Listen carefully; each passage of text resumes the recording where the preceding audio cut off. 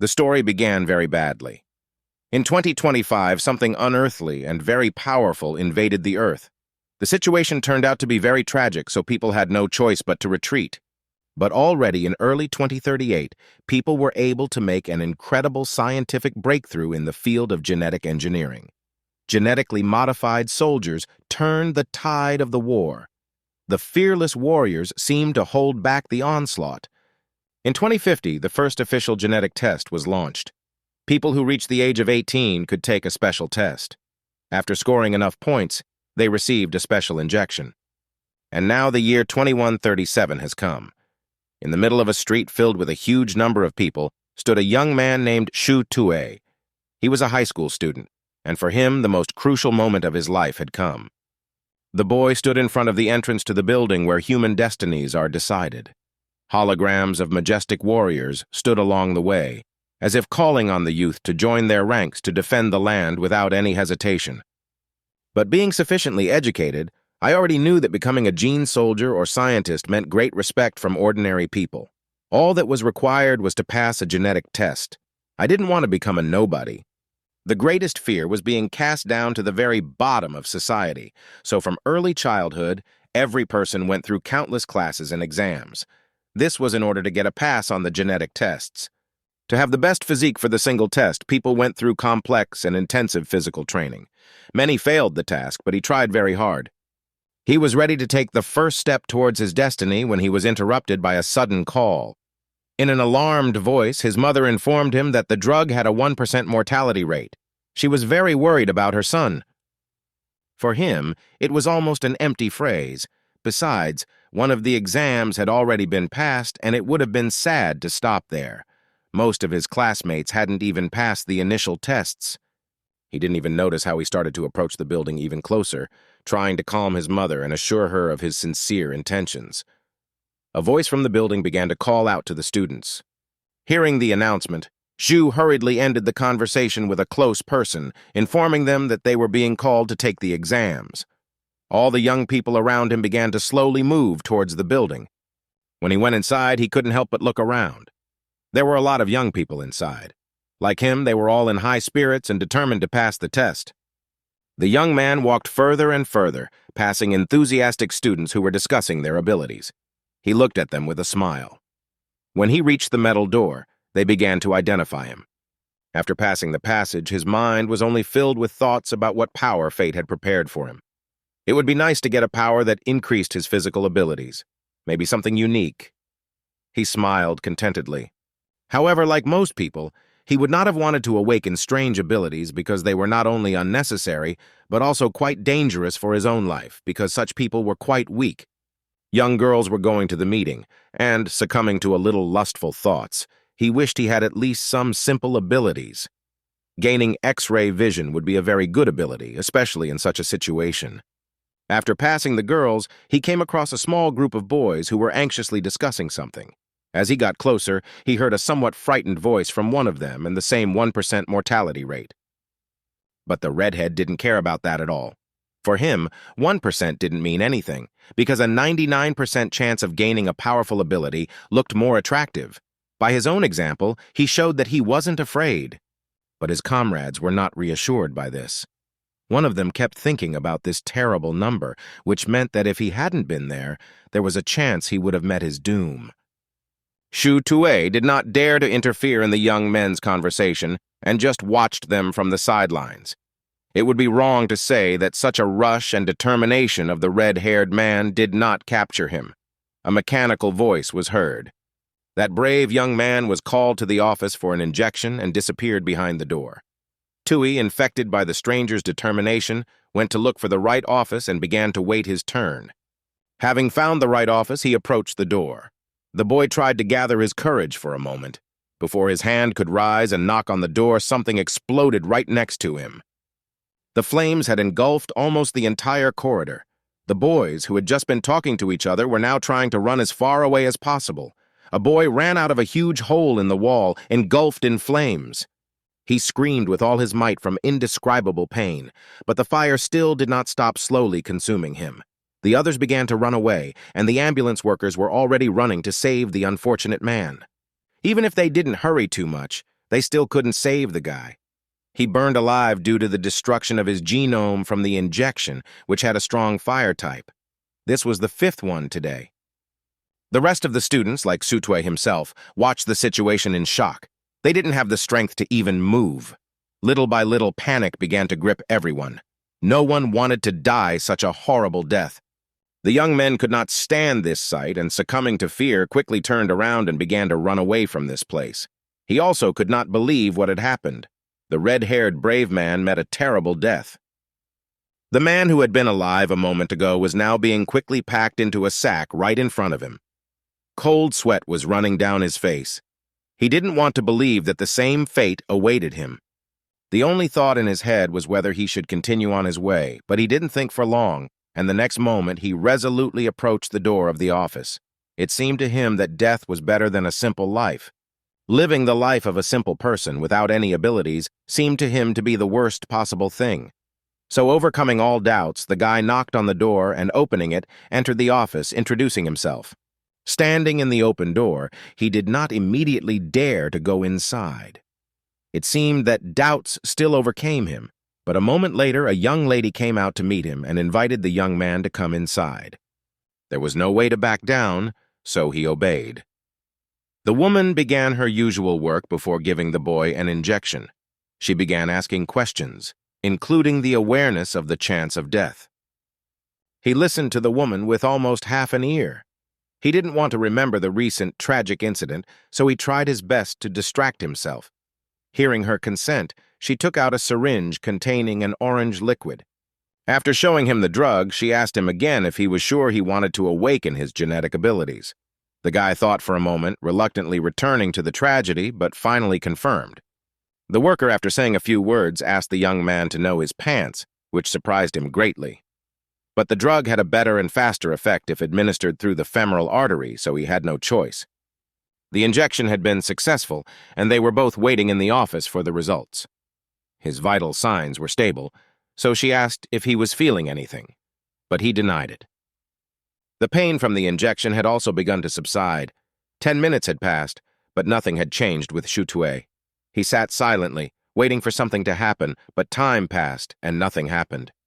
He gritted his teeth almost to the point of pain and thought in disappointment that he was clearly not destined to wake up. Anger began to engulf him because the boy had wanted this so much and was going towards his dream no matter what.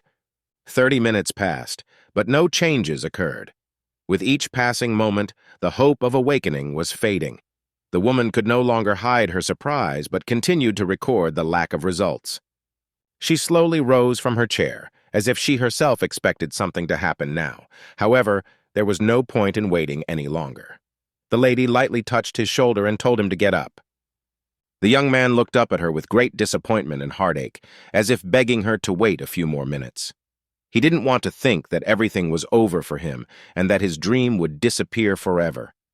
However, he understood that he could not delay the worker any longer, because she still had enough new blood that would be lucky enough to become the chosen one. He had no time to get up when an instant pain gripped his entire body. She also didn't immediately understand what was happening and why the young man's previously stable condition had begun to deteriorate so quickly. The woman saw him clutching his head and screaming in pain. He didn't understand what was happening to his body. His head was threatening to burst. Pulling herself together, she approached him and began to examine him. All the indicators rose sharply to unrealistic numbers. But he didn't care what this woman did. He just wanted it all to stop and the pain to go away, because he couldn't bear it anymore. The thought of death flashed through his miserable head. The pain receded. He felt an incredible lightness and thought that he had met his death after all. It was scary, but he forced himself to open his eyes. But what he saw surprised him. The guy did not understand where he was. Seeing the strange entity, Sutue approached it and, looking closely, saw himself. The figure sat silently and only looked at him. It exuded some powerful force, and its appearance was strange. Above the strange creature, some kind of tangle began to appear, like stars that outlined a path. He had no time to concentrate when in the back of his mind he heard someone's voice counting down the time. The next moment he was awakened from his sleep. The same lady was in the office. She announced that the boy had finally woken up. He began to look around as if he had not yet completely recovered from his strange state. She never let go of her tablet, carefully monitoring the changes in the boy's body every minute. The echoes of pain were still giving signs, but he hurried to ask what happened. He was quickly informed that he had managed to awaken as many as 14 hidden genes. This was quite impressive and gratifying, but the next moment he was brought down to earth because this power was of the erudite class. He was of course a bit disappointed, as he had hoped for something more, so he asked the woman if she was sure of his results. She only gave him the last form to fill out, and then he would be entered into the database. Although he still had the abilities, the power of erudition was more concerned with clerical matters. However, the fact that he remained alive was enough to cheer him up. The guy began to bombard her with questions. He was still bothered by his powers, but she only replied that awakening genes did not always guarantee gaining powers. They were called hidden for a reason. Sometimes it took time for this to happen. He admitted her rightness and exhaled slightly. His attention was suddenly caught by a golden glint on the floor. Looking up, the boy saw the business card that the woman had shown him so that he could address her. But she was in no hurry to give it back, emphasizing that he could call her back if he still decided to enroll in their university or to ask more about his hidden abilities. Despite the tragic situation that had begun to occur more frequently at this university, most young people still chose them. This made him a little wary, so he carefully examined the business card. The card clearly stated the lady's specialization. The boy couldn't believe that she was already a professor at such a young age. She didn't respond to his surprise. Realizing that he would not receive any more answers or help, he stood up and, having said goodbye, went to the exit. The young man had no time to grab the door handle when he was suddenly stopped. He looked back. The woman, in a calm, almost indifferent tone, warned him to avoid meeting with the organization Dawn of the Dawn. Xu Tue repeated the name as if he had heard it for the first time. He thought for a moment, and almost immediately an unpleasant chill ran down his spine, as not-so-pleasant stories about the organization began to surface in his memory, which had not escaped his attention either. Something began to come to mind. This organization included a group of people with awakened genes who turned against humanity and sided with the alien invaders. After that, people were forced to confront not only the aliens. Traitors have caused enormous losses to humanity beyond Earth over the past 100 years. They have killed and executed their own kind without hesitation, as the threat of capture has grown. Professor N assured that the organization has not reduced its vigilance and continues to do bad things. Currently, they are targeting the kidnapping of gifted people for experiments.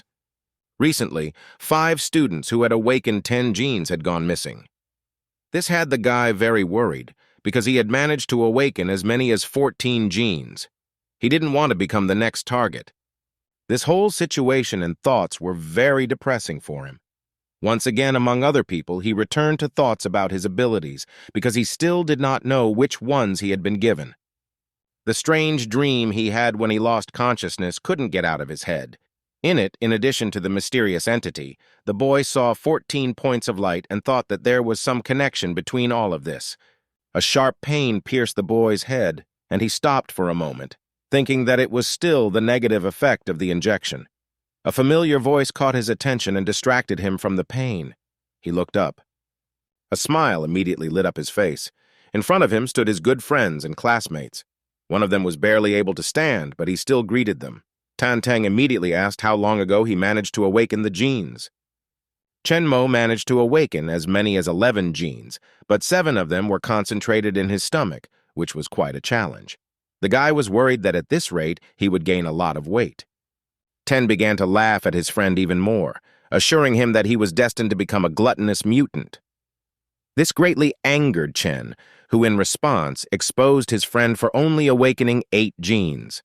The next moment, forgetting about this cheerful skirmish, the young man asked Xu Tue how many genes he had managed to awaken. A little dazed, he confessed to his friends that he had awakened as many as 14 genes. Having completely forgotten about their little fight, they immediately rushed to approach him. Chen Mo felt like he was destined to become the genius among the 3, but he was outdone. Both sincerely hoped that in the future their friend would not forget about them, because awakening 14 genes was already very important for society. He tried to stop their excitement because he had not said everything yet. The guy confessed to his friends that he had awakened the genes of the erudite class. This surprised his friends quite a bit, and they even stared at him in silence for a while. Chen couldn't help but hide his surprise. There was no trace of the recent passion.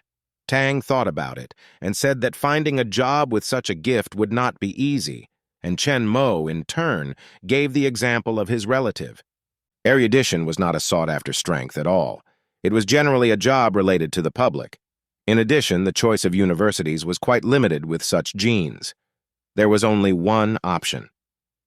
Tui realized with sadness that everything he had said was true. He didn't want to think that from now on his life would consist mainly of paperwork. Nevertheless, he had hidden genes. The guy thought for a moment. He didn't want to believe that this would be the end of it, and hoped that in the end the quality would awaken special talents, so he decided to call Professor Anne, hoping for her help. But he didn't have to grieve for long, and the discouraging thoughts broke off the strong, friendly embrace.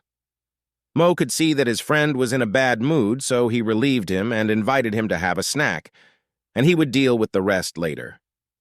But he refused, trying to keep a smile on his face. His head still ached unbearably, so he just wanted to go and rest.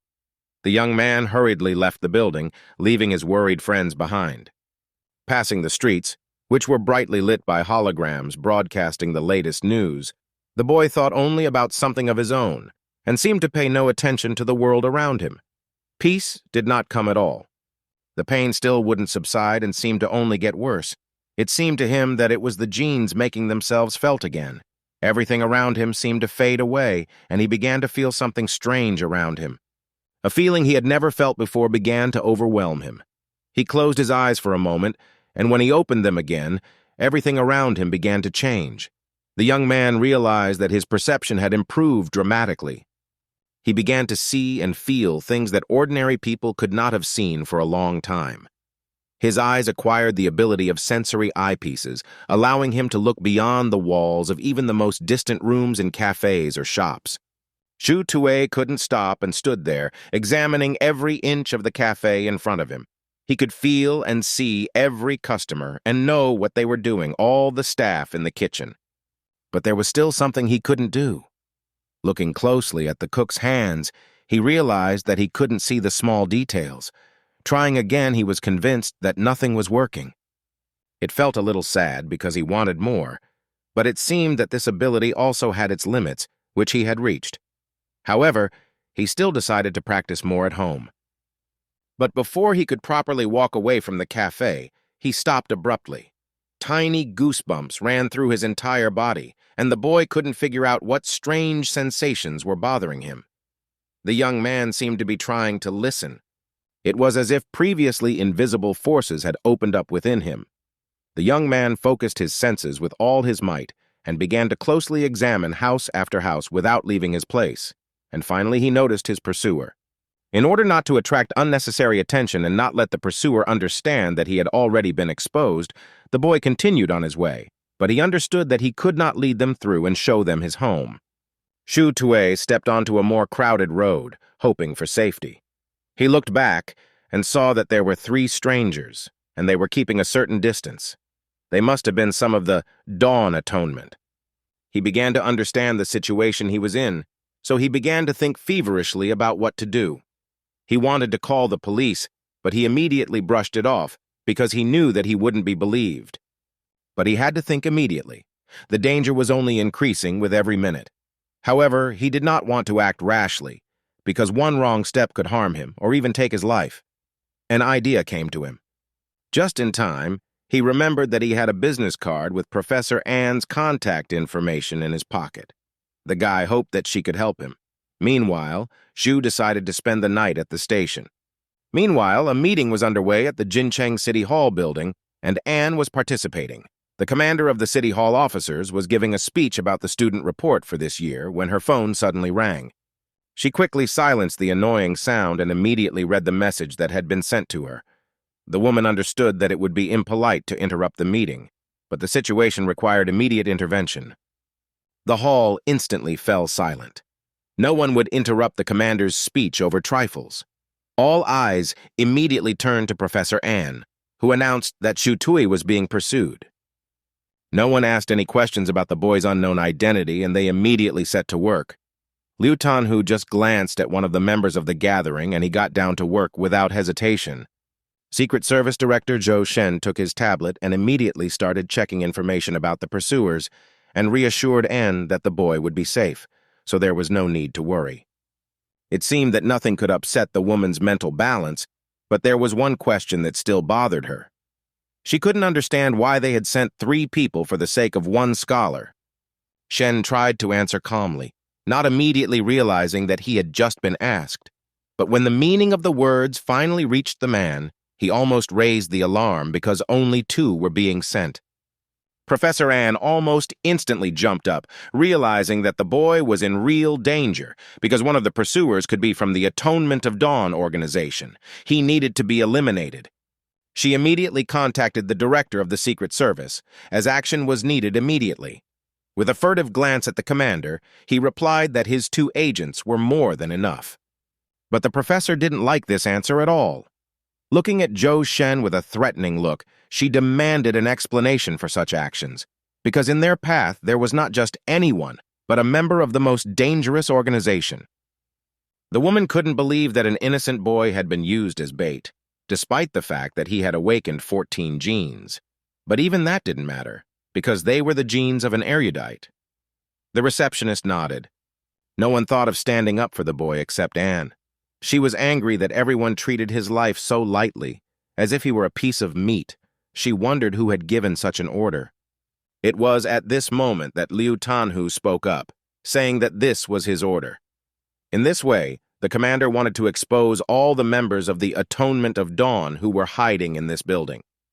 The man wanted to minimize the losses among the students who were suffering because of the organization's antics. However, this only angered An more because they dared to use a living person for their own ends. However, the commander ignored the professor's moments of anger. He was confident in the correctness of his actions, because by sacrificing the life of one erudite student, many people could be saved. The woman barely restrained herself from destroying the office. She was not at all impressed by this plan, because the life of an innocent boy was at stake. Unable to bear the tension, she quickly left the room. Tanhu couldn't let her leave the premises so easily, as everyone knew her hot-tempered nature. The man was sure she might throw something away, so he called on a friend to stop the woman. The head of the admissions committee immediately reacted and stood in her way, warning her of the dangers to her life if she continued to disobey. However, she was not going to disrupt the plan, but she had to inform the guy about it.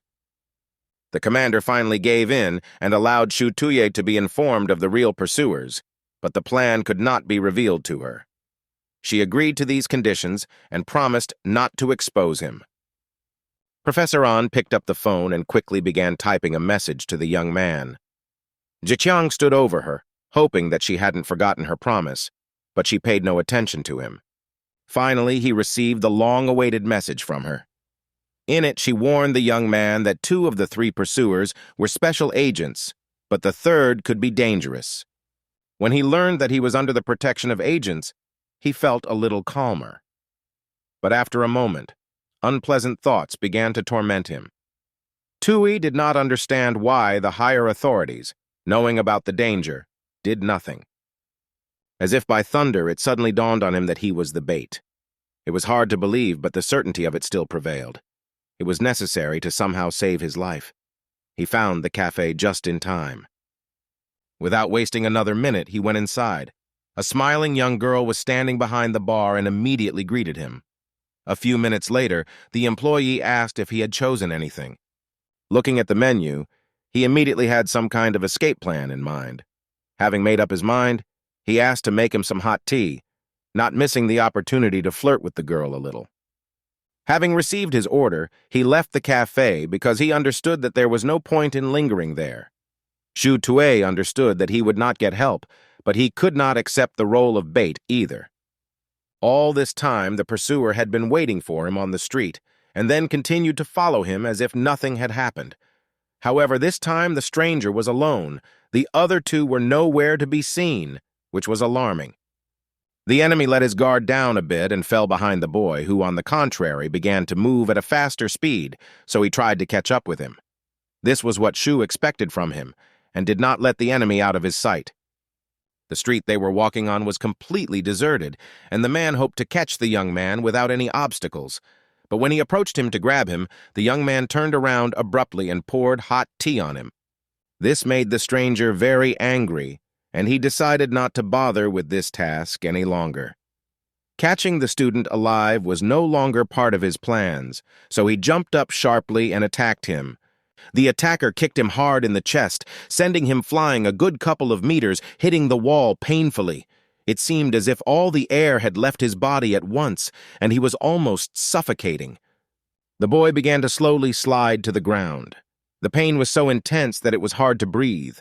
Why the enemy had such strength he didn't know, but he guessed that his genes were concentrated in his legs. Although no one told him, he guessed that the stranger was one of the members of the Atonement of the Dawn organization, so he hurried to expose the criminal, shouting about it to the entire street and pointing at him. A large crowd had already gathered around when they heard the sounds of a strange fight. But when they learned that the Atonement of Dawn was already near them, they began to flee without making out the way among the crowd. But they were shocked by the speed with which they had been discovered. They knew they had to act immediately and try to save the young man, who was almost unconscious. The enemy had long suspected that he too was being pursued and had been waiting for an opportunity to find out their exact number. Realizing that there were only two of them, he eagerly rushed into battle. Shu Tue saw that although these two agents were not weak, it would not take much effort for the enemy to fight back against both of them, but he could only watch the battle, because he did not even have the strength to get up. Meanwhile, the men were slowly losing ground to one of the members of the organization. The man was fending off their attacks with almost no problem, and was already starting to press them himself. The young man could see that things were getting worse. He quickly began to come up with some kind of plan to help, otherwise the agents would die quickly. When he tried to get up, an incredible pain again coursed through his body. A sharp resentment for his helplessness swept over him like a wave. He wished he had other powers than erudition. Closing his eyes, he suddenly found himself in a strange dream he had seen earlier. Looking more closely, the boy finally realized that the 14 dots surrounding the mysterious entity were his awakened genes. He didn't have much time. He needed to orient himself quickly. As his eyes wandered over the entity that so closely resembled him, he saw that there were still some strange gray balls inside it, and realized that these were genetic base points that had not yet awakened. In that magical creature, strange currents began to form, like water, and to concentrate in the area of his stomach. The stomach formed energy to nourish the entire body, even those inactive points. Using his statue as an example, he finally began to understand that he could try to activate the power of the still inactive genes with the help of the energy distributed by the gastric system. He had to try. Parallel to him, magical channels began to form through his entire being, running through his entire body. He focused all the strength he could on his hand, and it burst into flames. The pain was incredible. While Shu Tue was trying to deal with his power and try to tame it a little, a fierce battle was still going on outside. The agents even managed to repel the enemy. But one of the agents was too confident in his actions, and he got caught. Although the enemy still got hit hard, he quickly came to his senses after the blow and easily dodged the next one. While the agent was trying to understand what had happened and how he had managed to avoid the blow so easily, the next moment he was flying in an unknown direction from a powerful, unblocked blow from the stranger. After a few minutes, the man's opponents were defeated. No one dared to oppose even one of the members of the Atonement of the Dawn organization. It seemed that in a moment the agents would be finished. However, the stranger was not interested in these weaklings at all. His target still remained Shu Tue, and he slowly began to approach him in order to capture the boy and successfully complete his task. He was absolutely confident in his victory, so without any thought he approached the young man, because he knew that no one would save him. However, he did not answer anything, waiting for the right opportunity. The man was sure that the young man was almost unconscious, so when he bent down to pick him up, he did not expect such a sharp and powerful blow in return, which took his breath away. Now he himself exactly repeated the young man's fate, and having flown more than a couple of meters, crashed into the wall, leaving considerable destruction in his wake. The fallen agents only looked at it with their mouths open. However, the men quickly regained consciousness and ran to grab the enemy before he came to.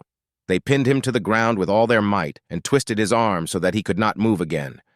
The meeting in the tower, meanwhile, was still going on, but there was a strange silence around. Everyone seemed to be waiting for something. Professor Ann held the phone with almost trembling hands, waiting for news. Finally, she gave up and put the phone in her pocket. However, unpleasant thoughts began to fill her head, because the woman was still very worried about the fate and life of the boy who had been made into a living bait. In this silence, the phone rang very loudly, and Zhou Shen reluctantly answered, hoping that the news was important since he had been disturbed during the meeting. But when he heard the news, he was stunned. When the conversation ended, the director of the Secret Service stared blankly at the phone screen for some time, not believing what he had heard. The commander noticed the strange state of one of the members of the gathering and asked the reason. A loud voice instantly brought the man to his senses, and he hurried to report on the student. Before he could finish saying the boy's name, Anne almost knocked over her chair to hear the news. When the commander heard the whole truth about what had happened to the young student, he became very angry and ordered that every child be monitored at that time. The student could have suffered greatly, which was not part of the plan. The director immediately began to explain the situation that actually happened, because the student not only remained unharmed, but was also able to help the agents neutralize one of the Dawn Atonement. Now the whole city knew that there was a hostile group operating inside, and everyone knew that they had tried to kidnap a person. There was hope that the enemies would lie low for now, but how the student exposed the criminal was unknown. Liu Tanhu could think of only one person who could expose such information, because even the gathering itself was not yet sure that the atonement of the Dawn had once again invaded earthly territory. Professor Ann just watched silently, because she already knew that all suspicion would fall on her, even though, as she had promised, she had not revealed any part of their plan and had not reported anything to the boy. The woman had to admit that Shu Tue was quite insightful and intelligent. The commander ordered Shen to immediately conduct an investigation and make a considerable report by the end of the day. He went to do it. Already in the Secret Service building, the man began to perform his duties. His subordinates managed to identify the enemy and learn not only his name, but also his rather high rank. The director quickly walked through the corridors, looking at the report that the employees had sent him. 2 subordinates followed suit and continued to report. When the student's name was called, everyone went to him.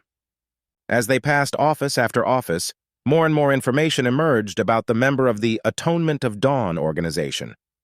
Despite his strength, the agent still managed to inflict severe wounds. When they finally reached the room where Shu Tue was, the director could not hide his great surprise and asked what was happening to the boy. The young man was eating box after box of donuts. It was no less strange for him, although he had guessed the reason for such intense hunger.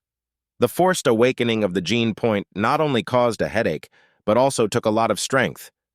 Without stopping his meal, he looked up at the guests and realized that he had been brought here for interrogation. He knew that he should not show his strength because he risked ending up on the surgical table as a test subject. After finishing his snack, Shu followed the Secret Service officers into the interrogation room. He said that when he received a message from Professor Ann, his doubts were finally confirmed. Zhou Shen sat opposite, listening attentively to the boy, and then praised him for helping the agents catch the criminal. He felt a little ashamed for his charges, as they were among the best. It was obvious to him that the young man had potential, if not quite a bit, but he was still sure that An had told him about their plan. Tue thanked him for the praise and asked when he would be released. The director slowly rose from his chair and promised to give the boy a cash reward and 6 points for his help in catching the criminal. In return, all he had to do was sign a non-disclosure agreement. This figure was surprising, as it was quite large. According to the information he had, 10 points were awarded to E-rank traitors for arresting them. So he was given most of the credit.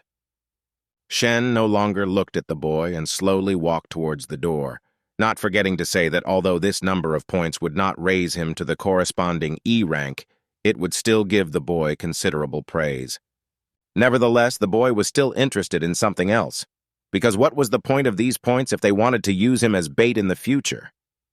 With such a situation, the threat to his life still existed. But he wasn't chosen for the role of bait for no reason. Because he managed to awaken 14 genes, he was on the verge of average, because those who awakened 15 genes or more were under protection. Besides, Tue wasn't the first to be used as bait, but he was the only one so far who had managed to not only survive, but also help capture one of the Atonement of Dawn. He was truly special. The young man listened attentively, but tried not to show any emotion.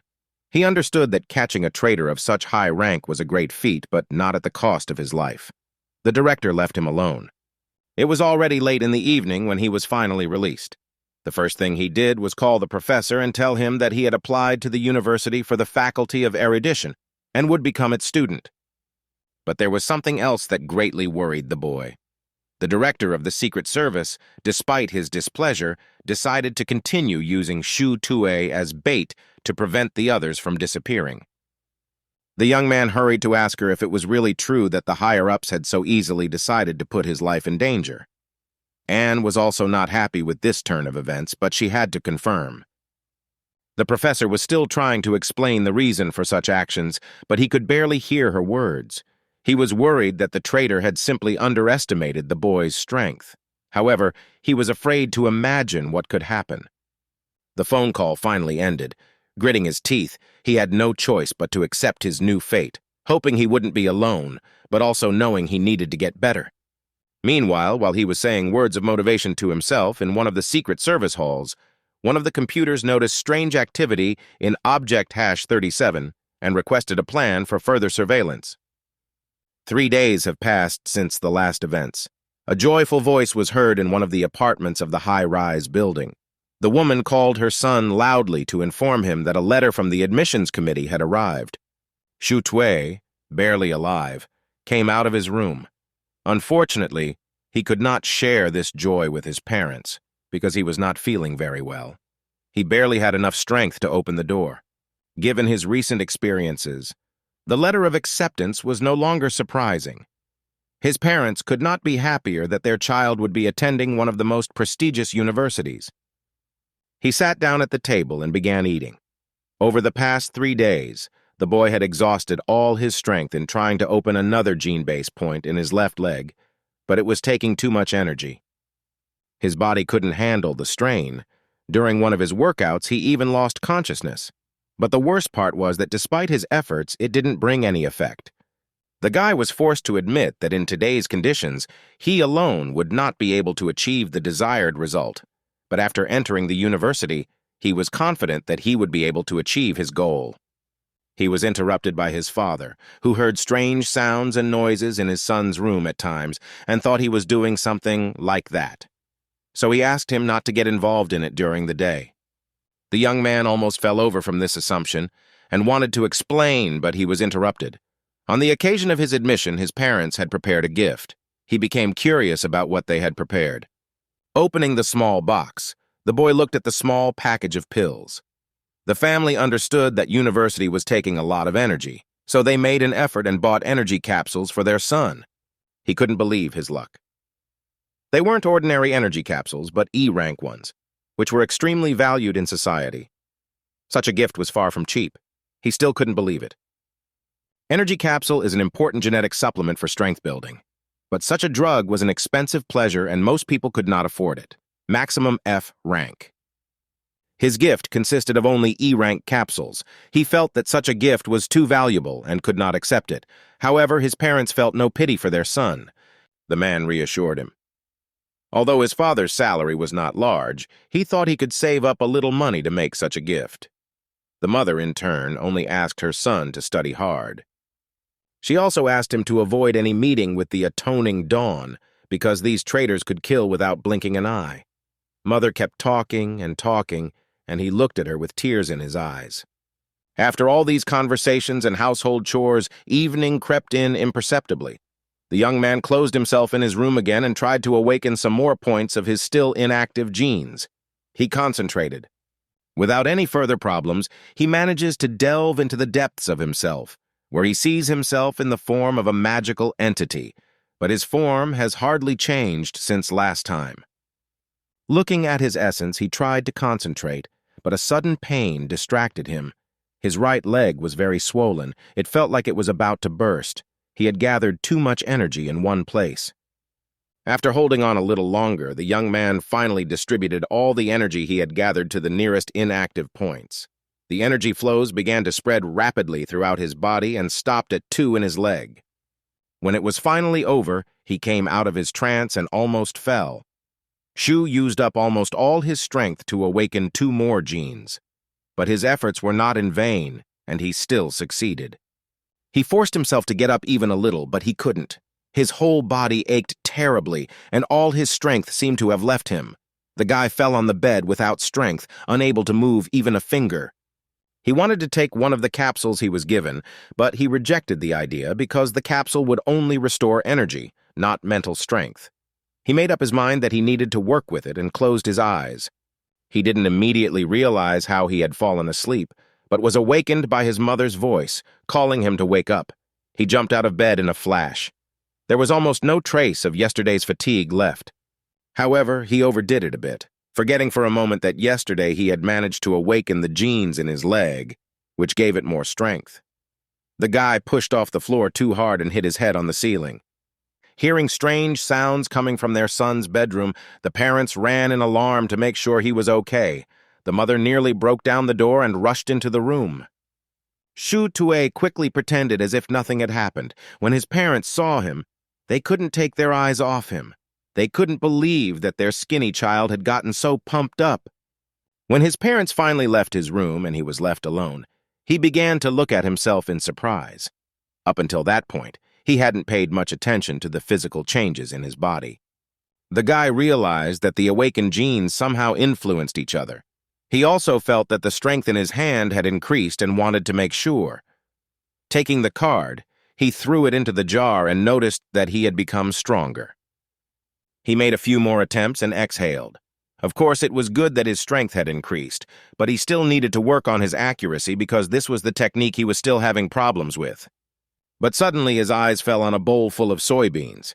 It seemed to him that something completely different could happen to these small balls, because the airflow forced the card to change its flight path. Convinced of his convictions, and without hesitating for a moment longer, he took 1 grain and shot it into the jar, and it instantly passed through it, leaving only a whistling sound behind. The young man was speechless for a while. He couldn't believe that his guesses had turned out to be correct. He even thought that if such an action were performed with a metal ball and a person, the end would be fatal.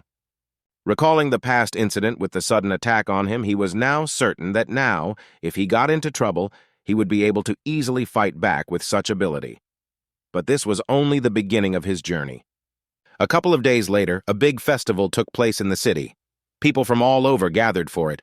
One by one, they climbed the stairs that led them to another life. All around, they heard parade fanfares.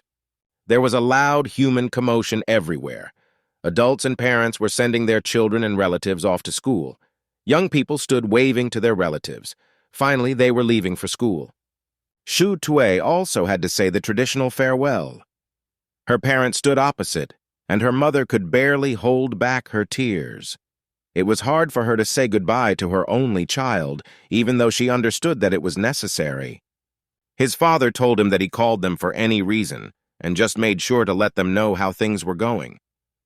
But there was no need to worry, because he wouldn't be alone, but with friends. They were expecting another one, but Shu said that he would not come because he had entered another university.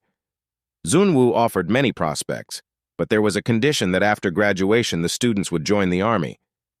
Chen Mo was a little offended that his comrade hadn't told him anything about it, but he was immediately a little indignant that he had done such a stupid thing, because the army was no joke.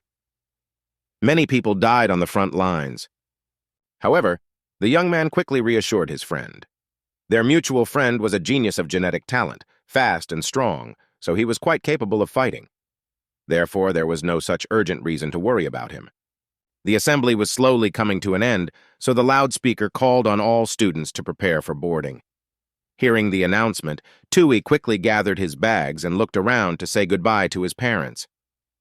The friends reached the trains and entered one of the carriages.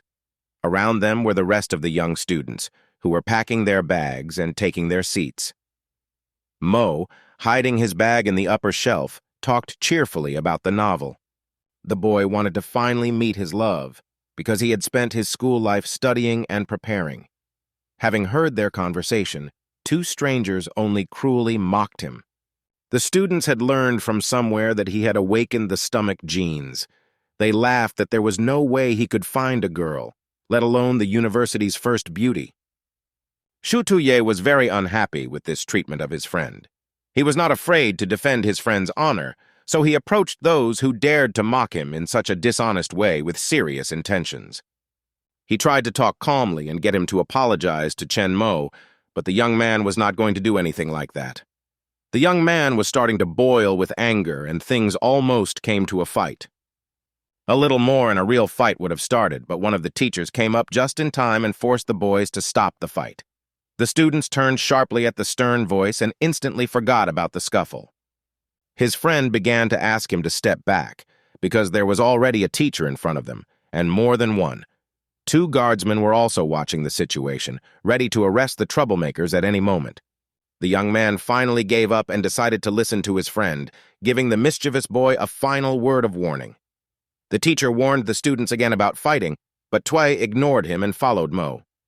When everyone had taken their seats and remained silent, the teacher decided to introduce himself.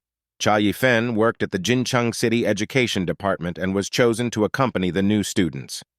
The man once again emphasized the need to maintain discipline and that any violation would be severely punished. The teacher's gaze immediately caught Shu Tui's eye, but he didn't even look away. And although he didn't say a word, his friend felt that he was slowly starting to boil with resentment and hurried to calm him down, because there was no point in drawing unnecessary attention to himself. Among the teacher's assistants was Tong Chi himself. He was an extraordinary person, and the boy had already heard of him when Director Shen mentioned him. This guy had managed to awaken as many as 16 genes, so he didn't want to have such a person as an enemy. However, in a moment, Chen's attention was attracted by one girl. According to him, she was the perfect blend of beauty and strength. But his friend was not interested at all, and he just told his friend to calm down. The next moment, Professor An burst into the salon, causing a small commotion in the salon. Everyone turned their attention to this young woman, but she paid no attention to the students at all. Like the previous teacher, the woman introduced herself to the students, her expression calm and composed. The students listened intently to her every word, and at the end of her speech, they applauded loudly. Tui just watched the situation for a while, but didn't interrupt the professor. It was very strange to him that Anne would also go with everyone, but he decided not to dwell on it. All the transport with the new students set off. The commander, who was in the mobile command post, was closely following this procession. He had just arrived to report about it. The man carefully examined the holographic map on which the cars were actually moving.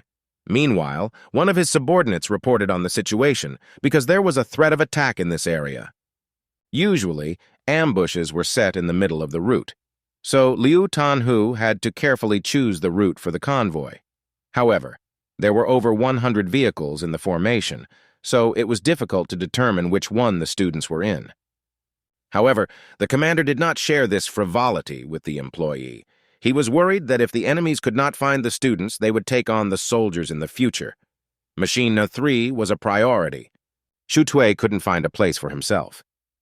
He understood that there were several other people with him who were able to awaken a large number of genes, so they couldn't remain unnoticed as traitors. To distract himself a little, he looked out the window at the views of the mountains they were passing and noticed that the procession had changed its course.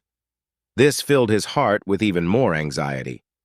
Contemplating the wild nature really helped to distract the boy from his anxious thoughts. He began to notice that outside, everything in these places looked as if no one had been there for several decades. The teacher's sudden and loud voice brought him to his senses. In 30 minutes, their caravan of cars would approach the supply point. They would only have 3 minutes to get out for some fresh air. Soon, a whole line of cars began to drive through the huge gates of the checkpoint. When they stopped, students began to get out of the cars, one by one, and look around. Tue and Chen went out with everyone. It was very noisy outside, with airplanes flying everywhere. The boy looked up at the high walls and saw very well-armed guards. The students wandered around the military base for a bit, trying to look around. It was their first time here, so everyone was curious about what exactly goes on at such bases. But suddenly they were all called back. And although the call was not very loud, it didn't have to be repeated twice. All the students, wherever they were, ran to the car. Tue thought reproachfully that even the toilet was not quiet. He was about to follow the others when he suddenly heard a strange sound coming from one of the booths. The guy thought it was some student. What he was doing there was unknown. They were about to leave. The young man waited a couple more minutes, but his teammate still didn't leave the booth, and he was surprised. He focused and used his telepathy to find out what had happened to the man. For a moment the cabin became quiet again, but he didn't stop, and, using his telepathy, still looked inside. It was a clear shock for him when he found himself in it. Not just an ordinary student, but a teacher. He stood with his back to the door and seemed to be hiding something. The teacher felt that he was being watched and turned around sharply and opened the door. Shu realized that he might be exposed, so he quickly hid. The young man didn't understand what exactly the man was hiding and why he was behaving so strangely. He followed the teacher a little longer, but didn't notice anything else strange. Instead, he hurried to report it to the security. The guy had been trying to explain his suspicions for several minutes, but the men were looking at him in astonishment. But he didn't give up and said that he saw the man hide something in his mouth but didn't swallow it. When he finished, there was a moment of silence, but the next moment the guards burst into loud laughter. When they calmed down, they asked him why he was spying on the teacher, but he just shrugged his shoulders. He felt bad that the men didn't believe a word he said, and that he couldn't come up with an answer to their logical question. He heard the guide's voice saying that there were 30 seconds left, so he ran. He ran as hard as he could. Everyone who was already inside was asked to take their seats. Teacher Cha was already waiting in front of the entrance, and when the boy got into the car, he carelessly left because everyone was waiting only for him. If he liked this place so much that he made everyone wait for him, then he should stay here. But the boy ignored these harsh words, instead asking what exactly the teacher had eaten. This question greatly angered the man, and he threatened the young man what he meant. Satisfied with this result, Shu just smiled innocently and pretended that he was only asking about the dining room. Finally, he went inside, where everyone else was already impatiently waiting for the continuation of the trip. The guy apologized to everyone for the delay and went to his seat. However, suspicious thoughts did not leave his head. Cha Yifan followed him in and kept his gaze on him. The young man felt as if he were being pierced through the back. The certainty that the teacher was hiding something was unsettling, but he needed evidence. All the cars were finally on the road again, bypassing more than one mountain. While they were driving, he kept his gaze fixed on the suspicious teacher. He didn't even notice immediately when his friend turned to him. Eventually, Yifan noticed that he was being watched closely, and he didn't like it very much. The guy remembered for a moment one detail that he hadn't paid attention to before, namely his dentures. He was absolutely certain that something was wrong with the teacher's prosthetics, but he couldn't say what exactly. He wanted to tell the soldiers about it, but he stopped himself, because they might be on the same page as him. He didn't want to put himself at unnecessary risk, so he decided to think about who he could confide in. For a while, no one came to mind, but suddenly the boy remembered Professor Anne. The young man tried hard to pretend that he just wanted to talk about his hidden type. She didn't have much desire for dialogue right now, but she agreed anyway. The teacher noticed this. Anne allowed him to sit next to her and asked what he wanted to ask. There were indignant voices from the other boys around who didn't like that Shu had spoken so easily to their ideal. Despite all the disgruntled voices around him, he typed out a message on his phone about his suspicions and showed it to the woman. It shocked her greatly, but she believed it without a doubt. Anne knew that the boy had a certain gift, because he had already proven it once. She had no reason to distrust him. After reading the message, she abruptly stood up from her seat and called out to the teacher. The man tensed up a bit but tried to pretend he didn't understand what was happening. The professor, without saying another word, slowly approached him and abruptly pressed him against the ceiling. The man was hanging in the air and could not make a single movement. Silence fell all around. No one could understand what was happening and why the teacher was suddenly tied up. Anne was also in no hurry to explain. Cha Yifen tried to explain the reason why he was caught so suddenly without saying a word, but the woman didn't listen to him. She was completely focused on her strength. For some time, the lady held him under the ceiling as if she wanted to scan him, but after a moment she let go and he fell to the ground like a stone. But he was in no hurry to make any movements, trying to regain consciousness. When everyone calmed down a bit, the guards stood up abruptly and pointed their weapons at the professor, ordering her not to do anything stupid. Almost immediately, she managed to calm the men down and they obediently sat down. No one dared to create any obstacles for her anymore.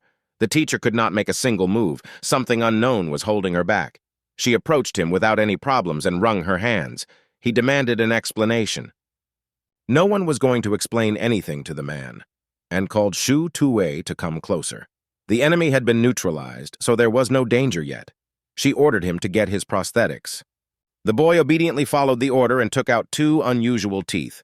The professor carefully examined them, not letting go of the teacher. In his hands, he held 2 magnetized tantalum transmitters. This time, even she couldn't hide her surprise. Such a thing was extremely rare, because it could bypass any defense, and it certainly wasn't found in just anyone. And turned to the enemy. Cha Yifen no longer tried to escape, and he didn't need any more explanations. Although he didn't expect to be exposed so quickly, it wouldn't help anyone and no one would be able to escape. The mobile command post was closely monitoring the movement of the vehicles. Tanhu was informed that the transport was moving again, so once they reached the plane, the traitors would no longer be able to reach them.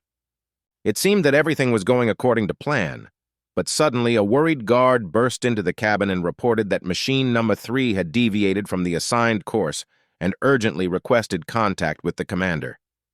Professor An was calling the command post with an urgent call.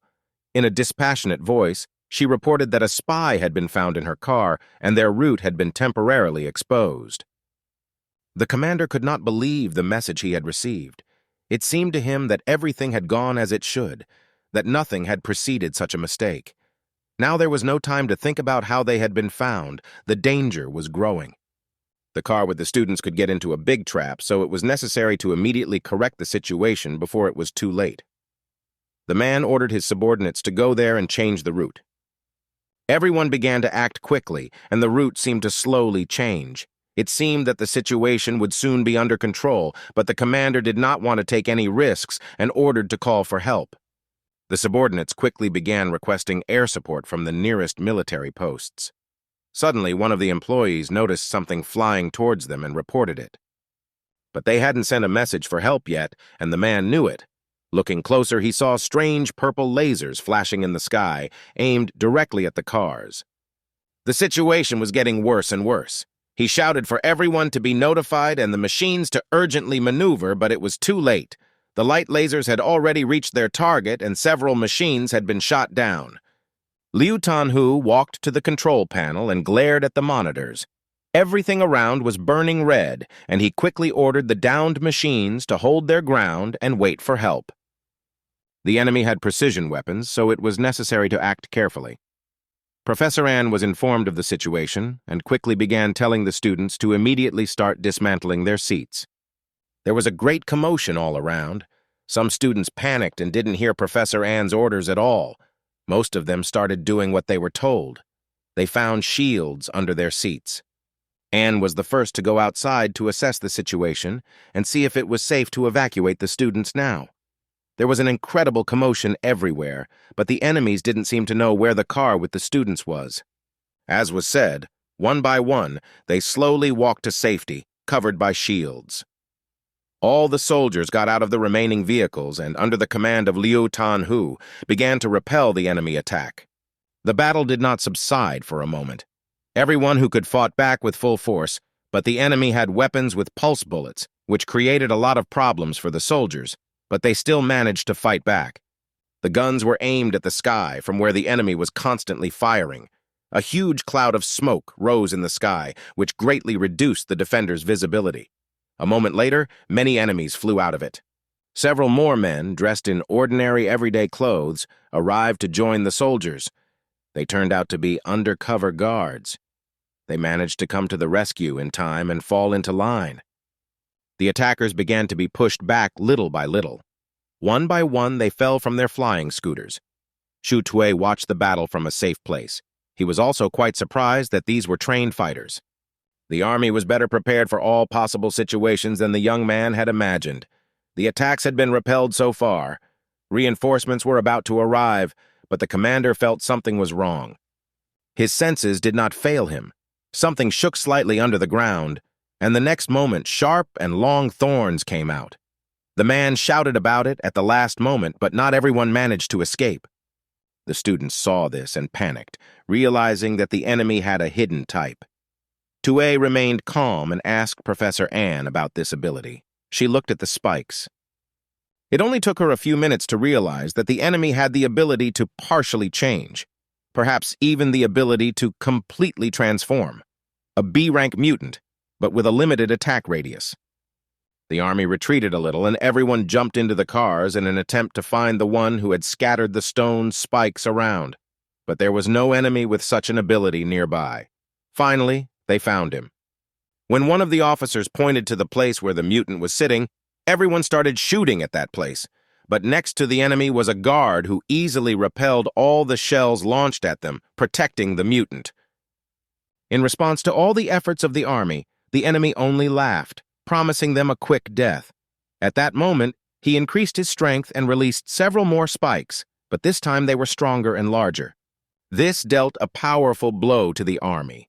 The next minute, the ground beneath the people's feet shook even more, and a huge moat began to appear in that place, seeking to take a few more lives. The commander realized that the enemy would not stop, and that he still had enough strength. He could no longer stay in the rear while his men gave their lives. Help was not in a hurry, and the man rushed into battle. Liu Tanhu easily found the mutant's hideout and attacked him and his bodyguard in a flash. The enemy underestimated his opponent, thinking that he was just a simple desperado looking for death.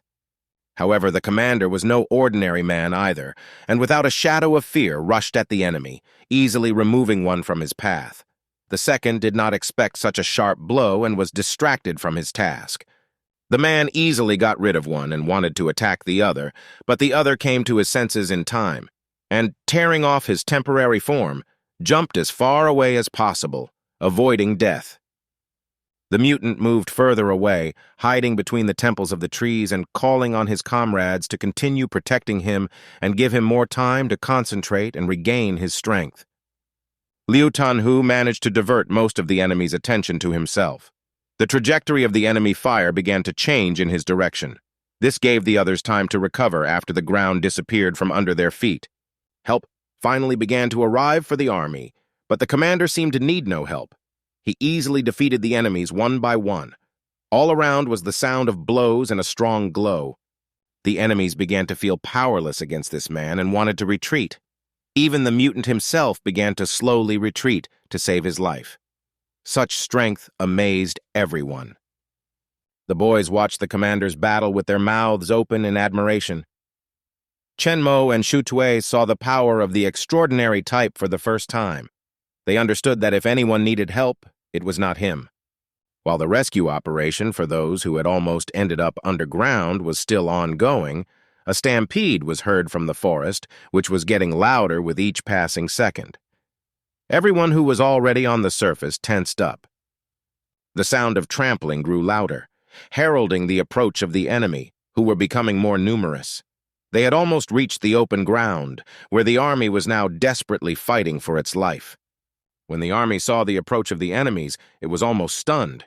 These were mutants of a completely different level. All of them were in the form of various beasts they had acquired. The warriors tried their best to fight back. Some were managed to be killed by firepower, but they were almost the weakest branch of the enemy. Those who were stronger were eventually able to break through the defenses. Soon, almost the entire army was destroyed. There were too many mutants. Those who still tried to defend themselves were already begging for help within a minute, which was no longer possible. No one else could help the poor creatures, and they were forced to die. 2A tensed up a lot. Even he didn't expect such a variation of the battle. The last line of defense had finally been broken through, and it was alarming. Behind him, Ethan laughed loudly, and An quickly silenced him.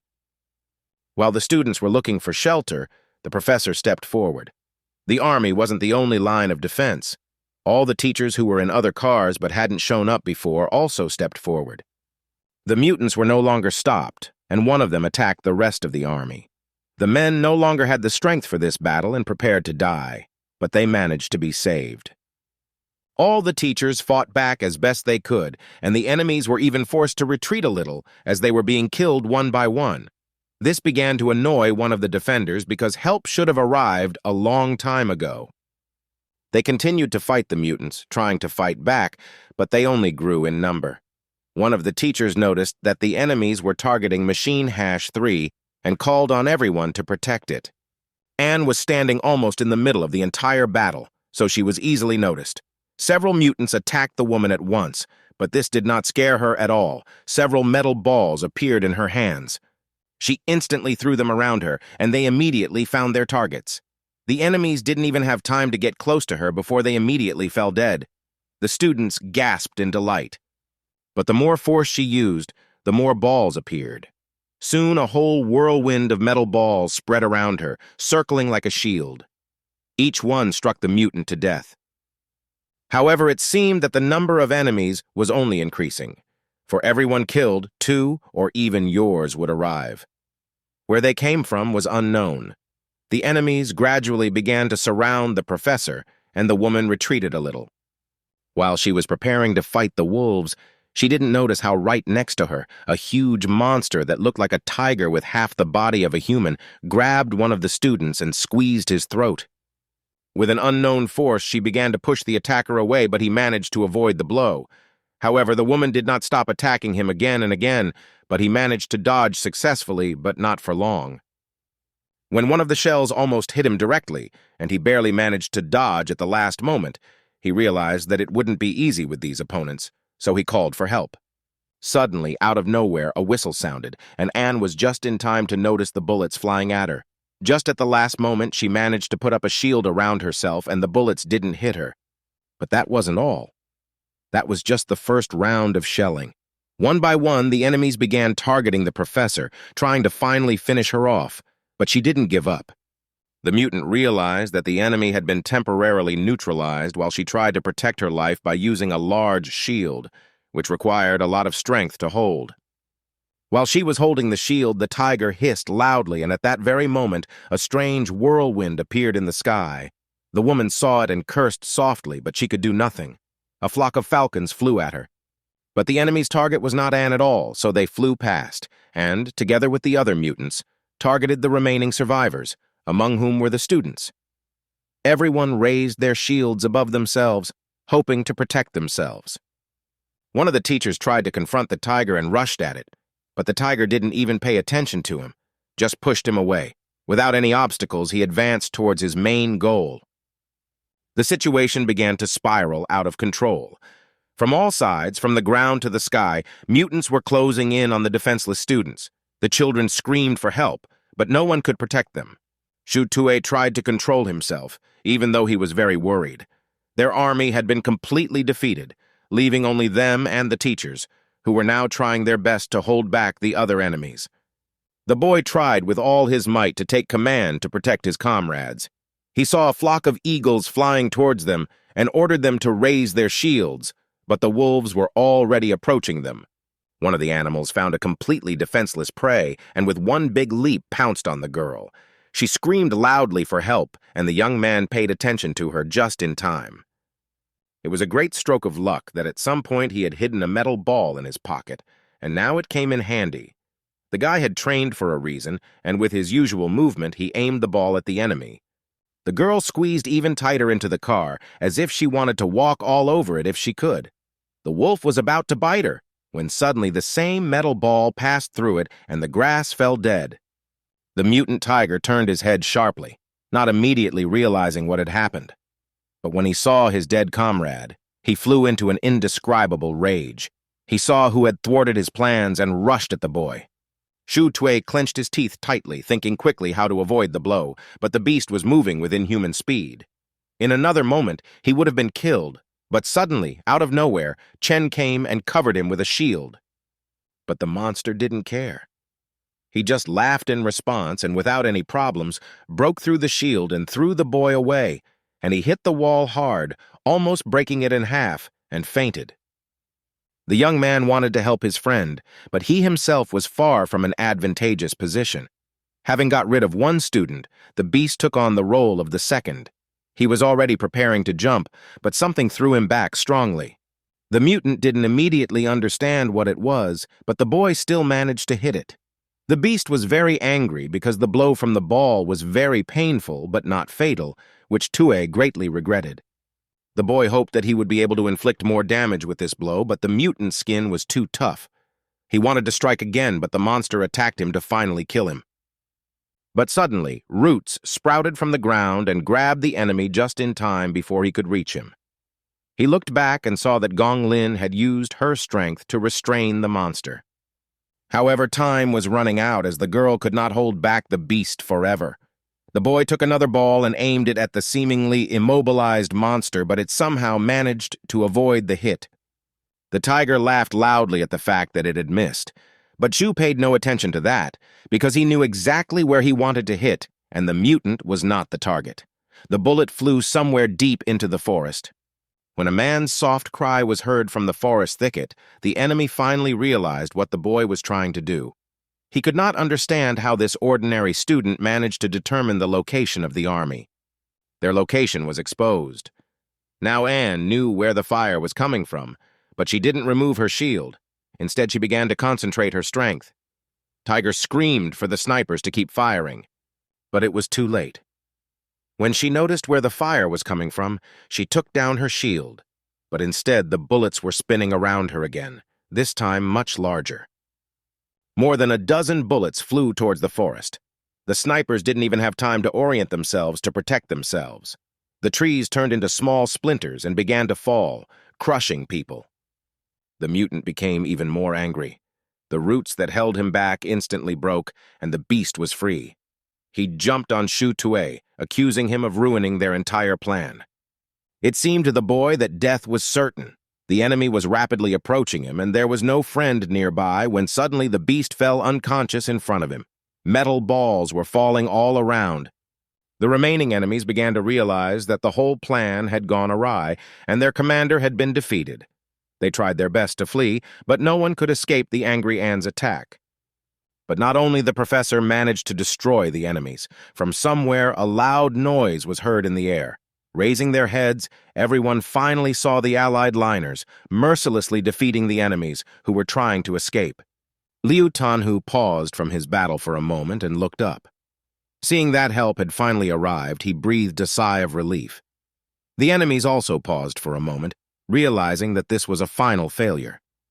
The man who ruled the land cursed his comrades and was ready to retreat, using them as a human shield. But the commander did not plan to let anyone go and rushed into battle. While everyone else was driving away the enemies, Professor Anne, having used up her last strength in defense, fainted and began to fall rapidly. Shu Tui noticed this in time and ran to catch her. At the last moment, he managed to catch her, and the woman was unharmed. However, she had used up a lot of her strength, so she couldn't even open her eyes and was barely breathing. She needed help. When the Allied army heard the explosion, they ran as fast as they could to the place. As they approached, they saw the commander peering into the forest. The enemy managed to escape using his comrades. They wanted to pursue the surviving enemies, but Tanhu stopped them and ordered them to help the Allies instead. Left alone, he realized that the whole plan had gone awry. He woke up to the strange sound of a working mechanism. For some time, he lay staring at the ceiling, a small round ball flying above him and healing his wounds. His hand was in a cast. A friend was sitting nearby. Chen Mo tried to get up, but a sharp pain immediately spread through almost his entire body, and he only pressed his hand harder to him. Tue saw that his friend had regained consciousness and rushed to help him. So there was no way he could get up now. The injuries were quite serious, so he had to wait until the healing robot finished its work. Mo wanted to know how the battle ended. He immediately calmed down when he heard that they had managed to drive off their enemies. Heaving a sigh of relief, he lay down on the bed. He was generally fine, but his broken bones required careful treatment. Even though he would have to spend another 3 days in the infirmary, it wasn't such terrible news. The battle had seen many casualties in a matter of minutes. If it weren't for An, things would have been worse. The comrade was a little surprised that the professor had managed to turn the tide of the battle. While Shu was telling how everything had actually happened, Lin came running and reported that the woman had already regained consciousness and wanted to see him. The comrades did not dare to detain the professor, so they quickly ran to her room. The woman was sitting quietly on the bed. When they entered the room, she did not even turn her head because she already knew who had come. Without further ado, she immediately asked the guy if he was the one who stopped her. The young man shrugged, knowing that it was difficult to hide something from her. However, she was still curious about who had wiped the blood off her. He immediately began to deny his involvement in this. The girl immediately said that she was the one who helped the professor wash off all the dirt and changed her clothes. An said nothing to this. Gathering her strength, she sat on the bed for a moment, but the next moment she said that she needed to meet with the commander and the students were to escort her. They did not dare to object and agreed. Shu Tui immediately ran to help her up, but when he took Anne's hand, he almost immediately backed away as if he had made a huge mistake. This situation made Lin laugh a lot. In the office where the commander was, they tried to interrogate Cha Yifen. After the battle, he failed to escape, but he didn't try very hard. If they hadn't beaten him so hard now, they wouldn't have been able to untie his tongue. The teacher had already been beaten badly. Blood was flowing from all the wounds, but instead, he just laughed, inciting them to continue the torture. He wasn't going to say anything to them. The guards were already very angry. The commander just silently watched the situation the whole time. The wards were ready to continue the torture. But at that moment, Anne and the students entered the office. Tanhu turned his attention to them. Paying no attention to the traitor, she immediately headed to the main one, thanking him for his concern. She was interested in whether there were any results from the interrogation of the enemy, but he remained silent. But if they weren't preparing him, if they weren't torturing him, he would have remained silent. The house and office were also checked, but nothing was there either. And according to his neighbors, his family had also suddenly disappeared. He had thought it all out. The woman listened attentively but did not answer anything, only then asked what the commander was going to do with the prisoner. Nothing much could be done with him, but he would be put on trial. But there was no reason to put the enemy behind bars. There was no more evidence because the traitors had learned to remotely disable the magnetized tantalum transmitters, so now they were just simple dentures. It was now impossible to prove that Cha Yifen was a spy because the only evidence was now unnecessary. Lin Tatui was very disappointed because now the traitor could not be blamed. The man laughed. The students did not want to give up and hoped that there might be another way out since many people had been injured. Anne and the commander remained calm, and she asked if martial law rules were still in effect. Liu Tanhu confirmed that he had made a request for this, but the professor was more than happy about it, because it did not rule out the possibility of a second attack, so it was necessary to take advantage of the moment to intensify the interrogation of the traitor. The man thought for just a moment. Calling the officer, he ordered him to write down that he agreed with the professor's proposal and consented to unconventional actions during the interrogation of the enemy. Ethan panicked. Now the scoundrel really began to worry for his life. An approached him closer, as if she wanted to start the interrogation with new ideas, and he began to shout louder, promising to tell everything. However, she was adamant, because she knew that the enemies had already destroyed all the information Cha Yingfen had, because they knew that he was being held hostage. He no longer held any value. The professor concentrated and, using her strength, began to twist the traitor's arms and legs. The pain was so intense that he barely had the strength to beg for the torture to stop, but no one listened. A little more and he would have gone mad from the pain, but unexpectedly for a moment there was a sudden silence. All that was heard was something whistling in the air. The commander cut off the man's life with a sharp movement of his dagger. The man did not want her to take on this burden unlike him. He considered himself guilty of many of the lives he had taken. Without turning to the others, he dictated the results of the interrogation. Tui stood silently all this time contemplating the situation, but did not dare to make a single movement. While the subordinate was writing down the commander's words, the commander turned to the boy and addressed him. Despite the whole situation, he thanked the young man for all his services to them all, because he was really capable for a simple student. The guy was a little pale from gratitude, but did not show it. It was already quite dark outside when they finally left the office. They walked past the tents. There were many soldiers standing around. Lynn tried to find out from Anne why the spy had been kept alive for so long. The professor understood that they were still very children and didn't understand a lot, so she explained everything simply. The time will come, and they will understand that there are certain laws, and sometimes bad people understand them better. The commander summoned the woman for a reason. Because they were from different camps, mentioning her presence in the report would give the higher-ups more confidence to go to the bottom. The enemies knew about it. Everything that happened today was just the beginning. After entering, the students will be further immersed in a world they didn't know before, a world where everyone could be an enemy, unlike the one they knew. They still had many lessons to learn, despite being so young. Only by working together could they survive in the genetic age.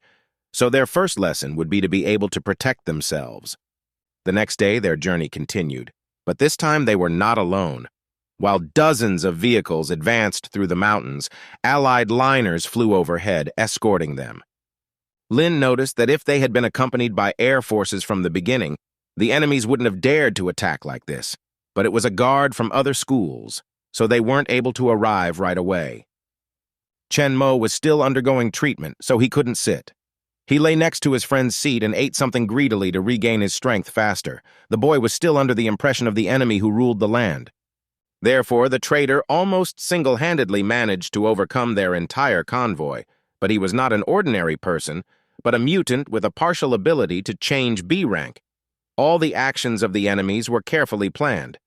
But such abilities could only be used if the necessary elements were nearby. Lin was able to restrain the mutant beast only because of this. Under other circumstances, things could have ended badly. The student wanted to change the subject a bit and asked the professor what rank that woman had. The woman reluctantly replied that she was also a partially modified person, but C rank. Tui was quite surprised that despite her still quite low rank, a woman was able to become a professor. However, concessions were often made for those with hidden abilities. Most of them were B rank holders.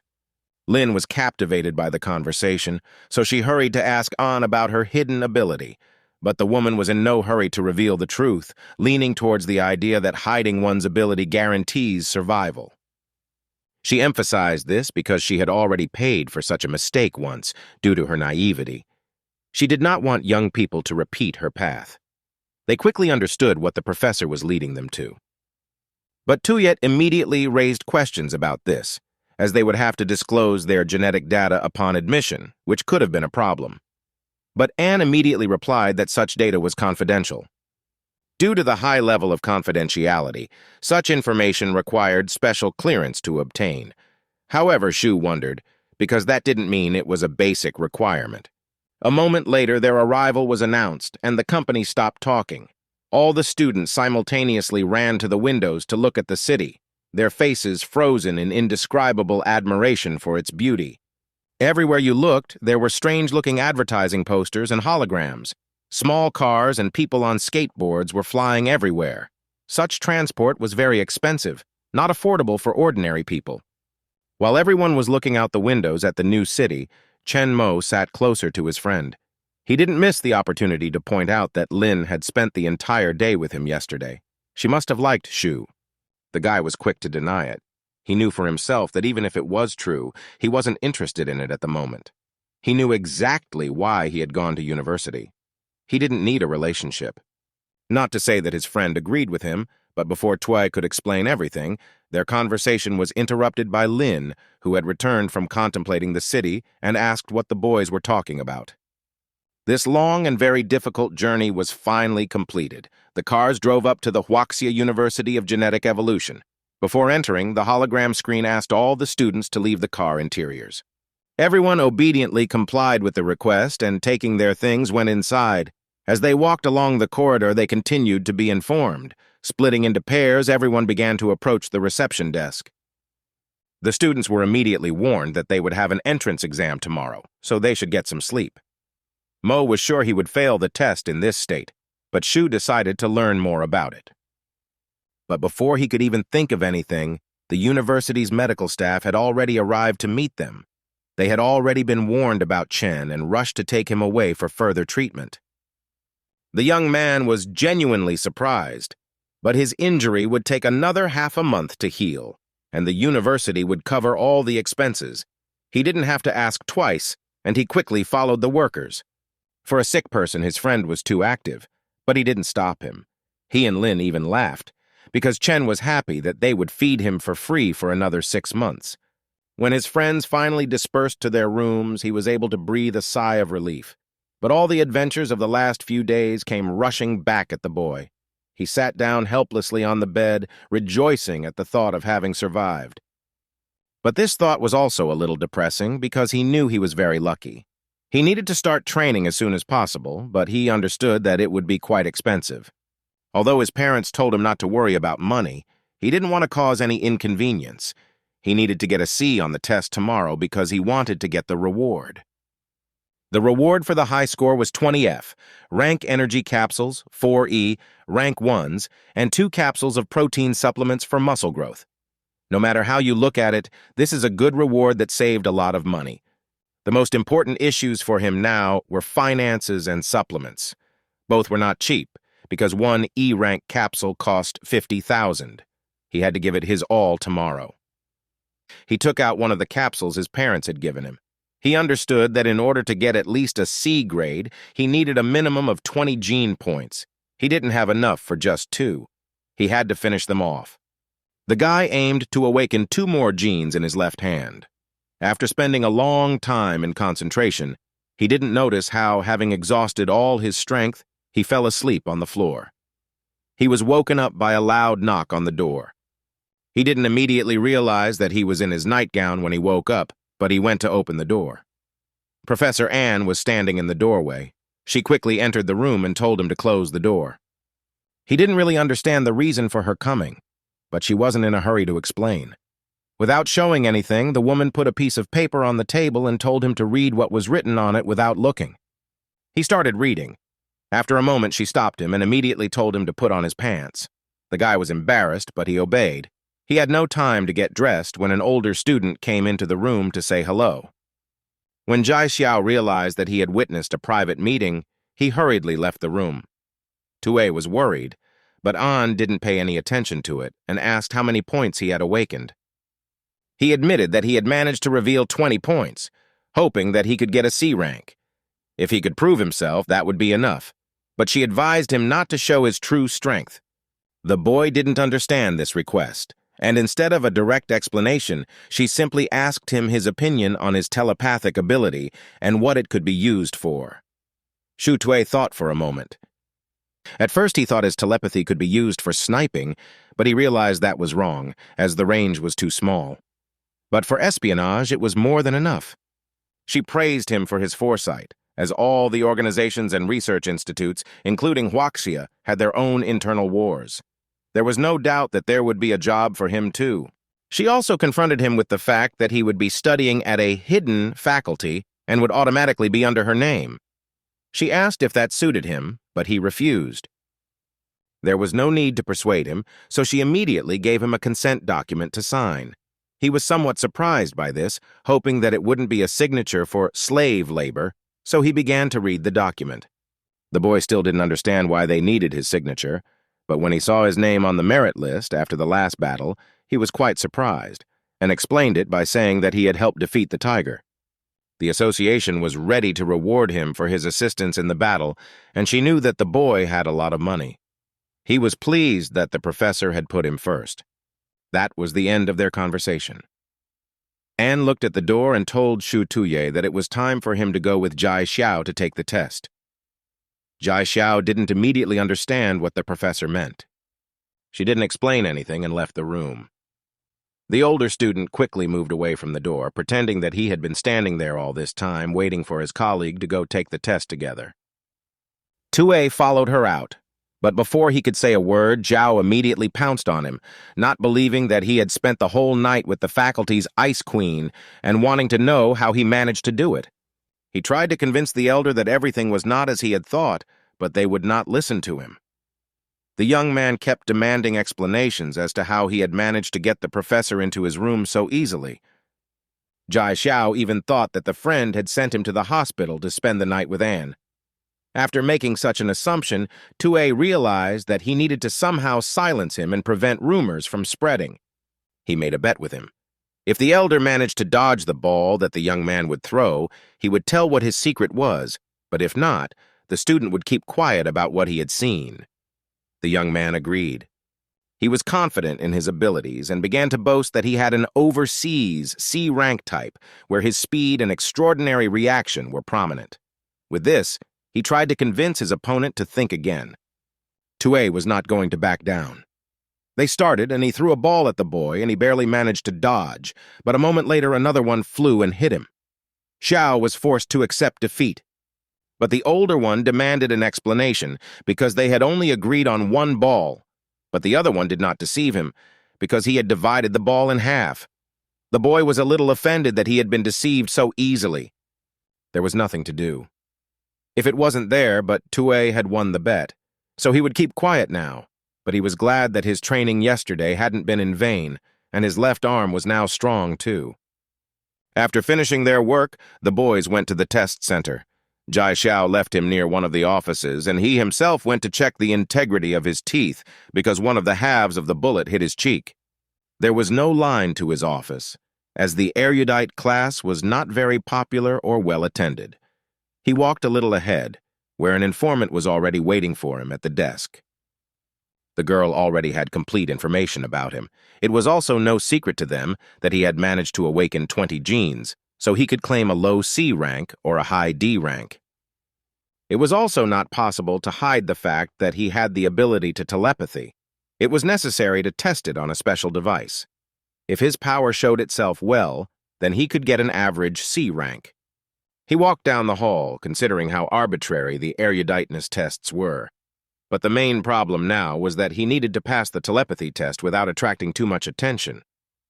For now, he had to put aside his negative thoughts because, above all, he wanted to do well on the tests in order to receive a reward for it. When he reached the door of the office, he peeked inside. One of the students was taking a test in front of him. The task was to telepathically see what was inside a closed box. There was silence around. Everyone was watching this guy. The teachers waited silently until the student had finished examining the hidden object, then graded his abilities. Tue contemplated taking the test and wondered if he could have done better. He thought that it would be enough to go up 2 grades, but it would be worth finding out how far the previous student had seen. Using telepathy, he began to examine the student's card in the teacher's hands. While the boy was intently looking at the card and thinking about his plan of action, he didn't notice how much he had overdone it. The teacher turned his head towards him with a sharp movement, and he realized that he had made a mistake. He just wanted to look at some information to make sure he had the right distance to use so as not to overdo it. But he stared at the document for too long, and it seemed like he was becoming suspicious of something.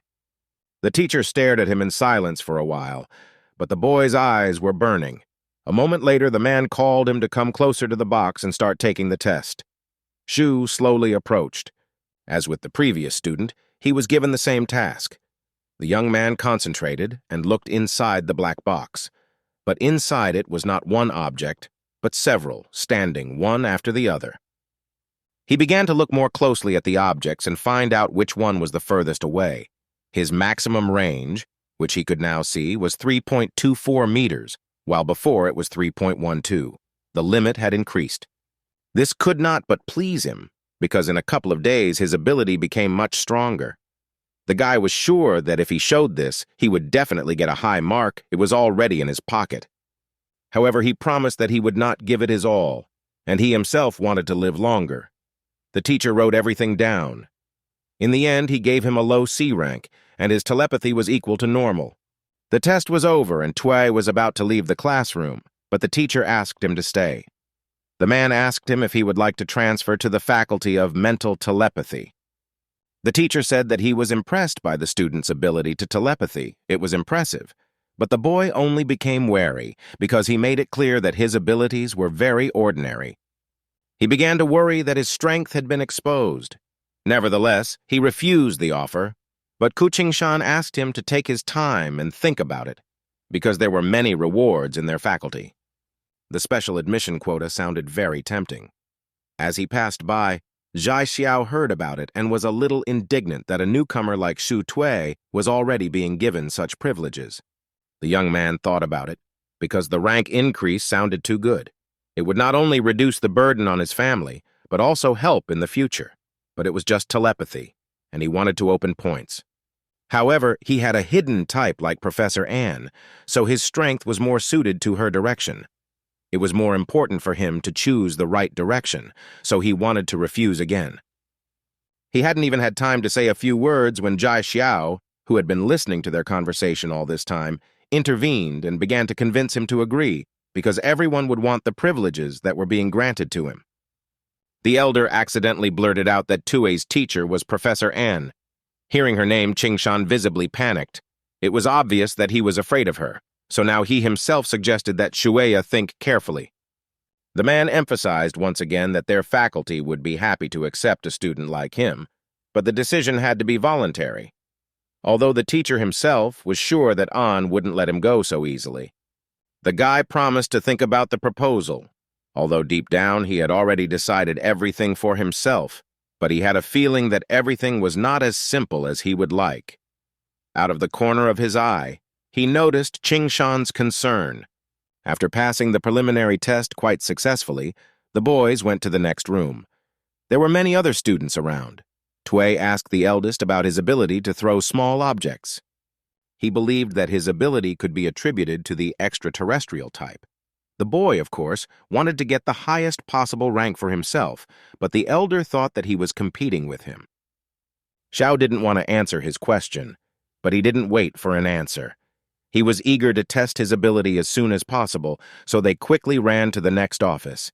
Many students came to take the hand strength test, and Tui had to wait in a long line. When he was called inside, he had barely crossed the threshold when he received a notification. However, there was no time to check the message, as he had been standing in line for over an hour. Suddenly, a large student walked past him, pushing everyone around, one even falling. He managed to step aside in time, otherwise he would have suffered the same fate. When he came to, he couldn't understand what was happening and why someone could have so easily skipped the line. Everyone was just talking about the fact that he was a student who had just entered but already had an average E rank. No one wanted to get into a fight with him for fear of losing their skins.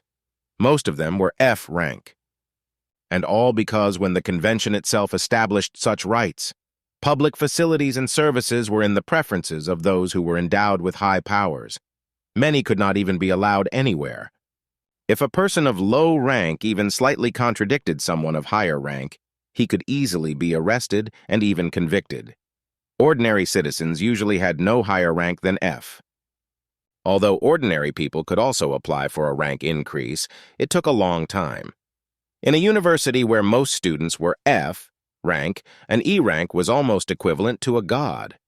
Tui didn't know exactly where this student had gotten such a high rank. Maybe he got a whopping 50 points for his skills, maybe because of his family. But that didn't mean he could insult people. It didn't really matter to him. Everyone had been standing in line for a long time, and it certainly wasn't for some student, let alone an E rank, to push everyone around so easily. So the young man wasn't going to give in. The E rank owner was very unhappy about this. He didn't expect an ordinary student to confront him, let alone so lightly. His anger only grew with each passing minute. Shu remained calm. His patience completely snapped when the freshman almost stopped paying attention to him. The guy grabbed Tui by the jacket and was about to swing at him hard, but Tui easily intercepted his hand. His arm was squeezed hard and almost broken. He fell to his knees, clutching his injured limb, but he was not going to give in so easily. The student tried to strike again, but missed. Seeing a wonderful opportunity to defeat his opponent, Tui quickly seized it, and in a moment, the boy was kneeling before him. Everyone else watched the fight with admiration. The big brother's comrades were almost stunned when they saw their elder brother's defeat, but almost immediately they all gathered together to teach the annoying freshman a lesson. They attacked simultaneously. It was definitely going to be an unequal fight, but the other students were in no hurry to help Tui. However, he didn't need any help. He easily defeated all three by hitting them with beans. Jai Xiao also couldn't believe his eyes that the younger one had easily defeated his opponents. But they were not ordinary people, but from the high elite. He couldn't believe that Shu was so strong. The young man was not going to let the scoundrels go so easily and wanted to teach them a lesson more firmly. But they seemed to have already learned their lesson. He threatened that next time he would aim for the eyes, not the throat. Students all around started taking out their smartphones to record the incident. No one had ever managed to confront a high-ranking student with such recklessness. Everyone was amazed. However, Tui himself was not very happy about this because he could really be in big trouble. The rules had not yet been canceled. For a moment, he was afraid for his fate at the university and his bad reputation. Yuan Shu slowly started to get up from the floor, holding on to the injured areas. He ordered the students to stop filming, otherwise they would be punished, and Tui would also complain about it. The guy knew he could be in big trouble without it, but he couldn't show it in public. If he had already started this mess, he had to stick it out to the end. However, he was somewhat sure that justice must be on his side, since he was not the one who started the fight. Jai Xiao nevertheless hurried to calm his colleague down, since Shu emerged from the fight unharmed. Even in such a situation, he could not escape punishment, but the boy still did not really understand what he had done so terrible. The elder explained that if it were not there, but Yuan Shu had greater authority. Tui's actions could not go unpunished. Regardless of the fact that it was self-defense, he could be ordered to pay medical bills and even threatened with expulsion from the university. However, the young man didn't seem to be too concerned about this. He still had to wait for the decision of the university's disciplinary department. In the meantime, he decided to finally look at the messages that had come earlier.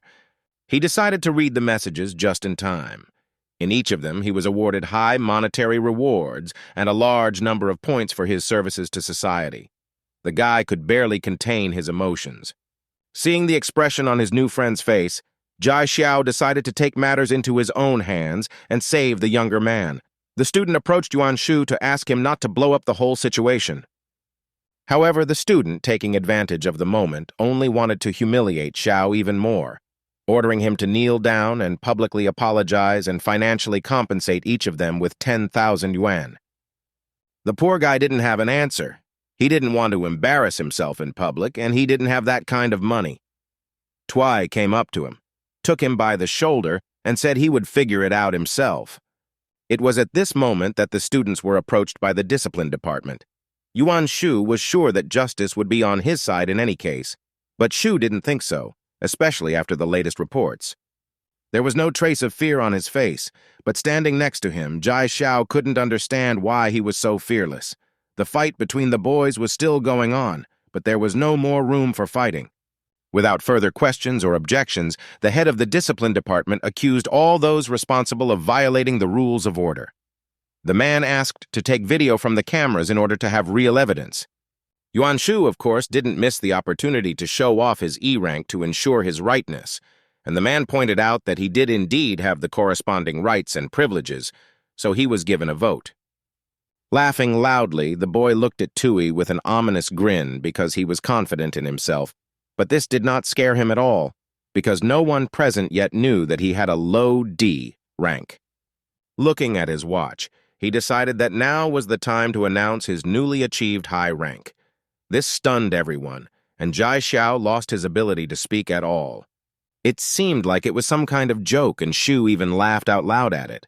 However, the man wasn't having so much fun, although it was hard to believe, because even most teachers didn't have that rank. He began to check the accuracy of the information, because he could not even imagine that such a high rank could be achieved by a simple 18-year-old boy, a rank that even he could not achieve by working conscientiously.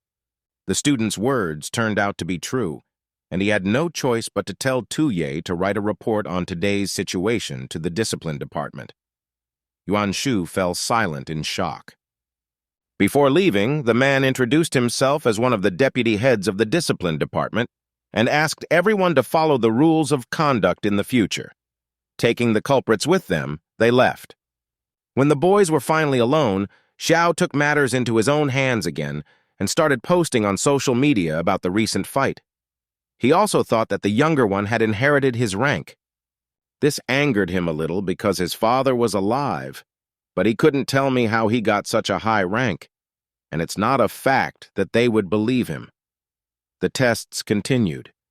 After his new rank was revealed, all the teachers began to treat him too kindly because they thought that he was the descendant of some hero. They even turned a blind eye to his tardiness. After passing all the tests, he went to the registration and payment office. A friendly girl was sitting behind one of the windows.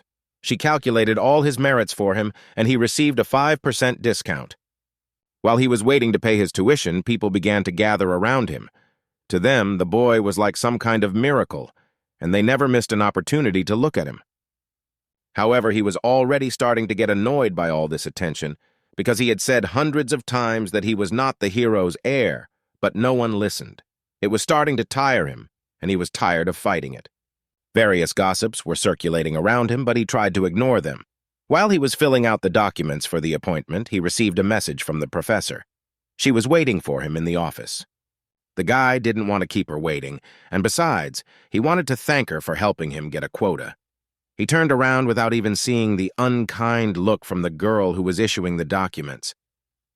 Meanwhile, surveillance of object hash 37 continued. New changes were detected in it, which were steadily progressing. Objects hash 1, 9, and 14 did not communicate, and hash 26 agreed to carry out the task. Xu Tui finally arrived in An as he had promised, but the journey was not easy. Although part of it was only surrounded by a single wall, she promised to grant him permission in the future to make it easier. The woman invited him inside and led him closer to the table where she suggested he sit across from her. There were 3 topics she wanted to discuss with him, so she didn't delay anyone, and agreed to sign the document to be transferred to the Insight class. She looked up at him to finish, but noticed that he was looking at her strangely for too long. The boy realized he had made a mistake. He was a little embarrassed, but he tried to make amends by complimenting the professor on her beauty, but she only sighed wearily. She didn't want to make it worse, so she continued where she left off. First of all, they sent the young man a letter from the Jincheng City Hall, apologizing to him and asking him to pass it on. He looked at his watch, which was beeping, signaling the arrival of a new message. The guy didn't understand why he was the one being asked for forgiveness, and not those who had been hurt. Anne continued to speak. The second topic was that from now on, the young man would become an intern at Niana 14 and would begin to perform various tasks, and she would also provide him with a to-do list and a certificate. Now he understood that his stay here was becoming increasingly difficult, but his gloomy thoughts were interrupted by the news that, as compensation, the boy would receive an E-rank energy capsule every month. Hearing this, he immediately cast aside all doubts and was ready to start work immediately. He no longer cared about other bonuses. The main thing was that now he would be able to learn to use the Force. The last topic was about his studies and his personal choices in them. She asked if he knew what was the most important thing to get into the hidden university. He thought it was intelligence. Anne agreed with his answer, but clarified that it was actually mental power. Any use of her and his power was based on mental abilities. Mental power was also considered a genetic ability. The woman took out the metal balls, and Xu Tui didn't immediately understand why she took them out, but in a moment, the small objects began to fly throughout the room, without touching any objects or glass. She didn't seem to put much effort into controlling the metal. and reported that a sufficiently developed mental power was no less than the unique abilities of the exceptional type. The most difficult thing was to identify exactly what abilities the hidden type possessed. This type is difficult to improve quickly, but humanity has already discovered many methods of improving the owners of the hidden type.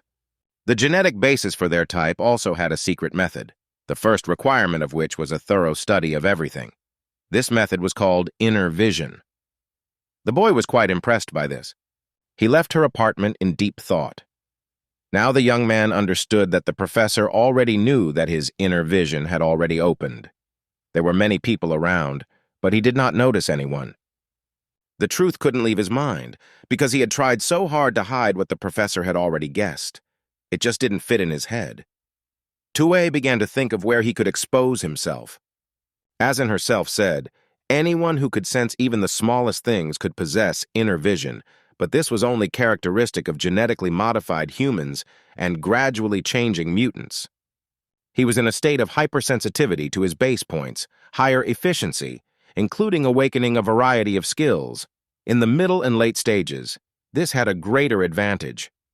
To unlock the chain of genetic abilities of perceptiveness in general, it was necessary to awaken 8 interconnected base points. However, in the faculty of vision, students use a unique method. On average, they could discover 15 gene base points to achieve insightful vision with 50% accuracy.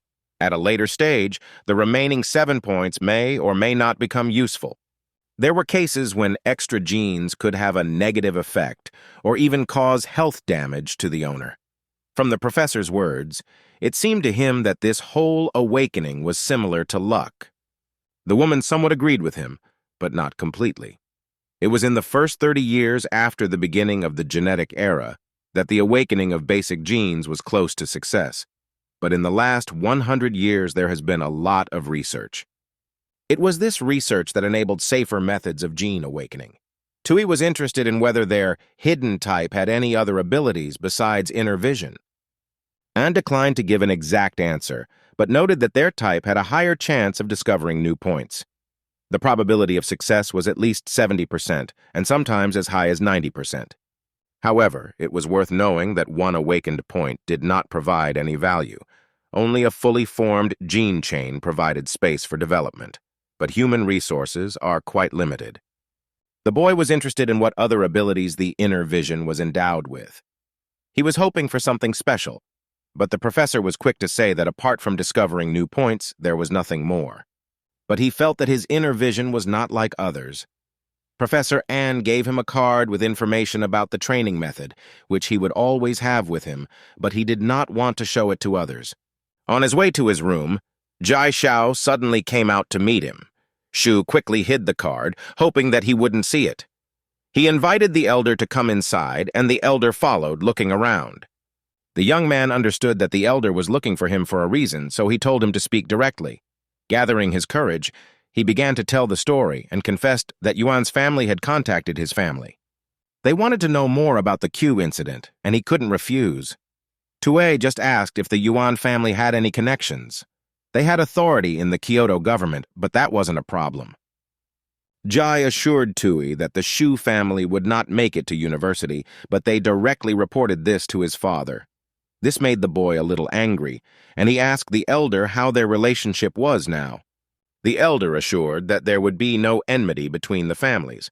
Otherwise, Yuan would already have enemies all over the world, but from now on he would have to be more careful. They would definitely not miss the opportunity to annoy him.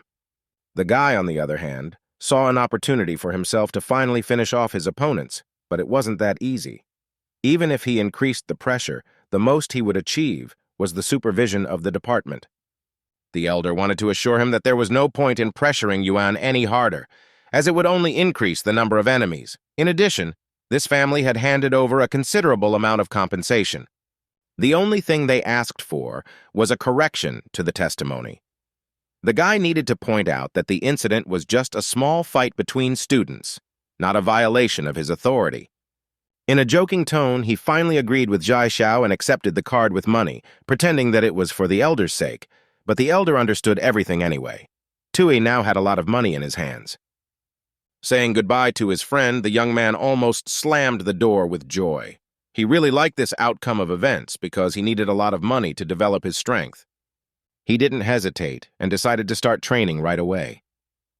Taking out the green card that An had given him, he entered the password and began to carefully read each item written there. He noticed that the version of the training method had been revised more than once. The methods themselves were divided into 3 parts. The guy concentrated. He wanted to learn how to use spiritual power. In his mind, he was already imagining that if he could reach the same level as Professor An, everyone would consider him handsome. He cut himself off abruptly. This was no time to dream. He needed to train. There was no way without it. But even then, he was not given peace. The sharp sound of a notification instantly brought him out of his meditation. It was a message from Lynn in which she gave him her room number and invited him to visit. The girl didn't miss the opportunity to mention her beautiful roommate. The young man thought about it for a moment, but almost immediately dismissed the unnecessary thoughts because the main thing was training. Yuan Shu finished the phone call and hung up. His comrades hurried to find out what he had been told. The incident had been completely resolved, with the maximum punishment being a warning. The boys didn't like it very much, but the Shu family put an end to it. The boy knew that in the future, if he wanted to find his place, he could only count on himself. Besides, they were all from different faculties, so there was no chance of them crossing paths again. But one of them came up with a plan, but Shu didn't really want to listen because his family definitely wouldn't support it. The comrade assured them that they would definitely not be suspected of anything. All they had to do was make a few posts on social media, and then the internet would do everything for them, and very soon Tui would be hated. The next morning came. He was in a good mood and hurried to buy something for breakfast. In his mind, he thanked the elder for the help and generosity he had given him, without which he would not have been able to buy so much food. Without stopping eating, he decided to check the news for the day. He opened the notification on his watch, and a small hologram with a news feed opened in front of him. When he saw the post about the incident he was actively involved in, he almost choked on a bun. There were so many negative comments, he immediately realized that someone had set it all up. The guy guessed that it was someone from a foreign university who wanted to pick a fight with him, but he tried not to get too angry, because first of all, he needed to train more for the future. But to his great regret, he still had to meet them at the opening ceremony. A large crowd of students had gathered in the square, filling the entire field. A large hologram presided over the ceremony. Despite such a large number of young people, conversations were barely audible on the square. The rector's powerful voice was heard, and everyone on the field fell silent abruptly, not wanting to miss a single word. Rector Wen Xinglun wanted to captivate the students not with simple words, but with actions. After a short speech, lightning flashed in his hands and in an instant completely covered his entire body, but without injuring him. He shot a bolt of lightning high into the sky. The students watched in awe. The next moment, the rector snapped his fingers and the bolt of lightning instantly struck, creating a strong whirlwind. All the students covered their ears and eyes with their hands, avoiding the loud noise and dust that was flying at them. When Tui opened his eyes, he did not understand what had happened, but when he looked up at the sky, he saw a hole in the clouds. What he saw shocked not only him. The other students around him also started to chatter loudly about what they had seen. They couldn't help but look away from where the lightning and thunder had just occurred. One of the young students looked more closely at the spot where the lightning had left a hole. Someone's shadow covered the small area. Someone was definitely there, but he wasn't in a hurry to come down. Everyone stood in dumb silence, waiting to see what would happen next and who this stranger was. With a quick fall, he landed in front of the crowd, raising a pile of dust that hid his identity. When the dust settled, everyone shouted in unison, as if they had seen Superman. The man laughed at this, and the next moment introduced himself as the vice-chancellor of the university, named Han of the foreign type. The students could not contain their delight at such an elegant appearance before them. The shouts of joy continued for a good few minutes, so the rector kindly waited until the noise had died down. The rector finally announced the end of the ceremony, But at the end, for all the young people, he added that for genetically modified people, everything is possible. These words deeply touched Tuya's soul, she wanted to believe. He thought about them carefully and realized that his journey had just begun, but he wasn't going to give up. The guy didn't believe that there was any limit to discovering something new in himself. After the ceremony, everyone went to their respective departments. Shu went to his first lecture at the university for the hidden type. The rather large auditorium was completely packed with students. Everyone was waiting for the lecture to begin. A teacher stood behind a huge desk. Wen Xiao was not only a professor, but also the deputy dean of an exceptional type of hidden institute. For the next few years, he would teach 3 subjects. The professor was a pretty positive person, even allowing the students to laugh at the unusual horn he had gotten due to a mistake in training. It relieved the stress, and everyone really laughed. But Tue was even a little scared. He personally confirmed the meaning of Teacher Anne's words when she spoke about excess genes. The guy was worried about his appearance. He didn't want to get an extra horn. Having diffused the situation, the professor decided to move on to practice, not forgetting to emphasize that this was still quite a dangerous business. The assistants began to deliver educational tools to everyone's table. The young man began to carefully examine the object that was placed on his table. The teacher's words about spiritual power sounded somewhere far away. He was lost in his thoughts, but after a moment he returned to the lecture. Pointing to the box with a small stone inside, Wen Xiao emphasized that spiritual power was the basis of the hidden type. Now the first lesson in spiritual power training was about to begin. The technology they were to test today was needed to accumulate and test spiritual power in the early and middle stages. The material in their boxes was rare. The professor began to demonstrate an exercise. To perform it, the students had to squeeze it harder in their hands and concentrate. Maximum effort was required. Only in this way could they improve their abilities. The students stared blankly at the jars, not understanding how the teacher had managed to pull something out of them, lighting up in a bright flame. The teacher once again drew their attention to himself. The teacher again began to repeat more slowly each action that each student was to do. Focusing their gaze on the jar, they were to feel the object inside and slowly pour their power into it. It might be a difficult task the first time, but there was no need to rush. It was after these words that an explosion was heard in the audience and smoke rose. Everyone was startled. For some reason, the jar of Tue exploded. The lecture will have to be interrupted for a while. Wen Xiao quickly took the boy to his office to treat the wounds. He was very scared for the student, but the student quickly calmed him down. The injury was not serious. Having calmed down, the professor did not miss the opportunity to praise his student because he managed to break the jar in the first lesson. He turned out to be very talented. Tue thanked him for the praise. The teacher decided that the boy should be given a 20-gram stone instead of a 1-gram or 5-gram one. In addition, it seemed to him that the young man's abilities would be suitable for an exceptional type. The man could apply for a special quota for him. He was pleased to hear this, but he was worried that Anne would not agree, because it was not the first time they had tried to lure him to another faculty. Noticing his concern, the teacher immediately assured him not to worry about Professor Anne. He would take it upon himself to talk to her. But Tue did not want to give up her patronage. Wen Xiao was a little disappointed because he wanted such a student. He was sure that the boy would better reveal his potential in the exceptional faculty than in the erudite faculty, but the decision was his. However, he didn't want to hide the guy's talent and gave him another green card, which contained several unique low-rank training methods for the exceptional type, no matter which faculty he chose. The young man gratefully accepted the card. His face lit up with happiness, because in his hands was another step towards better knowledge and discovery of his power. With new methods, he hoped to improve his skills. The teacher supported the boy's enthusiasm and emphasized that he could try these methods in practice at any time using spiritual power. However, it was now time to return to the interrupted lecture. Everyone in the audience was just talking about the situation that happened to Shu Tue. They thought it was quite strange that his jar had broken. The conversation didn't stop until the door opened. He slowly walked down the steps to his desk, avoiding the curious and surprised looks of his classmates. He sat down and exhaled heavily. He just wanted a quiet life, but he was stuck again. The silence in the classroom was broken by Wen Xiao, who announced that the interrupted lesson was continuing.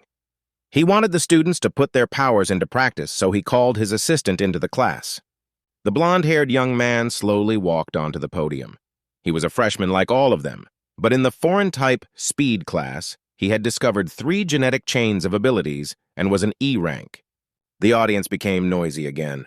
Everyone began to discuss the extraordinary strength of this young man, because most of them had not yet opened a single chain, and in front of them stood the same freshman.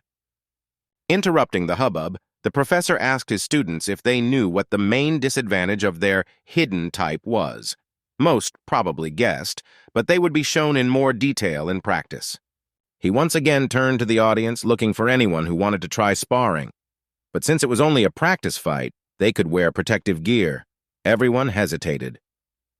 While there was an active discussion among the students about whether it was worth trying sparring with a strong opponent, Deng Wei put forward his condition for the fight. He wanted Xu Tui to be his opponent. The professor didn't really like this condition since the sparring was supposed to be voluntary. The student was simply amazed by the rumors that were circulating around the freshman, so he wanted to check it out himself. Wei addressed Tui through the entire audience, calling him a coward. After these words, all the students started talking to each other in displeasure, and he himself did not like it. He wanted to accept the challenge. The young man did not want to appear weak, so he stood up from the table, determined to fight back. But before he could say a word, his classmate stopped him, agreeing to spar. After the ominous words thrown at him, more than one person wanted to show themselves. Zhechan, the owner of 2 genetic chains with exceptional type abilities, stepped forward. All eyes were simultaneously on this student. He was considered almost a genius in his faculty. Everyone would definitely be interested in watching this duel, which promised to be exciting. The professor confirmed that this young man did indeed possess extraordinary abilities, so it would be instructive to show him off in a sparring match. Dan Wei was somewhat upset, but there was nowhere else to go, so he agreed to the fight. Chan went down below, where Wen Xiao had already prepared an original arena for them and covered it with a shield to protect the students who remained around. The teacher warned the students not to overdo it. The professor started the countdown, and in a couple of seconds the sparring began. Zhechan was not at all afraid of his opponent. On the contrary, he warned him to be more careful because he had a powerful firepower, demonstrating it. But before he could finish boasting about his ability, Dan Wei approached him too quickly and knocked him down with one kick. The young man didn't have time to react and fell to the floor with a hard impact. The confrontation continued, but a slight panic began to rise among the remaining students. None of them had expected such an outcome. Up until this point, they had been sure that their classmate would win. The next moment, the fight was over, with Deng Wei the winner. He grabbed the loser by the throat, but squeezed lightly. Chan wanted a rematch, but the guy didn't agree at first. But in a moment, he changed his mind and decided to give him another chance, although he already knew who would win another victory. He allowed his opponent to get to his feet and gave him another second to attack.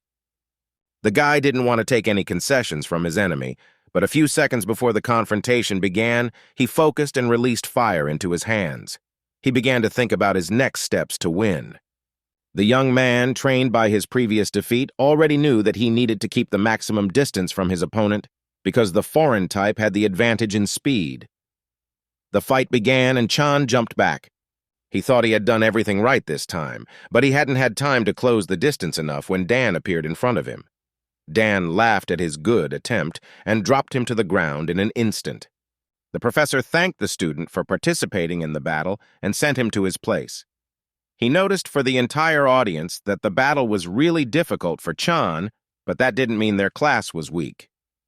It was worth remembering that only through conscientious training could one achieve greater strength. After these words, the instructor asked if anyone else wanted to take part in a training fight.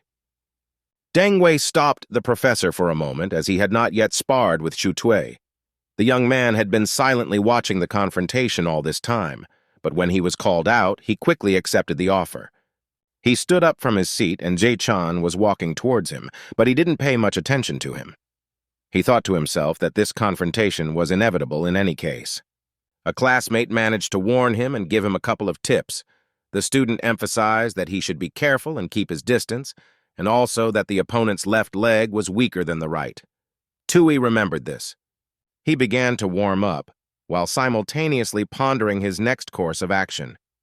The words of this student's previous opponent were etched in his memory. Dan asked him if he would mind filming the fight. For a moment, he felt sorry that he hadn't thought of this himself, because in this way he could easily expose the true inner essence of his opponent, so he immediately agreed. The other was only glad about it. The guys finally finished their warm-up, and the professor started the countdown to the start of the confrontation. The students in the audience held their breath. Everyone was extremely interested in watching this and finding out who would win. As soon as the word "start" flew from the teacher's lips, Dan Wei did not hesitate for a moment and immediately rushed into battle. Tue was now convinced of the superhuman speed that his opponent possessed and tried to dodge. The student had no time to reach Shu when something unusual and strangely shaped flew at him. He was unable to react in time, and the small object hit him directly and exploded slightly, knocking him back. This greatly shocked him, and for some time he still could not understand what had happened. But looking at his opponent, he noticed that the use of spiritual power had also not been overlooked. The guy was in some shock. The professor also noticed how Tue had successfully applied his spiritual power. Despite the somewhat crude execution, it turned out beautifully. Now he couldn't hide the fact that the student was a genius. However, Dan Wei did not want to give his partner time to rest. Seizing the moment, he quickly oriented himself and attacked him, preventing him from using spiritual power again. He noticed Wei approaching him and tried to block the attack, but he was prevented from doing so by blocking his hand between his legs. The young man did not have time to react and received a strong blow to the head. Both boys stopped to catch their breath. It was difficult for both of them, but neither of them thought of giving in. Tui wiped the blood from his mouth and looked intently at his opponent. The next moment, he attacked again. The young man used telepathy, so he knew where and how the next blow would be delivered. But despite this, his body still couldn't react so well to the other's speed. More training was needed. Nevertheless, he could guess the more accurate trajectory of the opponent's blows. After thinking for just a moment, the boy again created small cones of spiritual power and began throwing them at the student. But the boy had already figured out his plan and easily dodged all the attacks, laughing in his face. Now the boy was finally confident in his victory as he approached Tui. Because of his self-confidence, he did not notice at all how one of the cones flew towards him and hit him hard, cutting off his path. After the impact, the young man stood for some time, regaining consciousness. This blow deeply wounded his pride, for he had not expected such a turn of events and deception. He could not forgive this humiliation. Anger clouded his eyes, and he rushed at his enemy with renewed vigor. He mercilessly began to deliver blow after blow. Tue closed his hands to somehow block the blows, but this was not enough. Dan was too fast, and there was no way to strike back. The guy felt like he was being cornered, but he couldn't break the block. Finally, a powerful kick threw him against the barrier wall, hitting his back hard. He slid helplessly to the floor. He didn't have time to recover before he saw that Dan Wei was in front of him. The guy swung his leg to finish him off, but he didn't have the strength to block the blow. In a moment, he felt all the air leave his chest. Such actions did not go unnoticed by the professor. He quickly approached the student to stop the sparring, because it was a training session, not a real fight. The young man was already crossing all the boundaries of what was permitted. A riot of dissatisfied students also broke out in the auditorium. They loudly accused Dan Wei of simply beating an unarmed boy regardless of everything. The students defended their classmate. But he didn't care what people thought, even those who weren't from his faculty. This angered them even more. He kept saying that if they weren't ready for this, then they had no business at the university. When he came to, Tui agreed with his opponent's opinion. His whole body ached terribly. It seemed like there was no living space left on him, but he was not going to give up, looking defiantly at the student. The young man wanted revenge, and after hearing about real combat training, he finally regained his strength. Now he wanted to fight at full strength, showing no mercy anymore. Wei accepted the challenge. Despite the severe pain, he got up and asked his classmates to lend him some metal balls. Surprised voices were heard around, but no one had any balls. Lynn was sitting at one of the first rows of desks and suddenly remembered that her friend had a pendant with several balls on it. She asked her friend to lend them to her classmate, and Chin quickly agreed. She took the pendant and quickly ran to the stage, handing it to her friend. He gratefully reached out and took the necklace. These beads would be enough for him for his next sparring match. He returned to his place in the arena. Having pulled the balls from the pendant, the young man rolled them in his hand as if he wanted to physically get used to their weight. Now he was determined because there were no restrictions. Tue concentrated. Although he didn't want to win, he had to be careful. He couldn't ignore his opponent's speed. He had to figure out something to make the balls fly faster. Danwei was also ready for battle at full strength and was not going to let him go. Now he did not even hide the fact that he would gladly beat the boy almost to death. He started the fight. With all the speed he was capable of, he rushed at him. Almost immediately, a cone created by spiritual power flew at him, but he easily smashed it with one blow, laughing at this trick. Shu predicted that the enemy would be distracted by one cone, so he prepared several more after the first one and quickly threw them towards Deng Wei, but he continued to easily dodge them. Without easing the pressure, he created several cones again and threw them at the enemy again. This time, the student tensed up but still successfully dodged the attack. This forced him to think about his course of action. The attacks with spiritual power did not stop, and he began to understand that no matter how well he managed to dodge, eventually one of them could hit him hard, so it was necessary to get out of this circle. To win this duel, he needed to gain a little more space for himself. He also easily dodged the next cone and already thought that he had managed to beat Tui and that he had no trump cards left. Dan casually told him that he would never let himself be deceived, but the young man had a completely different opinion. He smiled slyly at his opponent and already held the metal balls in his hand, preparing them for battle. All this time, he was specifically testing him for strength, but he threw the spirit cones for a reason. The guy understood that Dan Wei's speed needed to be limited, and he wasn't that fast without support. Now the student understood why these attacks were cones on such a trajectory. Tue wanted him to get to a weak point. Taking advantage of this, the young man decided to end the fight and hit with metal balls. There was nowhere to run because he was in the air, with no way to push off from anything, so the impact was inevitable. The bullets quickly flew into him and knocked him down. The sparring ended with Dan Wei's defeat. For a moment, silence reigned in the auditorium, but almost immediately, the happy students began to shout joyfully, praising their classmate. Professor Wen announced the end of the sparring and ran to the injured man, who was still lying on the floor holding the injured area. The man called an ambulance and reported the situation. Within a few minutes, medical workers ran into the classroom and approached the victim with a cart. Dan Wei was still lying there, unable to get up. The professor was spinning around anxiously. After a thorough examination, he was given first aid, and the healing of the affected parts of his body began, but surgery was necessary. Some tendons and several other parts were badly damaged. The doctor asked how this had happened, but the teacher couldn't answer.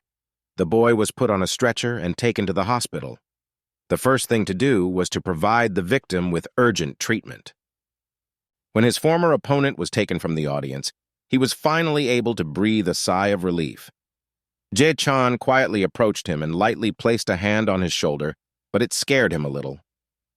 A classmate asked him if he would regret it, since he had seriously injured Dan Wei, but Tue assured him that if he gave in again, another student would be carried out on a stretcher. The professor hurried to calm the students, who were worried about this situation, and said that for the first 3 months they would be under the protection of the university. But even if there were no such injuries, they still could not be avoided. The teacher realized his mistake in a moment and quickly tried to correct the situation by saying that students could always receive high-quality medical care, so they didn't have to worry. The lecture was coming to an end, and Wen Shao sent everyone their homework. Everyone started to open the hologram that had received the notification, but everyone started looking at something else. Within a moment, the latest news about their group began to appear on each student's smartphone. All around, Everyone was talking about how a student from a hidden faculty had defeated an overseas one. Finally, he was in the room and was able to breathe a sigh of relief. The recent events weighed heavily on his shoulders, and the boy sank down on the sofa, completely exhausted. His whole body ached and was bandaged. The young man noticed that it was Yuan Shu who was deliberately putting him in a bad light on the internet and blew up the flask during the lecture. Also, this duel with Deng Wei, which knocked the last breath out of him, and all in one day. He closed his eyes for a moment, but the sound of the notification prevented him from doing so. Opening the message, he read it carefully and saw that it was the rules of the house from his roommate. He made a displeased face as he read the rules, but before he could get to the end of the list, someone entered the room. Looking up, he saw a rather handsome guy. It was his third-year roommate. He couldn't believe his eyes that he would be living with the university idol. It was hard for him to admit to himself, but Lomuron was indeed very handsome. The elder approached slowly and gracefully. Without any emotion, the third-year student asked him if he had read the rules. If so, it would be good if he agreed to them, and if not, they would change Tuya's room. Such a cold tone struck the young man. However, there was nothing to do, so he somehow mumbled his agreement and laughed a little. Muran noticed that he was wounded and said that at this rate he would not survive those 3 months of protection from the university. Hearing about the defense, he remembered that the professor had already talked about it. The elder threw him a jar of healing ointments, and the boy gratefully caught it, but wanted to learn more about this defense. The neighbor nodded and began to tell the story. In every university, confrontations between students were positively viewed. Those who won received a large amount of resources for further training. Every year, universities updated the list of the top 100 students. First place was a dragon. Top 10 were tigers. For each place occupied, a separate reward was given, namely energy capsules. The first place prize was 4 E-rank capsules and 1 D-rank capsule every 3 days. He almost jumped out of his seat when he heard this. Just 1 capsule was incredibly expensive. Lomuron ignored this startling voice from the younger student and continued to talk. He pointed out that these 3 months were the period during which the new students would not be affected by the competition. When he finished, he looked at Tui reproachfully and said that there were some who violated the university's rules. Every year, students were injured during the competitions. They became disabled or even died. As he left the room, he noted that the young man had already become a target, so no one was interested in his problems anymore. If he wanted to survive, he had to train hard now. When the door closed, it was quiet. He sat in silence for a while longer. His attention was drawn to the jar he was holding tightly in his hand, and he smiled. It seemed like it would be difficult to make contact with his neighbor, but he turned out to be kind. The words about the target, which he didn't immediately understand, struck him like thunder. He couldn't understand how it all turned out that way. However, he knew that he already had 2 rivals who would sharpen their teeth at him. He didn't want to dwell on it too much right now. Without mentioning his neighbor, he knew he had to continue training, so he took out the card that Professor Wen had given him with the training methods. After classes, evening came unnoticed. Tue decided to take a shower and immediately felt like a new person. He had not had time to dry himself off properly when someone started calling him again. It was Jai Xiao. The angry voice of his friend almost knocked him off his feet. He told him to immediately watch the news. One of the students posted a post with him. This was done by Liang Jinchang, who was ranked 72nd in the ranking. Xiao dictated his phone number to him and told the young man to talk to him himself, since he was not in touch with Liang. After the conversation, Tue sat down and started watching the news. What he saw was shocking. The posts falsely accused him of beating Deng Wei and also of threatening all foreign students. Shu was almost speechless and couldn't let it go so easily. The guy quickly dialed the attacker's number and tried to talk calmly, explaining the situation and not causing unnecessary conflict. The senior began to demand a considerable amount of money. A moment later, he laughed out loud, saying that it was just a joke. But Tuya was not laughing. He was very angry at such mockery. Nevertheless, he was not going to rewrite the post. The young man tried to contain his emotions, so he calmly tried to assure the elder that writing false posts was not for him since he was a public figure. But the elder stood his ground and would not give in. Deng Wei was traumatized by the confrontation with Tue, so he didn't see what was wrong with the post. Without giving him a chance to respond, Lien Jinchang quickly ended the conversation and hung up. The older man was not a fool and was quite cunning, so it was not possible to record or videotape the conversation. He began to think about how to get out of the situation. He wanted to complain about the post, but he immediately rejected the idea. They had to come up with something immediately, otherwise there could be more problems. He thought for a moment and abruptly got up from the bed. If they wanted to frame him so badly, then let them not regret it later. Although the hour was quite late, it didn't stop him. He arrived at the discipline department. An employee was still sitting in the reception area and, noticing the client, immediately turned to him. The young man, not hiding his intentions, immediately replied that he would like to write a complaint. Hearing the boy's voice, the deputy immediately entered the reception area, trying to understand the situation. Tui immediately informed him that someone was using the university website for blackmail and extortion. As proof, he showed Teacher Wang the very posts where he was falsely accused. The deputy carefully looked at each inscription and thought about it. Blackmail and extortion were quite a serious violation. The man promised to deal with it, but after the meeting he was about to attend. The man guessed what the matter was and how to solve it, but there was little time now, so first of all he told the student to block the account, and further punishment would be imposed after the meeting.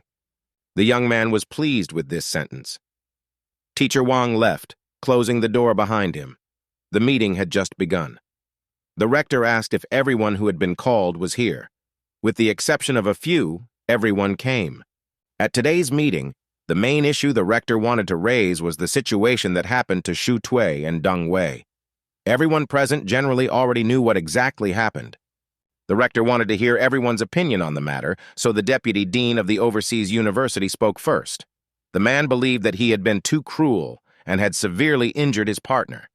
However, the deputy dean of the Hidden Institute had a completely different opinion. He said that it was a normal combat training and that Dan Wei himself provoked the student. In addition, Wei restrained himself twice. The vice director of the information department somewhat agreed with Wang Xuan about the punishment for Shu, but not too severe. The vice president supported the view that Wei was severely maimed. The decisions still did not come to a common goal. There were those who defended the victim and those who blamed him, because the student took the recording of the fight with him, so he should bear responsibility for it. The rector listened to everyone who wanted to, but Professor Wen remained silent the whole time, so he was asked his opinion on the matter. The professor did not want to talk much about it, because he himself understood that he bore responsibility. The rector immediately stood up from his chair and shouted loudly. He blamed the teacher for inaction regarding the incident, because he should have somehow caused the situation to develop. If the professor had not ignored this development could have been avoided. It was obvious that the first thing to do was to contact the information department and post the full video of the fight. After calming down a bit, he looked reproachfully at the professor and continued, saying that they were all teachers first and foremost, so they should support everyone, not anyone in particular, for their own benefit. Wen Xiao could not escape punishment for this, because in the opinion of the rector, he had seriously violated his official duties. After the meeting, the rest of those present were to give him a decision on this matter. Zhou Wenxuan, despite Professor Wen's direct guilt, still believed that Shu Tui was no less guilty, so he wanted to know if he would be punished as well. Han thought that the first warning would be enough. Unexpectedly for everyone, the rector came to the defense of both students because he believed that children should still resist, especially when it came to intentional humiliation. Students should be prepared for a real enemy. His decision was that Teacher Wen would bear the main responsibility for this incident and deal with it accordingly, and the teachers of the relevant departments would limit themselves to an educational conversation. All the others unanimously agreed with the rector's decision. No one had any further questions. There was a moment of silence when Deputy Wang entered the office and approached him, handing him the report. The man read the document carefully. When he finished, he handed the hologram over to one of his people to read it over again. The rector was somewhat shocked that this was happening at the university. Kong Linfang was as surprised as the rector when he read the report. Emotions welled up. The document clearly stated that Jinchang had used blackmail to extort money from students. The deputy head of the information department couldn't believe it, not knowing where this student had so much anger coming from. The rector didn't like that the man wasn't doing his job, so he threatened him. Liang Jinchang was sitting in his room. He saw that his number had been blocked, but he just laughed at this and started preparing for the next blow to Tuya, when suddenly there was a knock on the room door. The situation with his extortion of money began to be brought into action. Agents from the intelligence department came to the guy. They had a warrant for the student's arrest for crimes committed by him. He did not come up with an answer. The next day in one of the students' rooms didn't start very well. The boys were woken up by their neighbors' screams. The young man almost lost his mind when he saw that their videos had been deleted. One of them quickly checked his smartphone to check, but immediately came across internal announcements. The students who were exposed for blackmailing were arrested, and Wen Xiao was stripped of his deputy position. While the campuses were buzzing with the latest news, Xu Tue continued to train. In an instant, his entire body was struck by lightning, and he fell onto the bed, breathing heavily.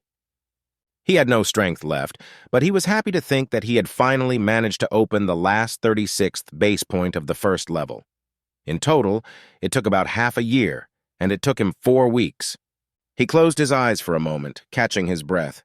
Despite such successes, the spiritual power did not become more powerful, although the intensity increased, but this was enough for the cones to become stronger.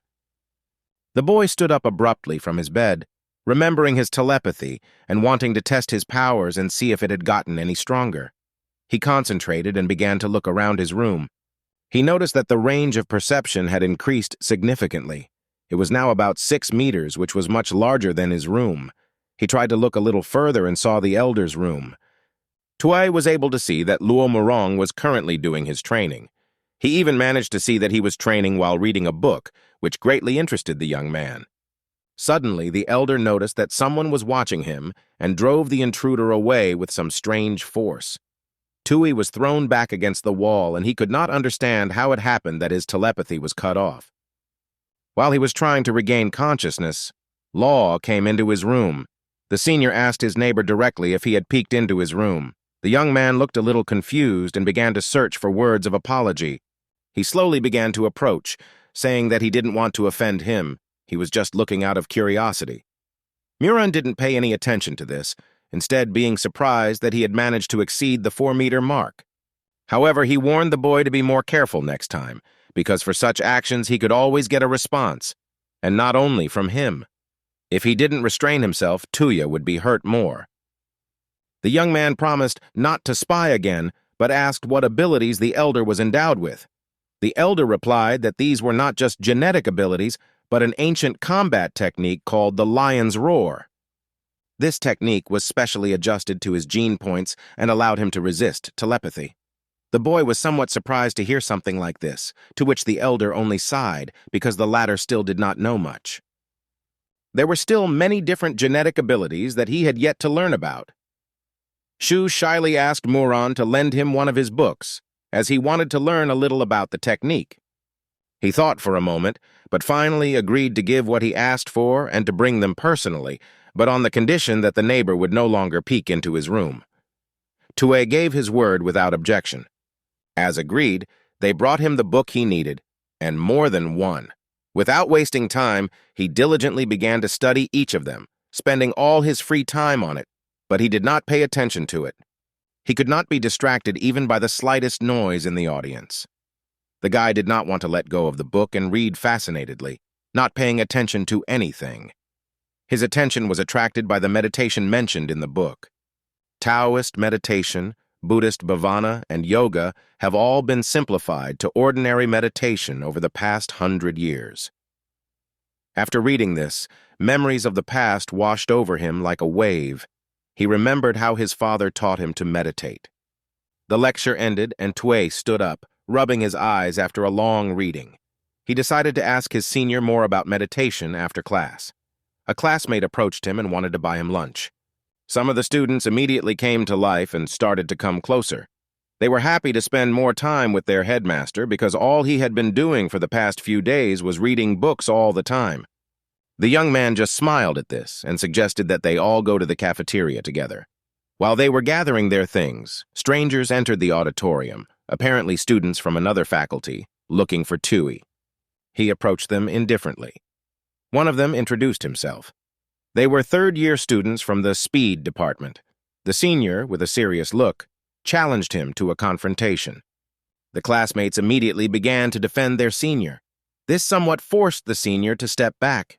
The student tried to explain that he meant nothing bad and that they were not like Dan Wei. The girl confirmed that they had nothing to do with that upstart. The other said that he was looking for fame, but failed miserably. Everyone around him started laughing at this. Li Zhang quickly explained the reason for wanting a duel. The Dragon and Tiger rankings were coming out soon, and Shui was famous for his hidden-type abilities, so they wanted to train with him. Now, the boy understood why these seniors had come to him.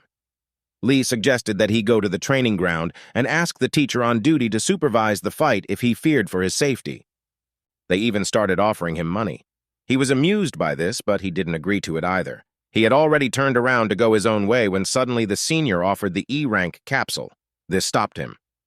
One by one, the third-year students began to offer one such capsule for each battle.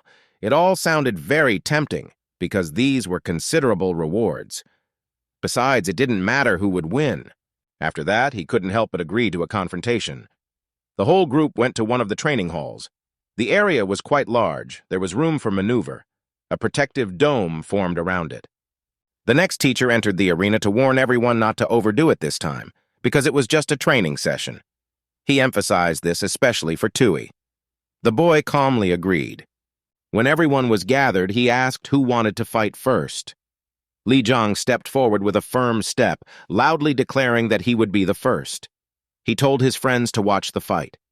The guys stood facing each other and prepared. The teacher began the countdown. The opponent immediately warned Tui that he would be the first to attack. He calmly replied that he should not spend all his strength on it at once. He just laughed and said that people from Pozamezhny always attack with full force. He accelerated and quickly began to approach him, trying to close the distance as quickly as possible.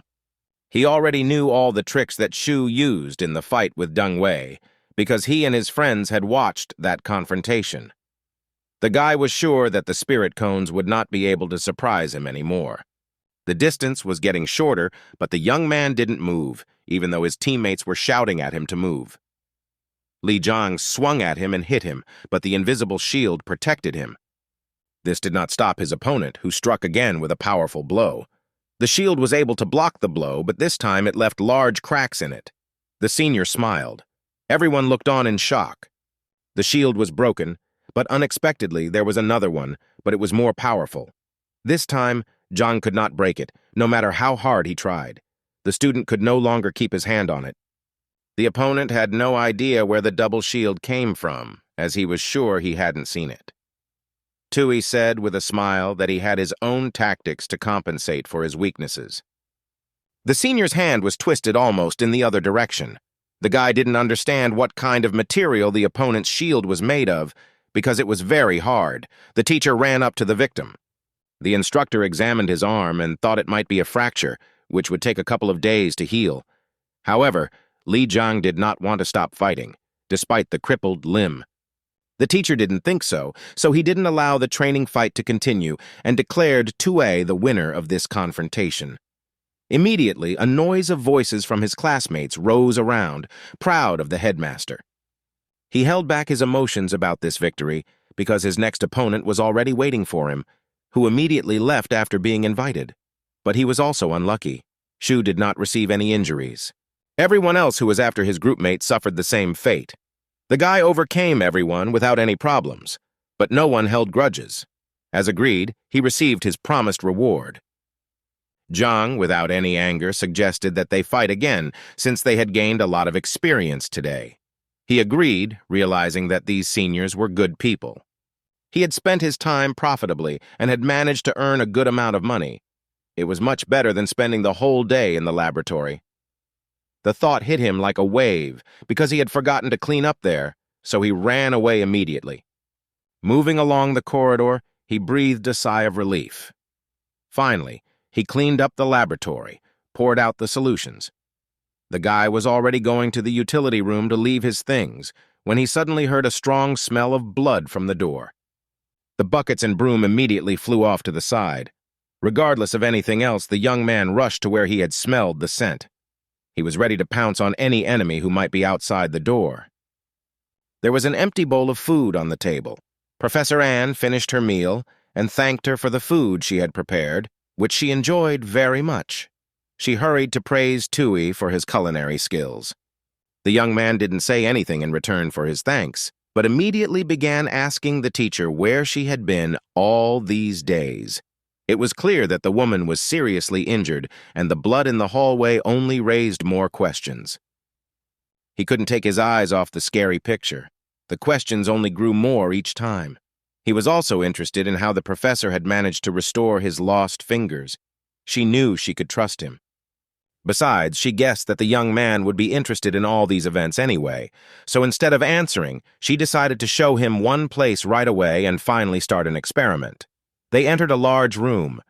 There were some large bulbs around, but they were so brightly lit that it was hard to see what was there. As he got closer, he saw an incredible number of onclones. The sight was not a pleasant one for him. Now he knew where the professor had been able to get new fingers to restore his hand. The young man immediately asked if all the clones were for treatment. However, the teacher assured him that not all clones were suitable for this. Some of them were used for research. But the clones were not only in this room, but also behind them, so he asked about it. The woman replied that in the other room there were not only her clones, but also his. The guy was shocked and asked when she had time to take his DNA. That's how he found out that during the reception. The professor asked him to return the modules to prepare for the experiment. Tui turned to follow her order, but she stopped him and told him not to be surprised to see his clones. Eventually, they came to another room where the students' clones were located. She showed him the control panel and explained in detail each button and what it was for. He listened carefully and looked at the buttons the professor pointed at to remember everything. The boy looked back at the room where his clones were, and it was still hard for him to accept it. He thought that cloning people was not a popular thing, but Anne replied that there were few machines for it in the world. One of them was at this university. It was surprising how Huaxia had the resources for this. She kept quiet. Tui wondered if he should somehow repay her for the cloning, even if it was for the sake of an experiment. However, the woman only asked if he was familiar with the New Genetic People project.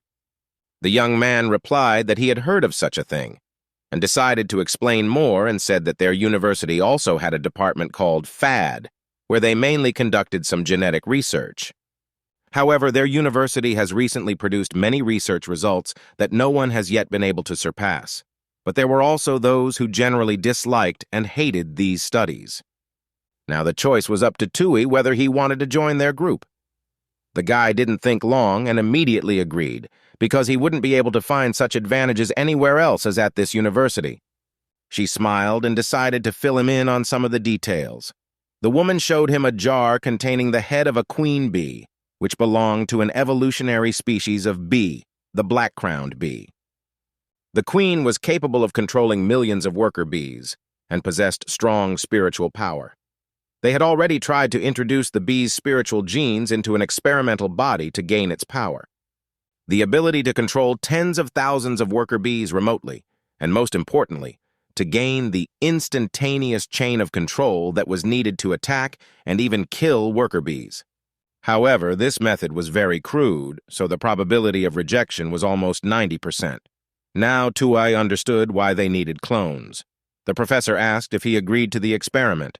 She warned him that even though he would enter the clone's body, the pain would not be lessened even by half. After some thought, the young man agreed to this because he wanted to try to gain strength. She pointed him to the chair he was to sit on so the device could connect him to the rest of the clones. At the command "Start," the boy was to unleash all his spiritual power to transfer his subconscious into the clone. In a moment, his subconscious was transported to one of the flasks containing the clone. The professor did not leave the control panel. She remotely asked Tui how he was feeling. Everything seemed to be fine. In the clone's body, Shui stood up, and Anne told him to go under the glass window where there was a notch. He had to stick his hand in there to get the injection. There was no turning back. The professor began recording the experiment and carefully watched her students clone. The young man put his hand up and was given an injection. After a few seconds, he began to drift off to sleep. In a moment, the clone fell. The first time was unsuccessful. The clone died. Anne wrote down everything as it happened and the cause of death. She asked the original how he felt after he felt. The guy only felt a headache. They decided not to stop there and continued the experiment. However, one by one, the team lost clones and everything was still without any success. The professor was a little disappointed with the failures. It was clear that the boy was at his wit's end and didn't know if he wanted to continue, so he asked the teacher. The woman confidently decided to continue working, and they launched several more clones. But even these times were not enough. After all, those clones also failed. The professor slammed her hands on the table. She could not understand why they were not succeeding and what the problem was. A minute later, she heard Shu Tue call her name. The teacher looked up in a daze and started to approach him, hoping that the boy had finally succeeded. He slowly began to rise from his chair. The young man could barely stand. He had no strength left, and the woman managed to catch him at the last moment so that he wouldn't fall. It seemed that his spiritual power had increased by about 25%. She was interested in his abilities. The guy smiled and said that he felt two new abilities in himself, one of which was the long-awaited mental whip. She couldn't believe that the guy had managed to do it. The woman was so shocked that she let go of Tui and he fell helplessly to the floor. She didn't want to wait and pulled him to test his new abilities. The guy asked to rest for at least a couple of minutes. After the inspection, they returned to her room, where she treated him to dinner. He needed to regain his strength more than ever, as he felt completely weak after these experiments. Nevertheless, she praised him for his success, as he managed to successfully complete the test in less than 40 clones.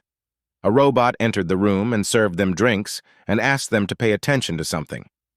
The robot noticed that when Tue saw the professor's clone, his heartbeat and pupils changed, so he decided that he was a bad person. The guy jumped up from his seat and blushed. She didn't pay attention to what the robot said, but decided to explain to the boy about the mechanism that he was trying so hard to silence. Ah Huang is not just a robot, but an advanced artificial intelligence.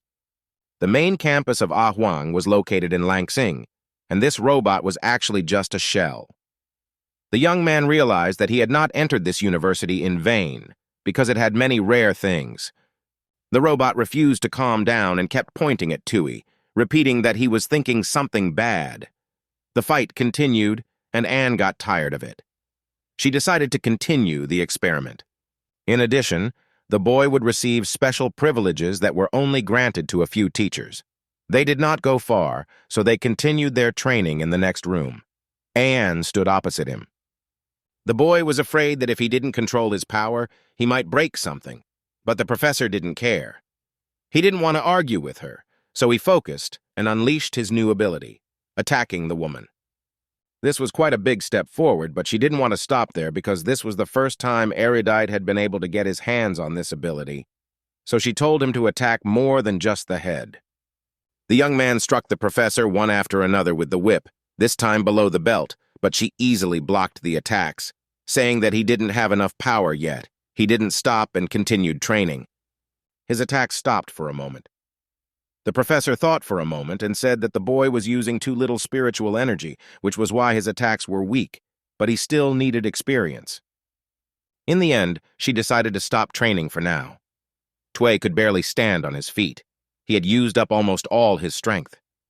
The woman came up to him and praised him for his work, saying that he was a real miracle. No one, including the founder, had ever managed to get two abilities at once. He was the first. She gave him a chance to rest while she wrote the report. She wanted to find out the basic genetic type. However, it would take a long time because there were critically few hands at the moment. The erudite class was difficult to train, and the queen bee fluid helped a lot in this, but it was difficult to obtain. Since there weren't enough people, Nia's team #14 consisted of only Anne, Tue, and Ah Huang. Unfortunately, that was all they could afford for now. She turned to him, holding a small box in her hands. Having received his present for today's work, he hurried to open the package. Inside was a small object that looked very much like a sword. The boy thought it was some kind of key ring. Without answering, she launched a small ball into the air. The young man immediately forgot about his fatigue and almost flew up on the spot. It was a flying sword. He imagined with delight how he launched it very far. The professor cooled his dust a little. Of course, he wouldn't be able to launch a sword for thousands of meters, but he would have enough strength for 100, and suggested that he try his strength and practice with the sword. The boy thought for a moment, but decided to try. With the help of his new ability, he began to control the sword. It turned out to be more difficult than he had first thought, but she said he would get used to it. The theoretical distance of the mental control chain was about 500 meters, but the professor told him to try to reach at least 100 meters first. He listened and began to move the thing away from him. The sword had long since passed beyond their field of vision, so the teacher asked him how things were going. He had managed to move the thing 100 meters away. Now she asked him to bring the sword back. He obeyed and turned the thing back, but did so somewhat carelessly, causing Anne to sigh in annoyance, telling him to practice the moments related to slowing down and accelerating better. A moment later, her phone rang. She quickly picked up the phone and answered very briefly. After finishing the short conversation, the woman asked Tui to go with her as they were expected. The boy was captivated by this, and in an elated mood he began to wonder who wanted to meet them, but he had not expected such a guest. It seemed that the professor was also suspicious. For reasons unknown to Tuya, the teacher had put on a mask over her so that she wouldn't be recognized. She asked Wei why he had decided to visit them. Without going into details, he replied that it was because of a previous question. The professor knew what the man was getting at, but replied that they had just hired a new employee, hinting that she couldn't help at the moment. The warehouse was full, and there were no more seats left. Teacher Wei turned his gaze to Tui, who was standing next to him.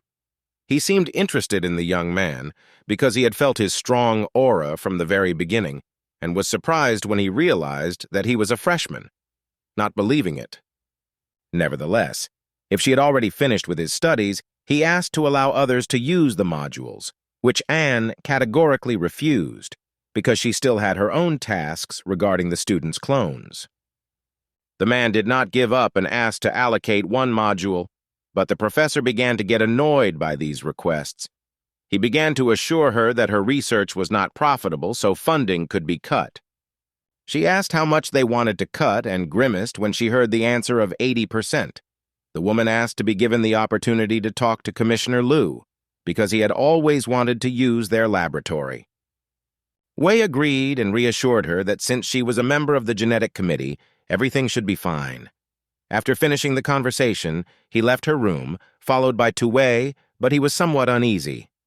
The young man began to understand that all this research, in which he himself took direct part, was not provided to the university at all cheaply, so he hurried to ask the teacher how much money was spent on it.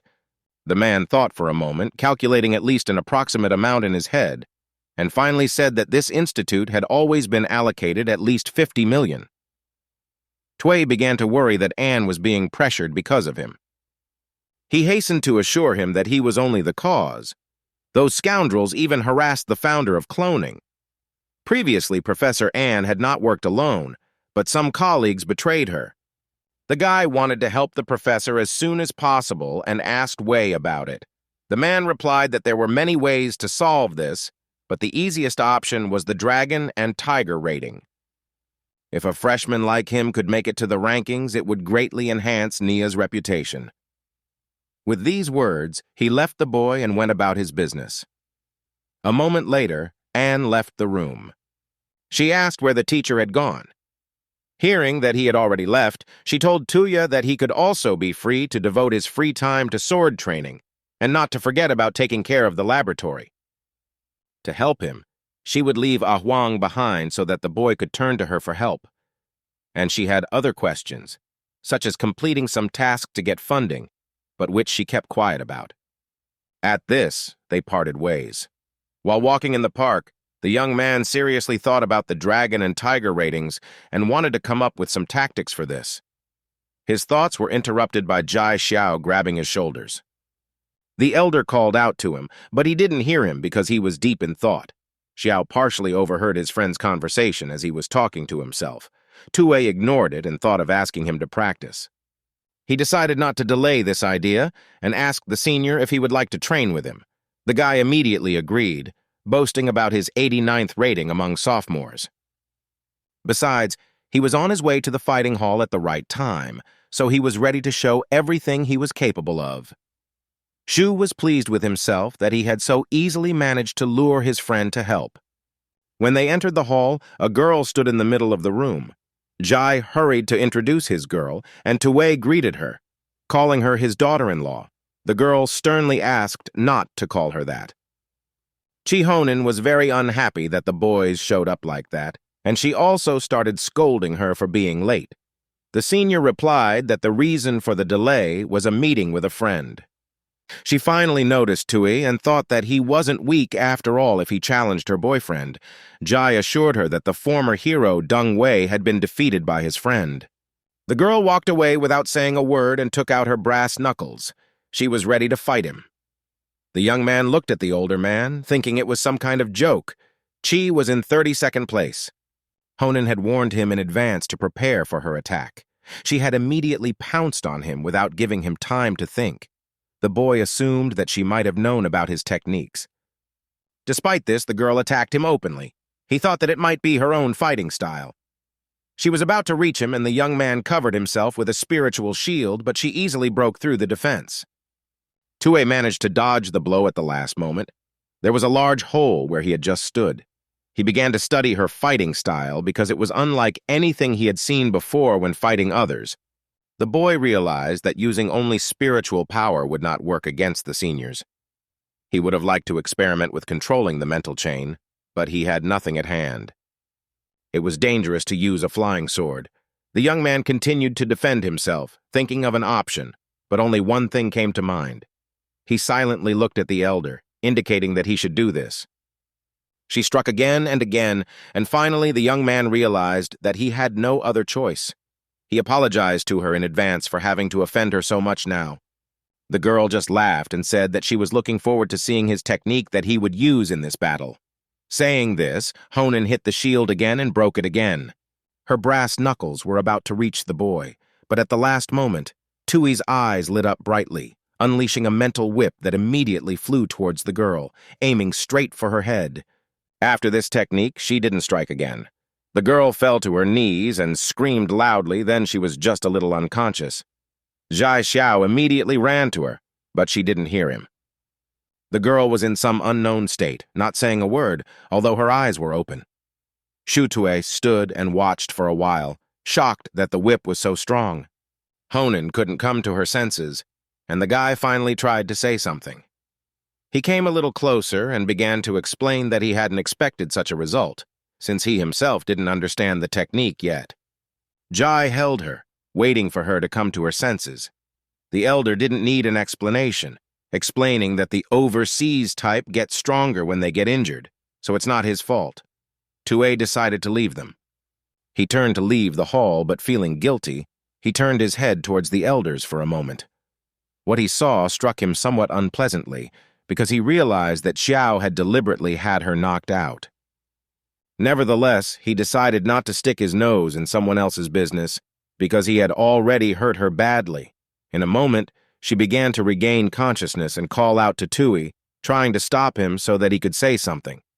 He saw that although Honin was still not able to stand on her feet, he was glad that she was feeling better.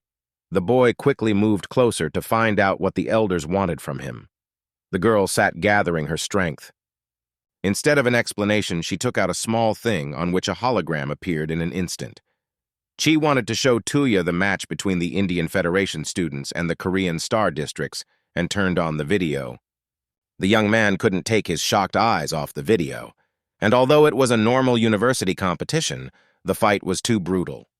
One participant was barely saved from a serious wound. For the Korean participant, it was a lifelong trauma. The guy didn't understand how this could be allowed, but Jai explained that it was a common occurrence for dragon and tiger competitions.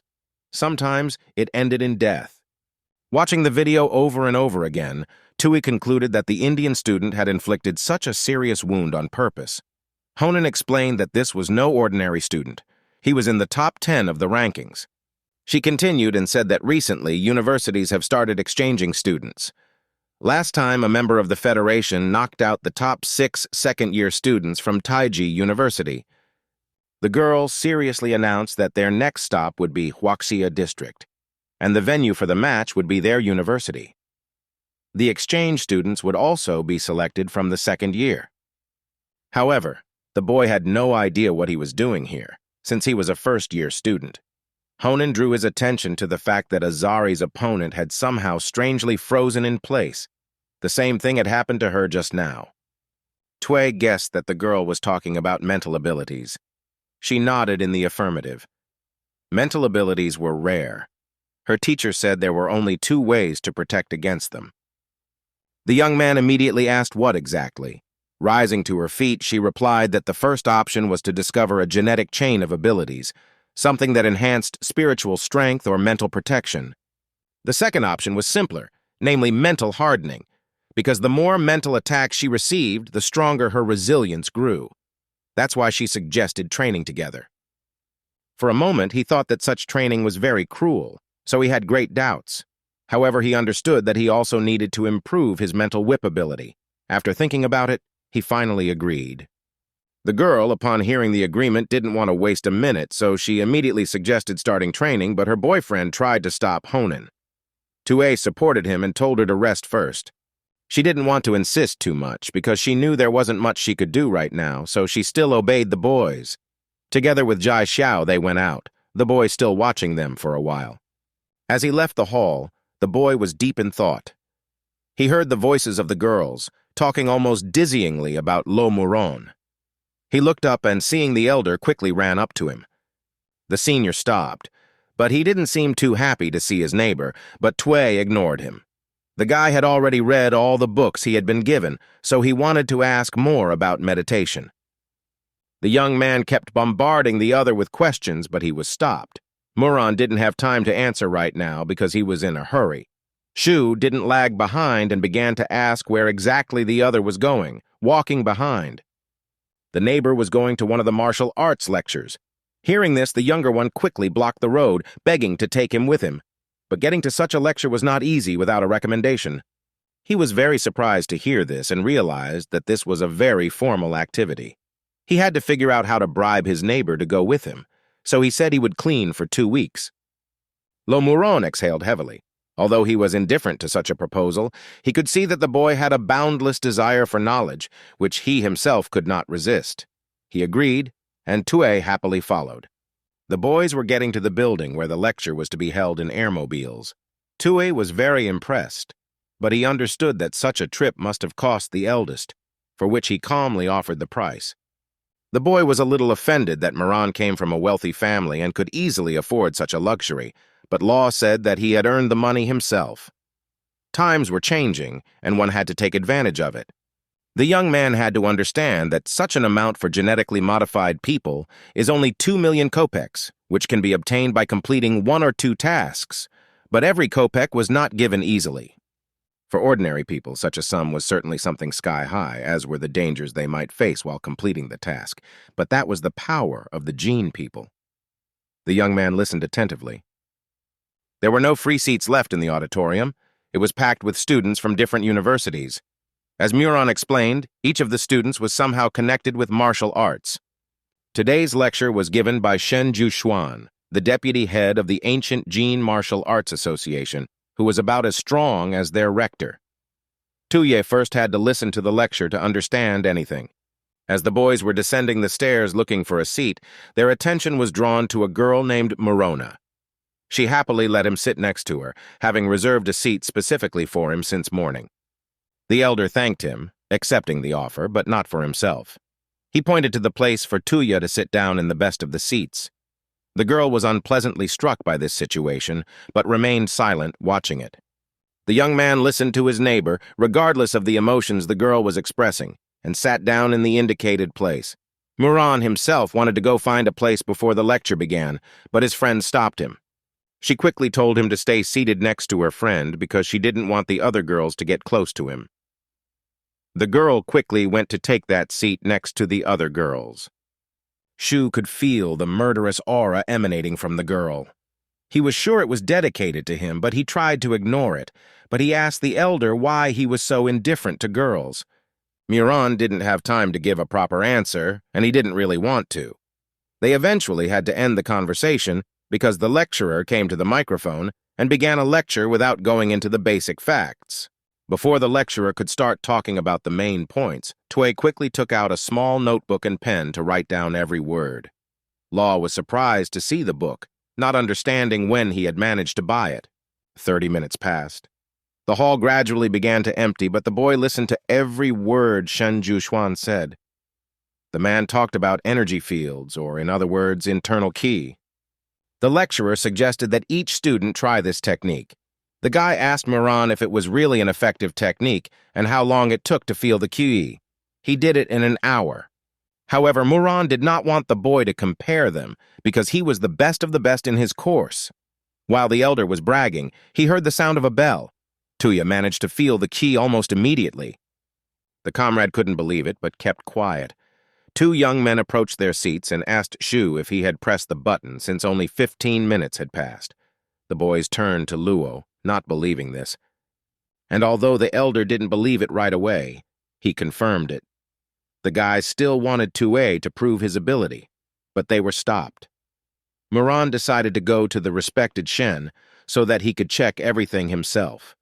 Shen Jushuan was resting in a chair in a small courtyard. The man seemed to be completely at peace when 3 students came to him. One of them introduced Tuay and Muron. The assistant pointed to the young man and said that he had managed to feel the qi. The old man asked the student to demonstrate his ability again so that he could see for himself. The young man obeyed and concentrated. The man himself was shocked to see a freshman so quickly enter the state of qi. He thought that Muron had trained him, but Muron denied it, saying that Shu had read his books. After these words, Jushuan praised the young student for the abilities he had shown. He saw real potential in him, so he invited him to join their martial arts association.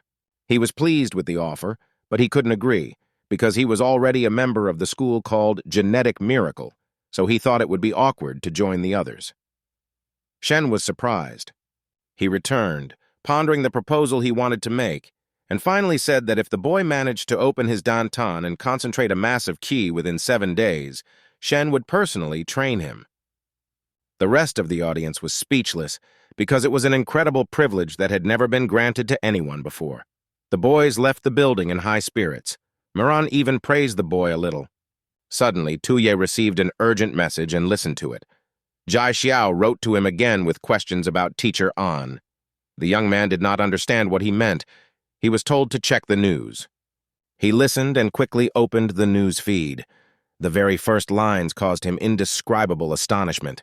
The guy read every entry and couldn't believe it. He didn't know what was happening. Without waiting another minute, he quickly ran to the laboratory, hoping that the professor was there and he was not mistaken. When the door opened, he saw her sitting at the computer. She was writing something down. He didn't care that he was distracting her from her work, but quickly ran up to her, showing her the latest news and demanding an explanation. The woman reacted calmly to this. It seemed like she already knew everything. The guy explained that they were trying to provoke her and that the other students were worried about her. Tuay asked if she was going to fight back, but the woman didn't know how. The young man suggested that she take a picture of her hand and send it to the attacker, but the professor took it as an admission of defeat. She couldn't do that, but that wasn't what the young man had in mind at all. Anne asked him if he knew how she had been injured this time. The boy guessed that it was Hiroji's doing, to which the woman nodded and said that their school also studied mental attacks. She reported that Hiroji couldn't capture the Black Crown Queen on his own, so he used a dirty trick. He caught her off guard when she was weak after killing the queen, and now he challenged her.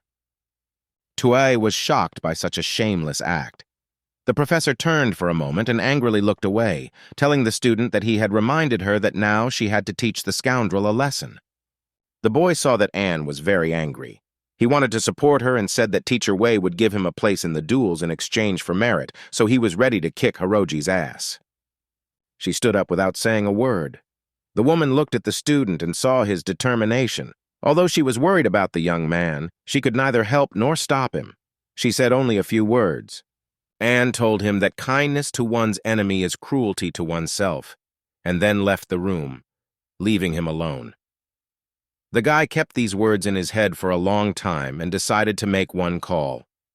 He understood that he had a long journey ahead of him, so he was forced to bother Jai Xiao again and ask for help with a matter.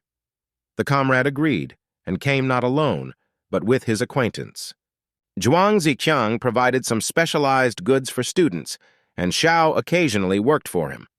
The new acquaintance was happy to see such a famous freshman as Tue. The senior didn't want to take up any more of his time, so he got down to business right away. He took a small package from his pocket and handed it to him. Opening it, he saw many metal balls. He thanked him for the completed order and asked about the payment, but he was stopped. An acquaintance asked him if it was true that he was going to participate in the ranking matches. Shu Tue did not hide it, so he immediately confirmed it. Zhuang thought about it and decided to give him one idea that could solve the problem. He brought him to the battle arena of ranked matches. At that moment, 2 senior students were competing in the arena. The speaker declared one of them the winner. The young man was watching this duel with admiration, and Ziqiang saw this and realized that this was his first time here. The boy smiled slightly at this. He held up a small sign saying that in his opinion, Tui's name would soon appear on this sign. Saying this, he took the trunk and climbed onto the arena. The other students recognized the vendor, but couldn't figure out what he had forgotten in the arena. Meanwhile, Zhuang had placed the box on the floor, and a warning sign began to appear on the board. This provoked exactly the reaction the boy had expected. There were shouts of discontent among the crowd. Tue was also somewhat shocked by this reaction, but he had expected it, so he did not stop his friend.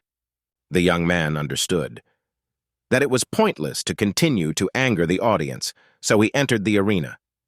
Now he himself continued his speech and introduced himself to all the students, inviting them to a duel with him. Lao Chao entered the arena, accompanied by the voices of his teammates. He brought 1 E-rank capsule as agreed and stood against Tue, preparing for a duel. He was ranked 94th. The arena attendant began the countdown, and upon completion of the count, the opponent immediately rushed at him with incredible speed, but the young man did not move from his place, waiting for the right moment to respond. He noticed that his opponent was too confident in his attack and threw himself into the fight. Without wasting time, he immediately hit him with metal balls and easily won. The boy was behaving quite defiantly, but it only angered the second-year students. The fight was also being watched by the third- and fourth-year students. One of them was only amused by such actions on the part of the junior. The defeated opponent was coming down from the arena, and his classmates immediately ran up to him asking what had happened because they had defeated him too quickly. At first, the student paid no attention to them. Finally, he spoke up and said that the arrows Tue had used were too fast and at a strange angle. He could have been killed. Besides, Lao Cao was not sure he would have won. With these words, he left the arena without another word. Everyone else watched him with concern. They wondered who would be able to challenge someone who had so easily overcome the 94 rating. Zhang overheard the students' conversation a little and realized that everyone was a little scared by this, so they would be afraid to challenge Tuya so easily. So he decided to take the situation into his own hands and increased the reward. Next to enter the ring was Wang Tzu, who was ranked 29th. Everyone gasped at the sudden change in ranking. The sophomore began to climb into the arena. An interesting fight was about to begin. He had previously underestimated the strength of the freshman, but now he saw that he was worthy of a fight. The young man replied that they could have fought later, but he had not been fully understood. Chu thought that he needed to rest, but Tue refused, saying that he was ready to fight. This angered the senior somewhat, because he realized that the junior had spent little energy on the previous fight. The confrontation began, and Shu was the first to attack, throwing metal balls at his opponent one after another. This allowed the sophomore to somewhat determine the freshman's fighting style. It wasn't a problem for him to deflect the silver balls that were constantly attacking him. On the contrary, it was even better. He waited for the perfect moment to respond and waited until his opponent was tired. Tue only paused for a moment, bowing his head. This gave Wang Zu a sign that the opponent's spiritual power had begun to consume its bearer. This was exactly the kind of bell he had been expecting, so he immediately rushed at him. The guy expected this to happen when his opponent made a mistake. The sophomore suddenly stopped next to him before he could strike. Everyone around him fell silent, not understanding what was happening. But none of the students noticed that Shu Tue attacked his opponent with a mental attack, which immediately immobilized him. Wang Zu fell to his knees and silence fell all around. Some of the students watching the fight recognized the mental attack almost immediately. One of them even wished the freshman hadn't been here a little earlier, because he wanted to try the mental attacks on himself.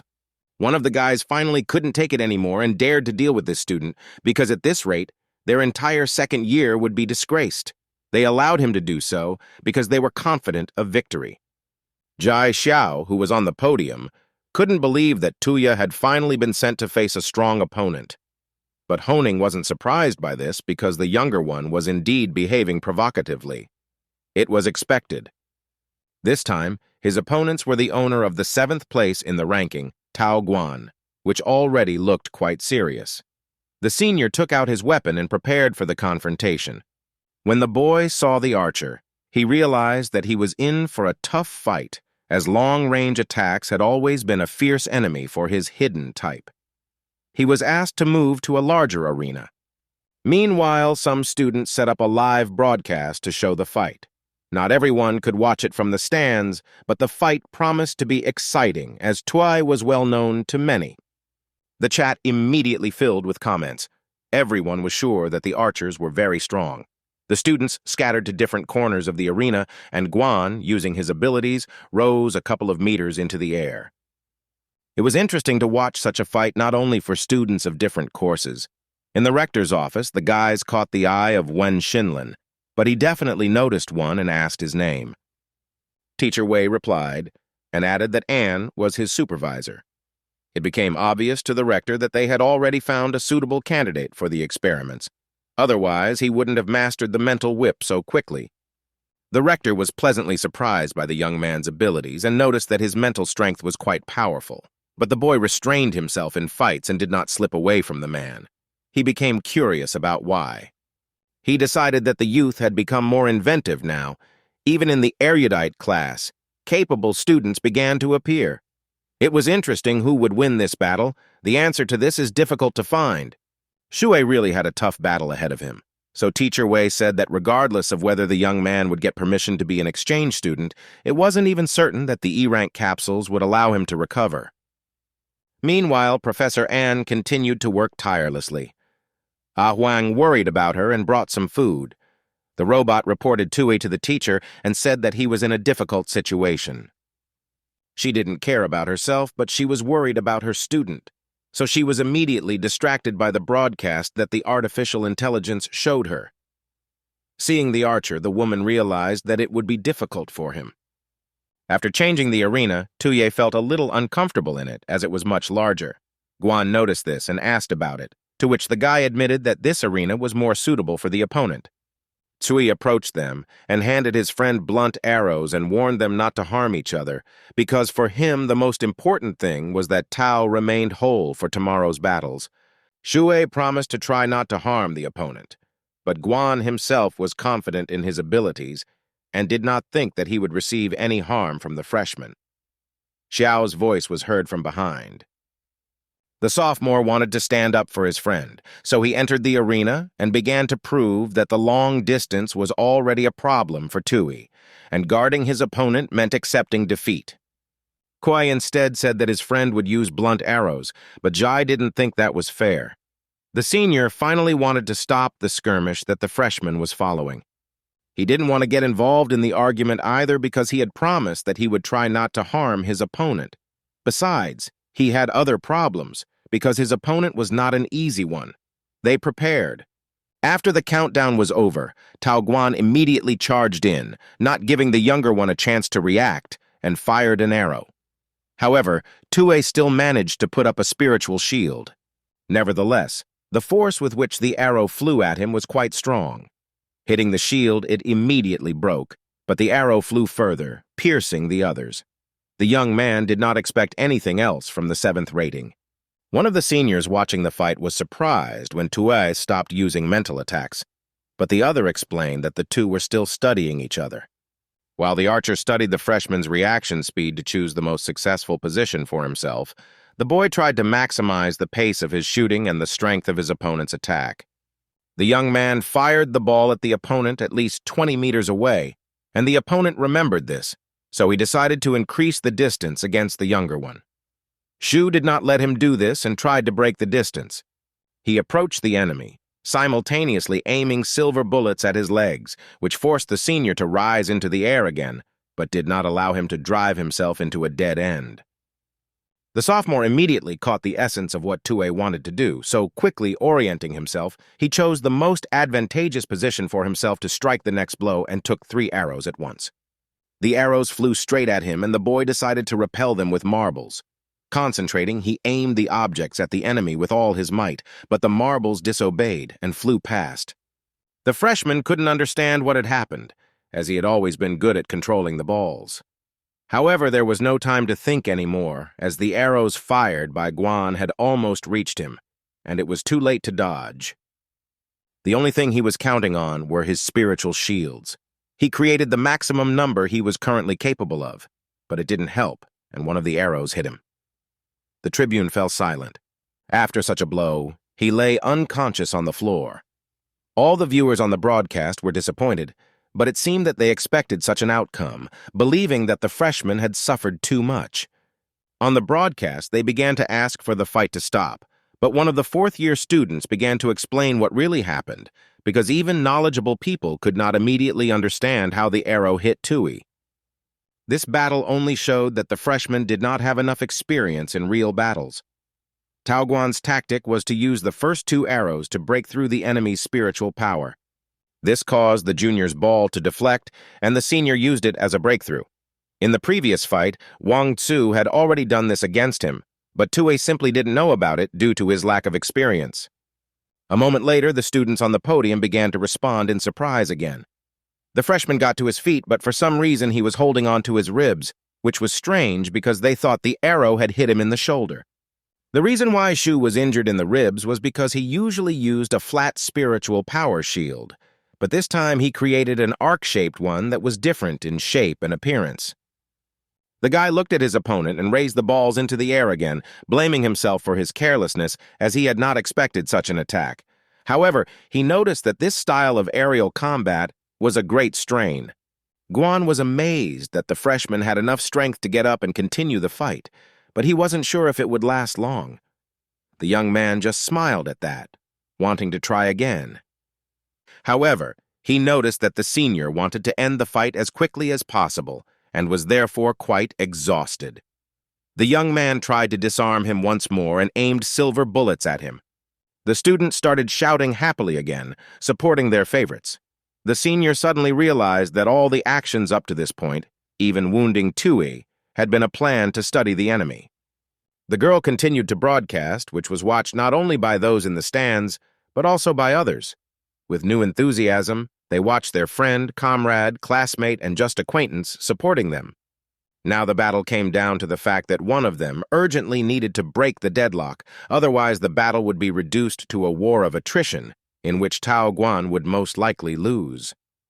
The sophomore knew this, but it was very difficult for him because Tue had too much spiritual power, which allowed him to both defend and attack. It was dangerous to use his trump card.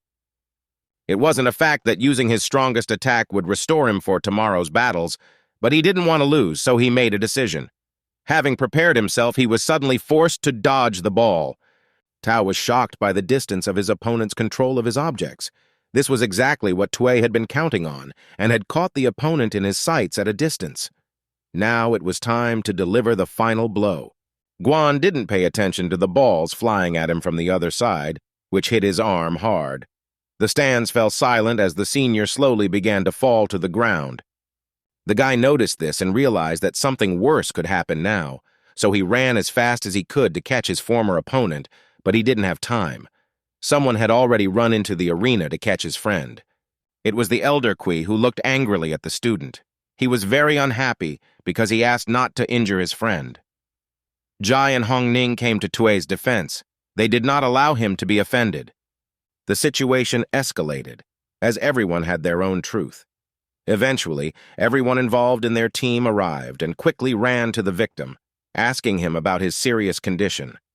Tao Guan eventually revealed that he had a severely damaged tendon in his hand, much to the shock of his teammates. One of them, Zhang Changtai, who was ranked 5th, attacked Tue. He began to blame the freshman for being too cruel, because now they had lost a man for tomorrow's battles. Xiao continued to defend his friend, saying that he had given in anyway. Tao himself confirmed his mistake, because he did not expect such a move from Tue, having withdrawn to the distance. But Changtai did not pay attention to this and continued to bend his own. Xiao wanted to say something but was stopped. The young man decided to deal with the situation that had begun to annoy him. He decided to reduce Zhang's hot dust. In a fit of rage, he threw a flying sword and pointed it at the man's throat.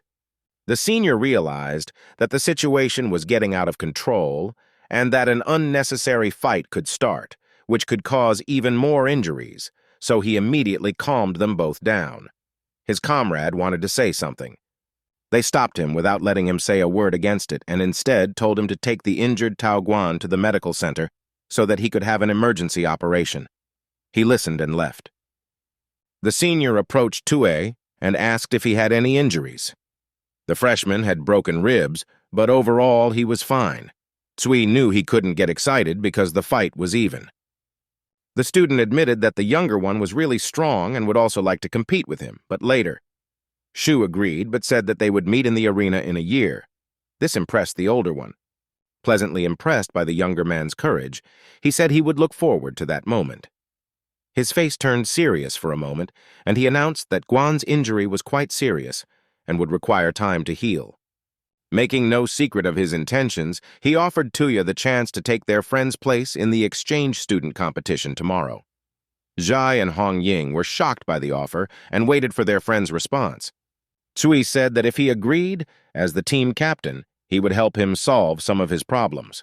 The freshman had already decided everything for himself a long time ago, so he didn't need an additional invitation and agreed. The elder wanted the boy to think things over carefully first, because at these competitions people not only suffered serious injuries, sometimes they even died, but the young man wanted to enter the competition and reported it. The senior didn't immediately understand what he meant, so the boy explained that he would be participating on behalf of his teacher, Anne. Kui didn't immediately believe that the professor was Shu Tue's supervisor. The young man explained that the professor had been seriously injured and would not have been able to properly resist the challenge, so he would compete on her behalf. The older man found it hard to believe this. Nevertheless, he accepted the freshman's agreement and told him to contact him immediately if he had any questions. At that, he turned around and left Tui's team alone. Honing watched the senior for a while longer. She didn't trust him. Kui Shi talked a lot about collective honor, but she didn't like him very much. Xiao wanted Tue to show off the flying sword somehow. The young man immediately remembered the silver balls that had been broken during the confrontation. He quickly approached Zhuang and tearfully asked if they could still be repaired. Zhuang began to examine the objects. After examining the broken parts, the guy said that it was beyond repair, but since the silver balls were made of tellurium alloy, they could be melted down, but it cost money. Tue waited silently as the salesman calculated the price for him. The young man hoped that they could help him, so he agreed to the price that was quoted. Finally, Zhuang agreed to take on the job. While he was fiddling with his phone, he saw a video of the fight, which had already spread across the internet. The guy hurried to show it to the freshman, who began to carefully look at the posts below it. He really didn't like it when people started calling him names again, but his friends just joked about it and didn't take it seriously. They invited him to dinner. Tue was still offended that he had been called the Silver Sword in the comments, even though he considered himself the Flying Sword. His friends were only amused by the younger man's behavior. They left the arena. The rector and teacher Wei watched the freshman's fight until the last minute, after which Zinglin decided to allow the boy to participate in the exchange fights, but said to remind him of something. The teacher didn't immediately understand what the rector meant. The man explained that because of his kindness, the freshman was not very decisive at times. If this happens again, he could harm himself. The man, realizing what the rector was leading to, promised to give Tuya some instructions on this because tomorrow's battles promised to be more fierce. Wen, however, launched into a new tirade. Meanwhile, a gathering of students from the Indian Federation was being held in one of the hotels of Huaxia University of Genetic Evolution. One of them stood at the head and said that he had just received the list of participants. The first person he introduced was Chi-hun-in, a second-year student of the overseas type. According to the information he had, it was stated that she had reached 18th place in the ranking that day. The girl was good at close combat skills and also had experience fighting against masters of the hidden type. However, the most significant change was Shu Tue, a freshman of the hidden type. Someone in the audience laughed at this, thinking that Huaxia had no worthy opponents left, but he was quickly shut down. The senior teacher assured him that the freshman was not as simple as he seemed. After watching the videos he showed of Tue's fight against Guan today, the classroom fell silent. The teacher turned to the famous Azari and asked his opinion on the freshman's strength. He immediately recognized the student's abilities, saying that the boy was good at controlling a flying sword, and the range of his attacks could reach 40 meters. As for his mental attack, it was still quite weak. Nevertheless, the freshman was a formidable opponent not to be underestimated. The teacher took his words to heart and told each of the students to come up with 3 variations of a battle against him. The students were also to provide their options for who they thought was most suitable or unsuitable for the confrontation against Shu Tue, and then he himself would decide who to put forward. The meeting ended with this. It was a bit noisy in Professor Ann's room. After watching the video, the woman began to demand an explanation from her student. Tue didn't know what to say because he was held back by the promise that Kui Shi had made. She stamped her foot in displeasure, as she had repeatedly said that pitying the enemy was a danger to herself. If this had been a real battle, Zhu could have died by now. The young man remained silent. Finally, he said that he couldn't hurt someone he studied with at the same university. It was too much. Hearing this, Anne showed the video again, clearly marking the moments when Tao saw Tue's mercy. That was why he didn't lay down his weapon even when the young man disarmed him twice. She pointed out that Tao Guan was ranked 7th among the sophomores and had more combat experience. Shu surrendered and decided to open her eyes to the truth and said that because of the sophomore, 2 students became cripples in the past year and a half. Several dozen were seriously injured, and this is not to mention the human deaths. He finally realized that the professor was right, and that his opponent would not have spared him while he was an enemy in the arena. The boy had to become more severe and promised to change. With these words, he left the room. The teacher let out a restless sigh. Ah Huang suddenly flew up to her and said that the young man had worked well today, so she didn't understand why she was so harsh on him. Anne replied that it was the idea of the rector and teacher way, but she also supported it, because the young man had made many mistakes. She went to the laboratory to continue the research. Time was short. Walking down the university corridor, Lin suddenly began to worry a lot about Tui. She began to wonder if his wounds had healed yet, because tomorrow they would face difficult trials. Her friend reassured her somewhat. Suddenly, the girls saw him while he was talking to his friends. They hurried to get his attention. She and her friend approached the group and offered to sit down. The others agreed. The girl brought him some food because he had been training all night and hadn't even had time to eat breakfast. He thanked her for the treat and gratefully accepted the food. In return, she asked to take them to the arena. It was difficult to get to the inside of the arena, and nothing was visible from the outside. He was surprised by this request and wasn't sure he could do it, but she assured him that according to the rules, he could. Suddenly, QEC approached them and confirmed that he could take the girls. The senior brought Tui a document with complete information about their rivals from the Indian Federation. The senior didn't invite him to yesterday's meeting because he was spiritually exhausted, so he asked him to carefully review the document. This especially applied to Azari's main rival. The freshman was to be the second contestant against a student from the Indian Federation, and there was little time to study the information. The competition starts at 9:30 a.m. He quickly started reading with 1:30 left.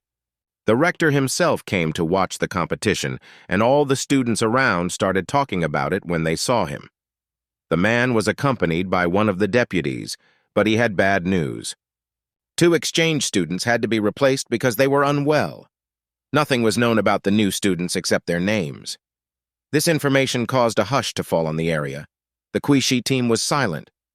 Tui realized with regret that the information he had learned was no longer relevant. The rector addressed the students, believing that such information had put them in a stupor, but one by one they began to shout that it was not. The rector explained the essence of today's competition: live and kill. But this only raised questions among the students, because the Indian Union exchange delegation was important for the state. This could be problematic. The rector answered this question and said that first, it was worth forcing the opponents to surrender. Second, we shouldn't be afraid of them. And third, it depended on the students themselves, and the university would do everything to protect them. Nevertheless, he reminded the students why they were here and did not forget their purpose.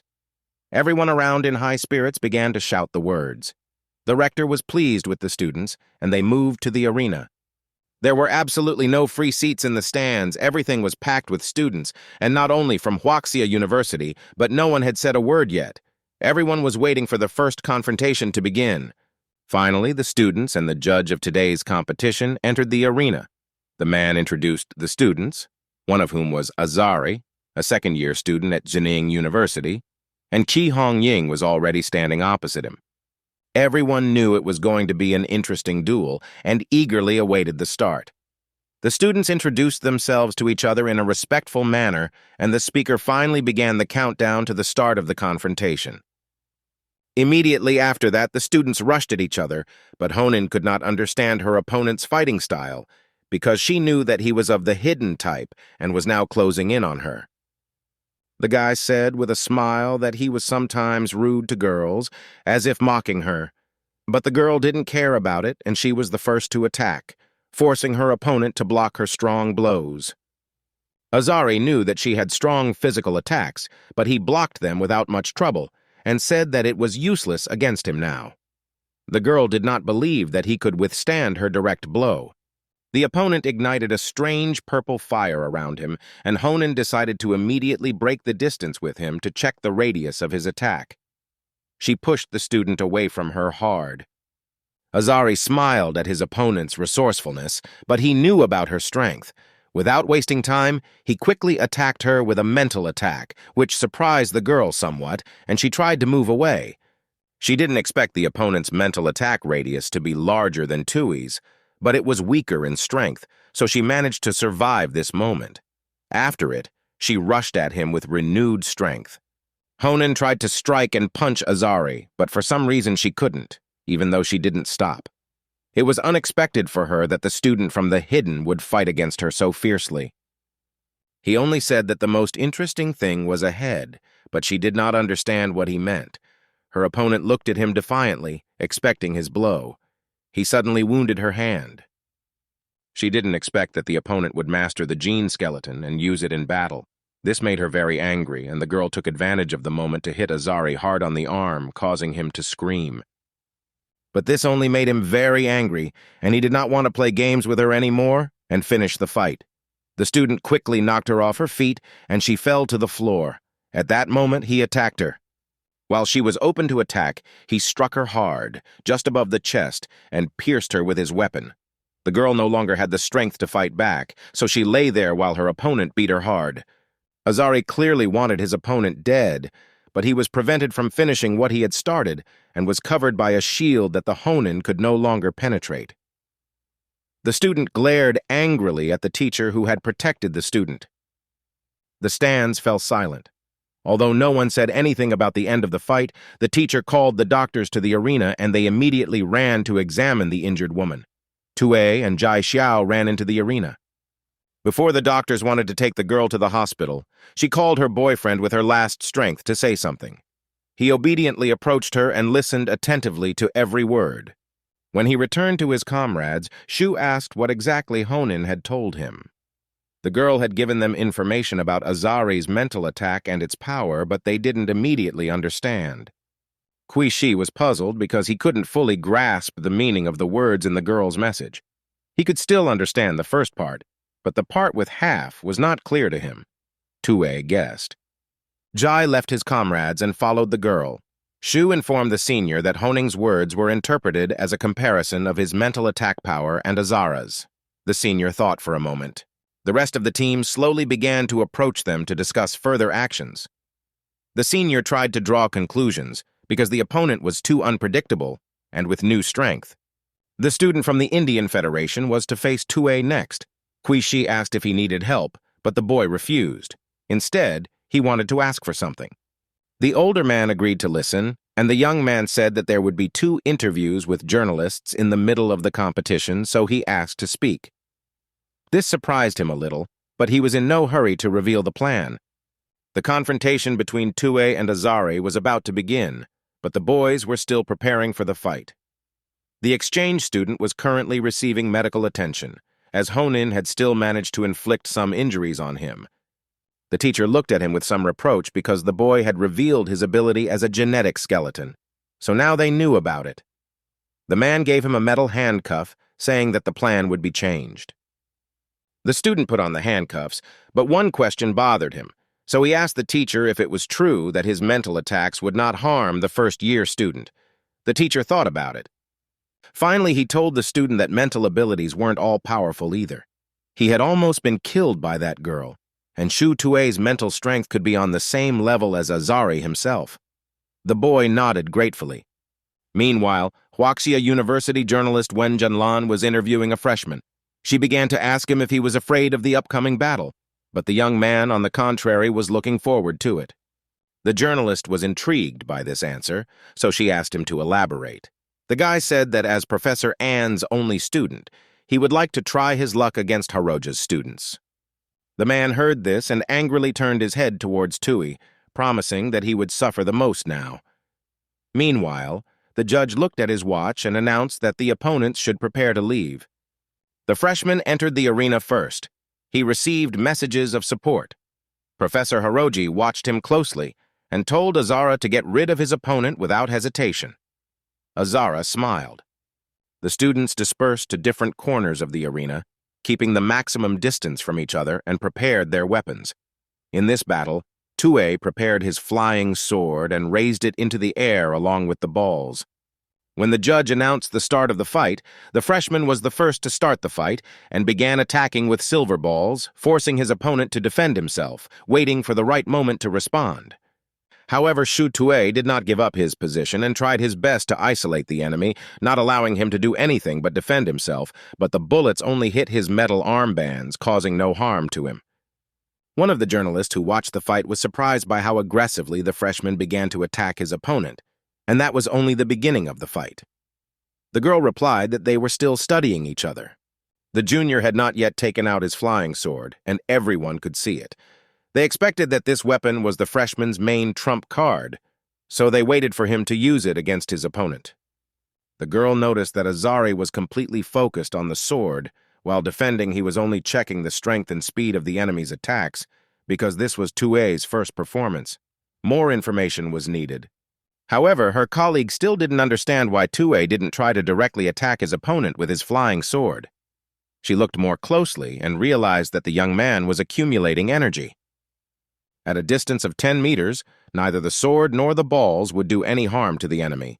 However, it was now clear that the power of the silver balls and the flying sword had changed, as Shu was deliberately spinning it around himself. But no one could understand what the freshman's next move would be.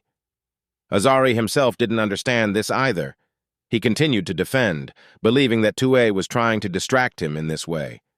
Eventually, these silver balls started to bother him, and he decided to attack himself, seeing that the freshman wasn't going to use his sword.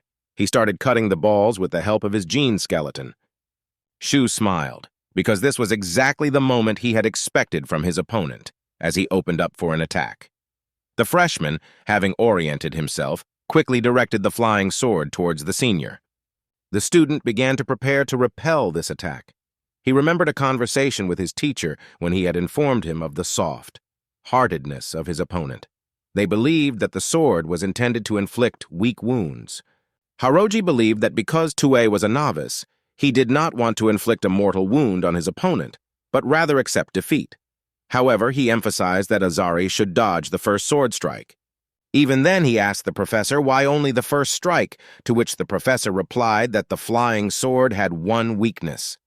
The student believed the teacher and dodged the weapon, which bounced sideways to the floor. After this failed attack by the freshman, Azari was convinced of the truth of his professor's words, as it was difficult to control a sword at such speed as Tui's. Now the sword was useless. Taking advantage of the fact that his opponent was now unarmed and open to attack, he began to approach him at maximum speed. The freshman did not move from his spot. Shu confirmed Azari's words about the sword, but that was no longer the main thing. He smiled slyly and from the podium began to loudly shout to Haroji for Azari to return. However, it was already too late. After the confrontation, Azari never got up from the floor. Doctors quickly entered the arena to provide assistance to the student, but the prognosis was grim. The boy had brain damage. He would not survive. The spectators' voices were heard in the stands. No one understood what had really happened. The journalist also asked his colleague how everything really happened, because everything happened too quickly and he didn't understand. The colleague replied that Shu Tue had deceived everyone. All the viewers and commentators were sure that the freshman's main weapon would be a flying sword. The members of the Indian Federation thought the same. The young man's real weapon turned out to be the silver ball that Azari had cut in half earlier. No one expected this. It could be said that the boy had laid the foundation for this battle when he defeated Guan. While everyone was discussing the last battle, Tuya received a notification that the number of subscribers on his channel was only growing. The guy began to dream that he would soon be able to start earning money from advertising. One of those who did not share the joy of the freshman's victory was Professor Haroji. He had already lost one capable student, so now he realized that they had a really strong opponent in front of them. His students stood opposite and saw their teacher overcome with anger, and they themselves had lost a comrade. In the next battle, the man promised that Huaxia would pay for this defeat. The boy was resting on the bench in the stands when one of the teachers suddenly approached him and congratulated him on his wonderful victory. He thanked him for the congratulations and was a little taken aback by this. The young man also thanked him for not being accused of killing his rival. Teacher Hu replied that as long as he was on university grounds, he could not worry about it. The man gave Tuya a small jar containing a strange substance. He said it was to help the student regain his strength more quickly. The young man took the potion without hesitation. In addition to the restorative medicine, the university also compensated him with a whole set of silver balls. The boy was pleasantly surprised that the university had given him so many expensive gifts.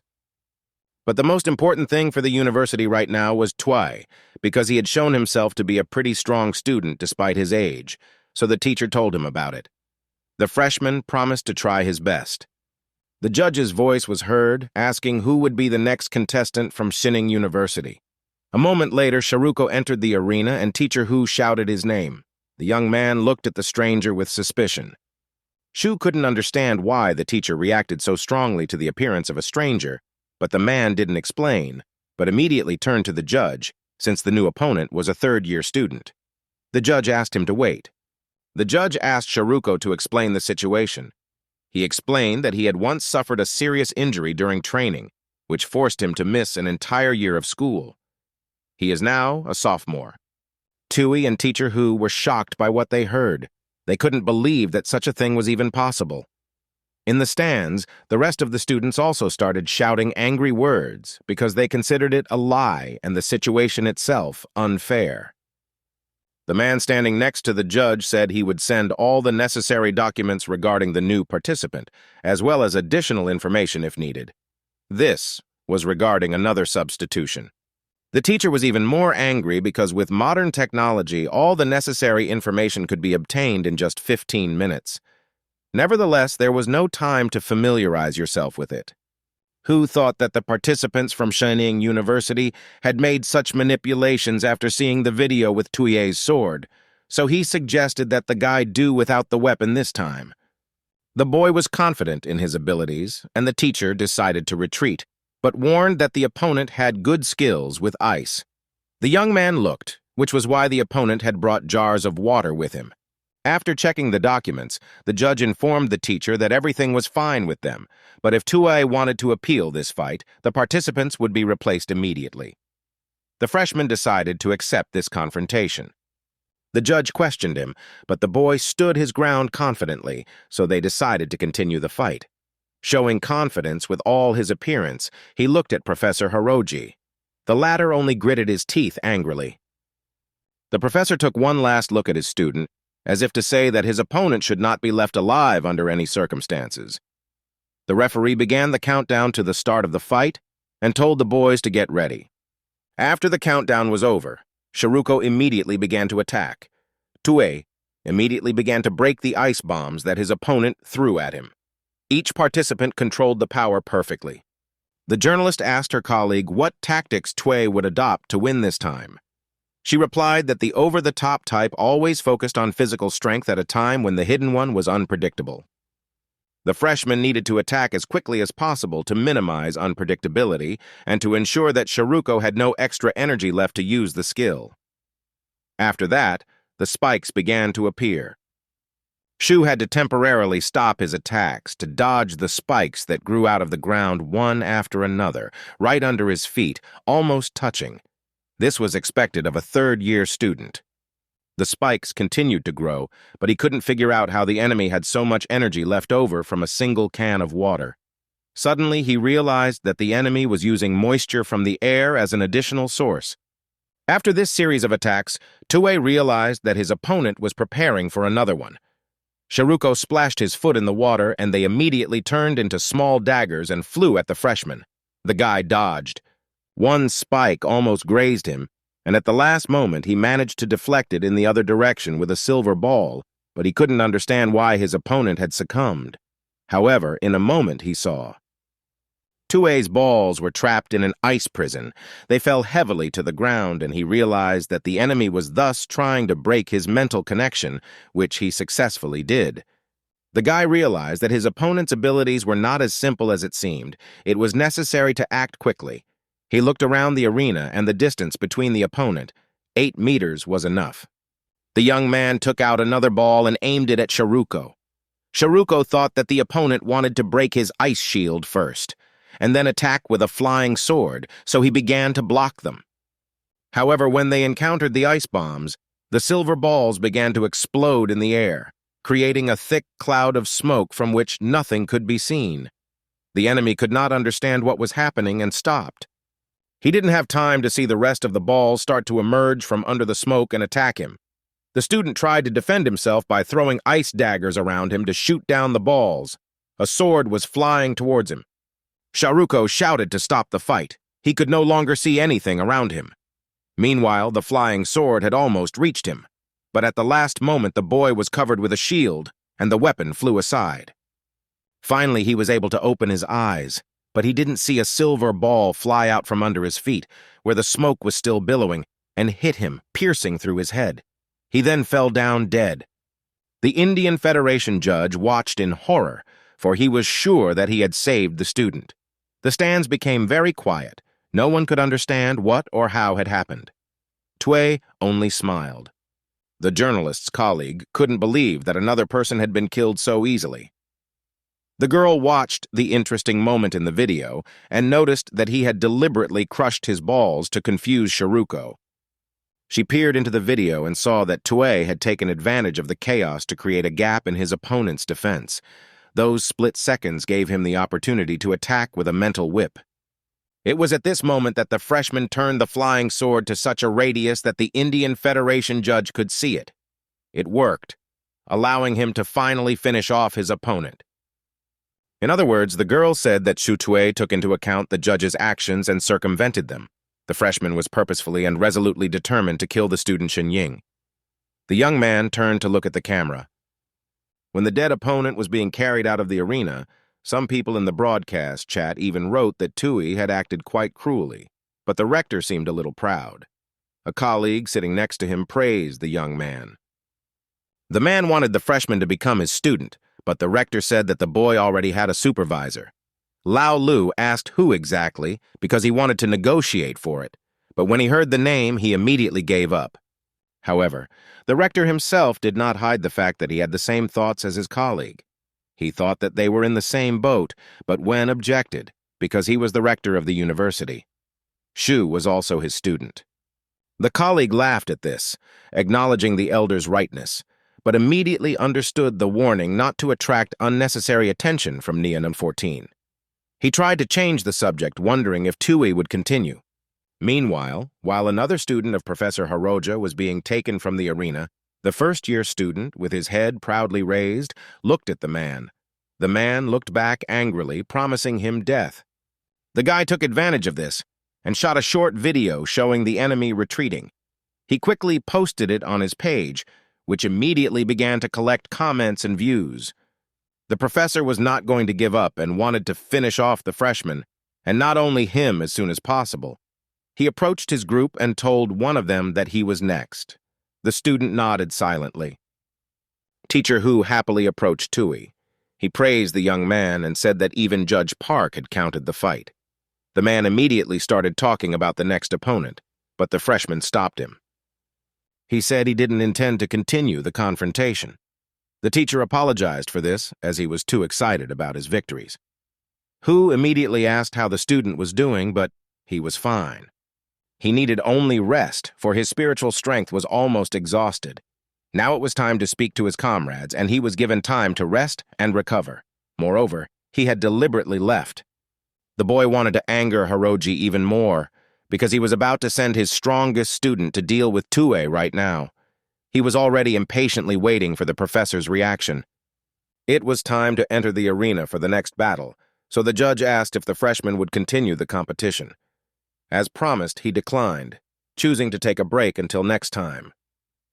The professor of the Indian Federation heard about this out of the corner of his ear, and the negative reaction was not long in coming.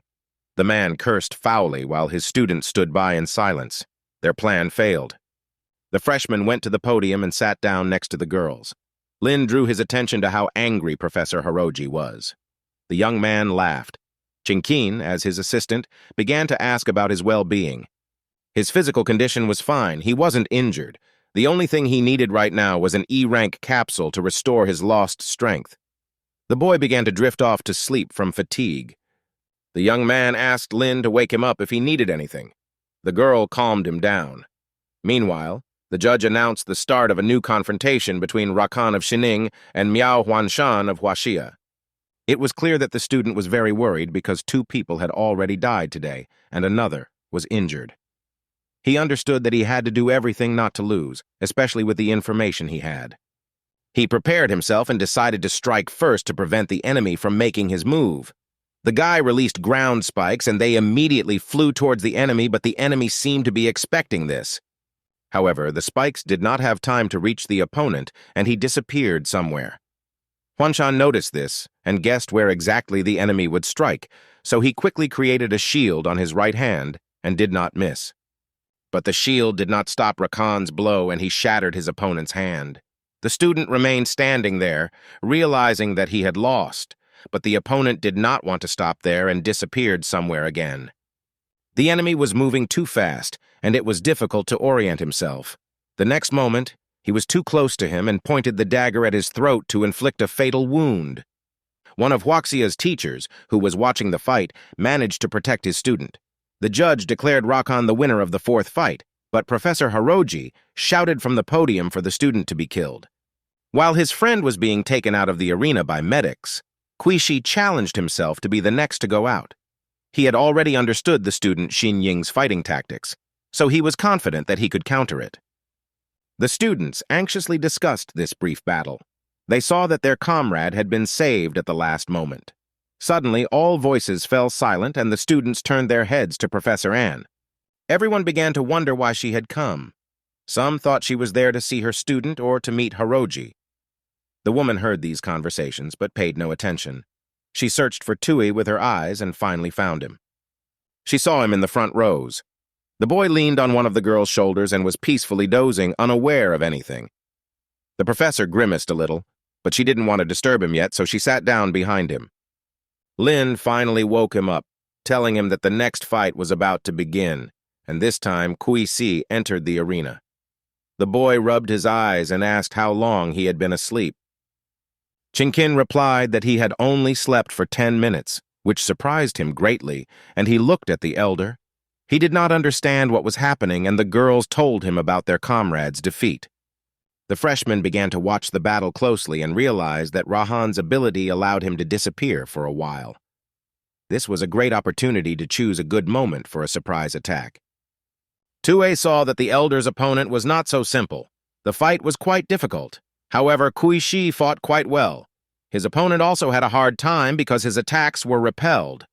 Having repelled his opponent's next attack, he saw a good moment to attack, so he ran at the enemy as fast as he could.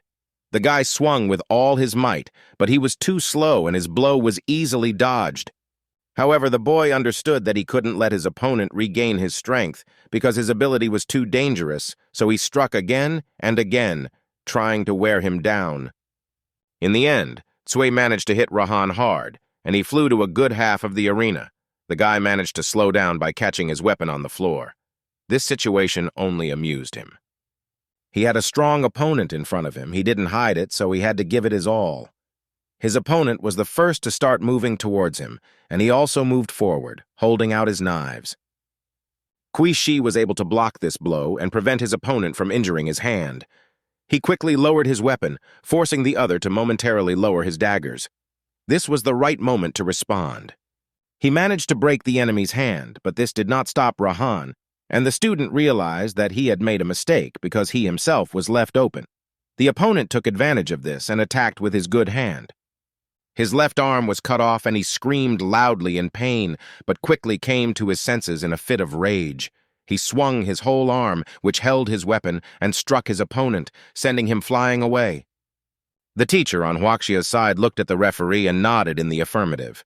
He wanted to stop the competition in favor of the Indian Federation, but he didn't have time to finish. Kui didn't want to end the fight. However, he himself could barely stand on his feet. The pain from his lost limb was unbearable, but he did not want to give up.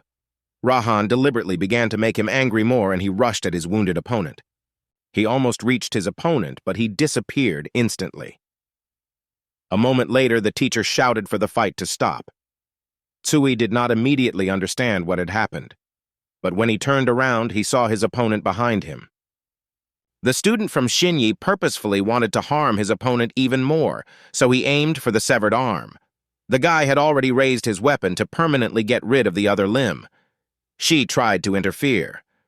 The opponent had already brought his weapon up to finish what he had started, but a strange block appeared at the spot where the cut was supposed to occur. At the last moment, the Huaxia teacher managed to block the attack and save his hand. Professor Hiroji brought this to the judge's attention and began to protest, saying that the judge from Huaxia district had deliberately interfered in the fight. The chief judge saw the situation, but did not immediately come up with a response. Students from the stands began to defend the teachers, on the contrary, condemning the actions of the Indian Federation, because in their opinion, they were the ones who acted dishonestly. But the students' shouts could not change anything.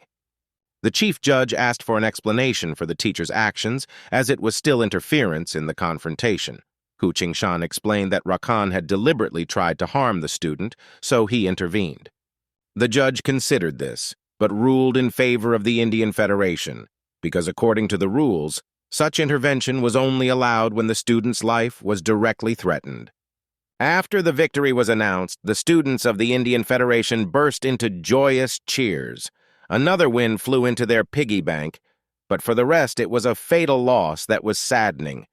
Kui himself suffered the most painful defeat, because he was sure that he had done everything right, but he still lost. Moreover, he almost lost his hand without turning. The wound still responded to it. As he was descending from the podium, he noticed that the teacher was looking at him. The student hurried to wave to, sincerely thank Qingshan for saving him. The latter smiled warmly in response. The young man walked on. Suddenly, from the stands, cheers from his classmates and the rest of the Huaxia University students erupted. People were cheering him on during this difficult time. Kui looked around in shock. To somehow show that his colleagues' words had really helped him, He raised his weapon with his good hand. Tui was also impressed by the elder's endurance, as he was still standing firmly on his feet. The freshman stood up from his seat and informed Lin that it was now his turn. During the time that the fighting had continued, he had managed to regain his strength, so the young man was determined to stand up for everyone. Meanwhile, Professor Hiroji was not happy with the victory, as his student was still badly injured. He asked Rahan if he could continue the competition despite his injuries. The student confirmed that he could continue, but something had to be done with his broken arm.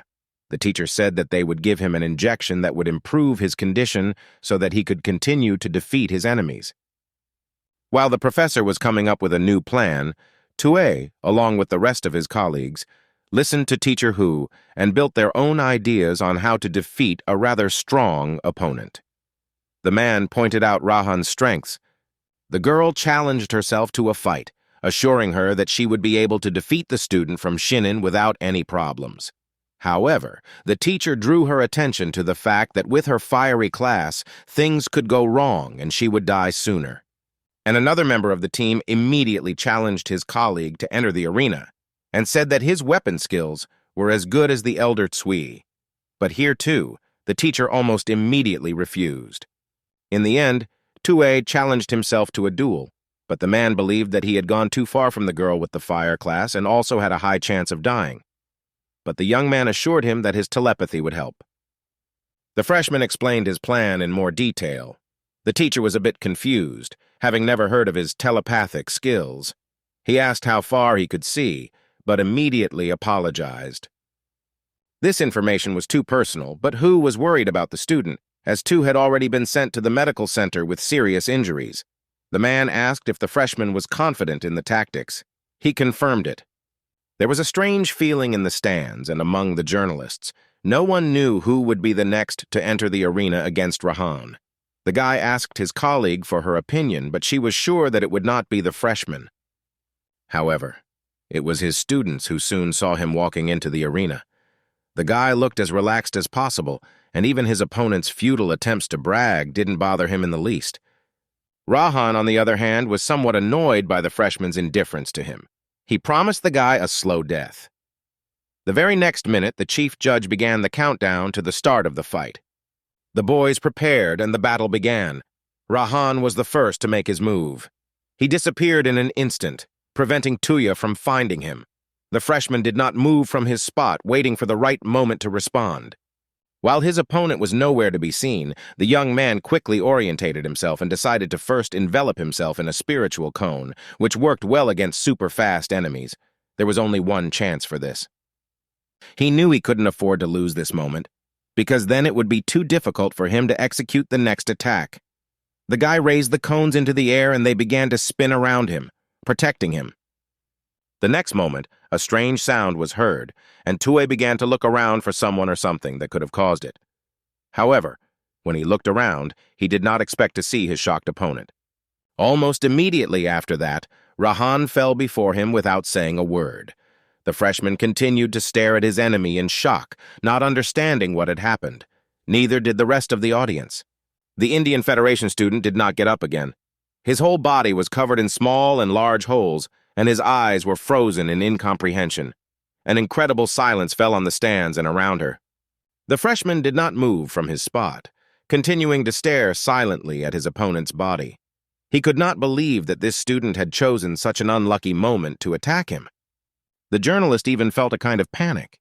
He couldn't understand what had killed Rahan so quickly. His colleague also stood silently for a while, watching, trying to understand the situation and explain everything. But in a moment, she explained that the student Xinying was relying on his speed. Tue had already created a spiritual cone, and the opponent didn't have time to sense it when he tried to pull off his trick. In the end, it was fatal. It was like a bird colliding with a plane in midair.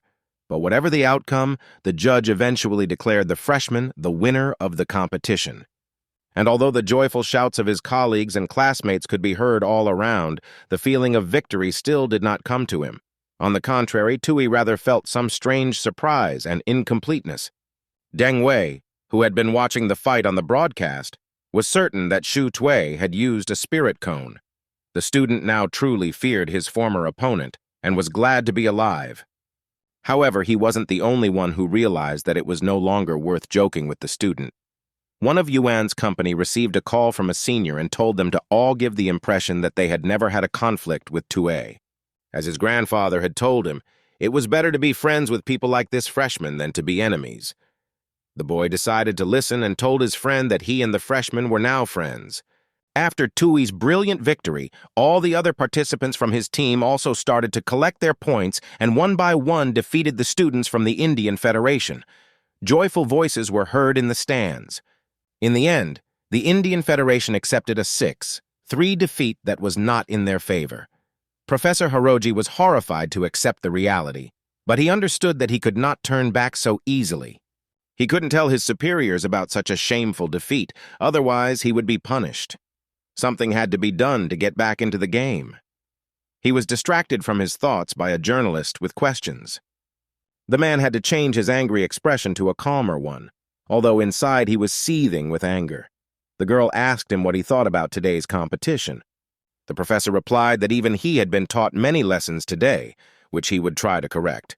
The only thing he regretted was Professor Ann's refusal to accept the challenge he had thrown her. However, the journalist reported that the woman was unable to accept his challenge due to injuries she had recently sustained. Hiroji knew this, but smiled wickedly, because this was the only way he could save his reputation.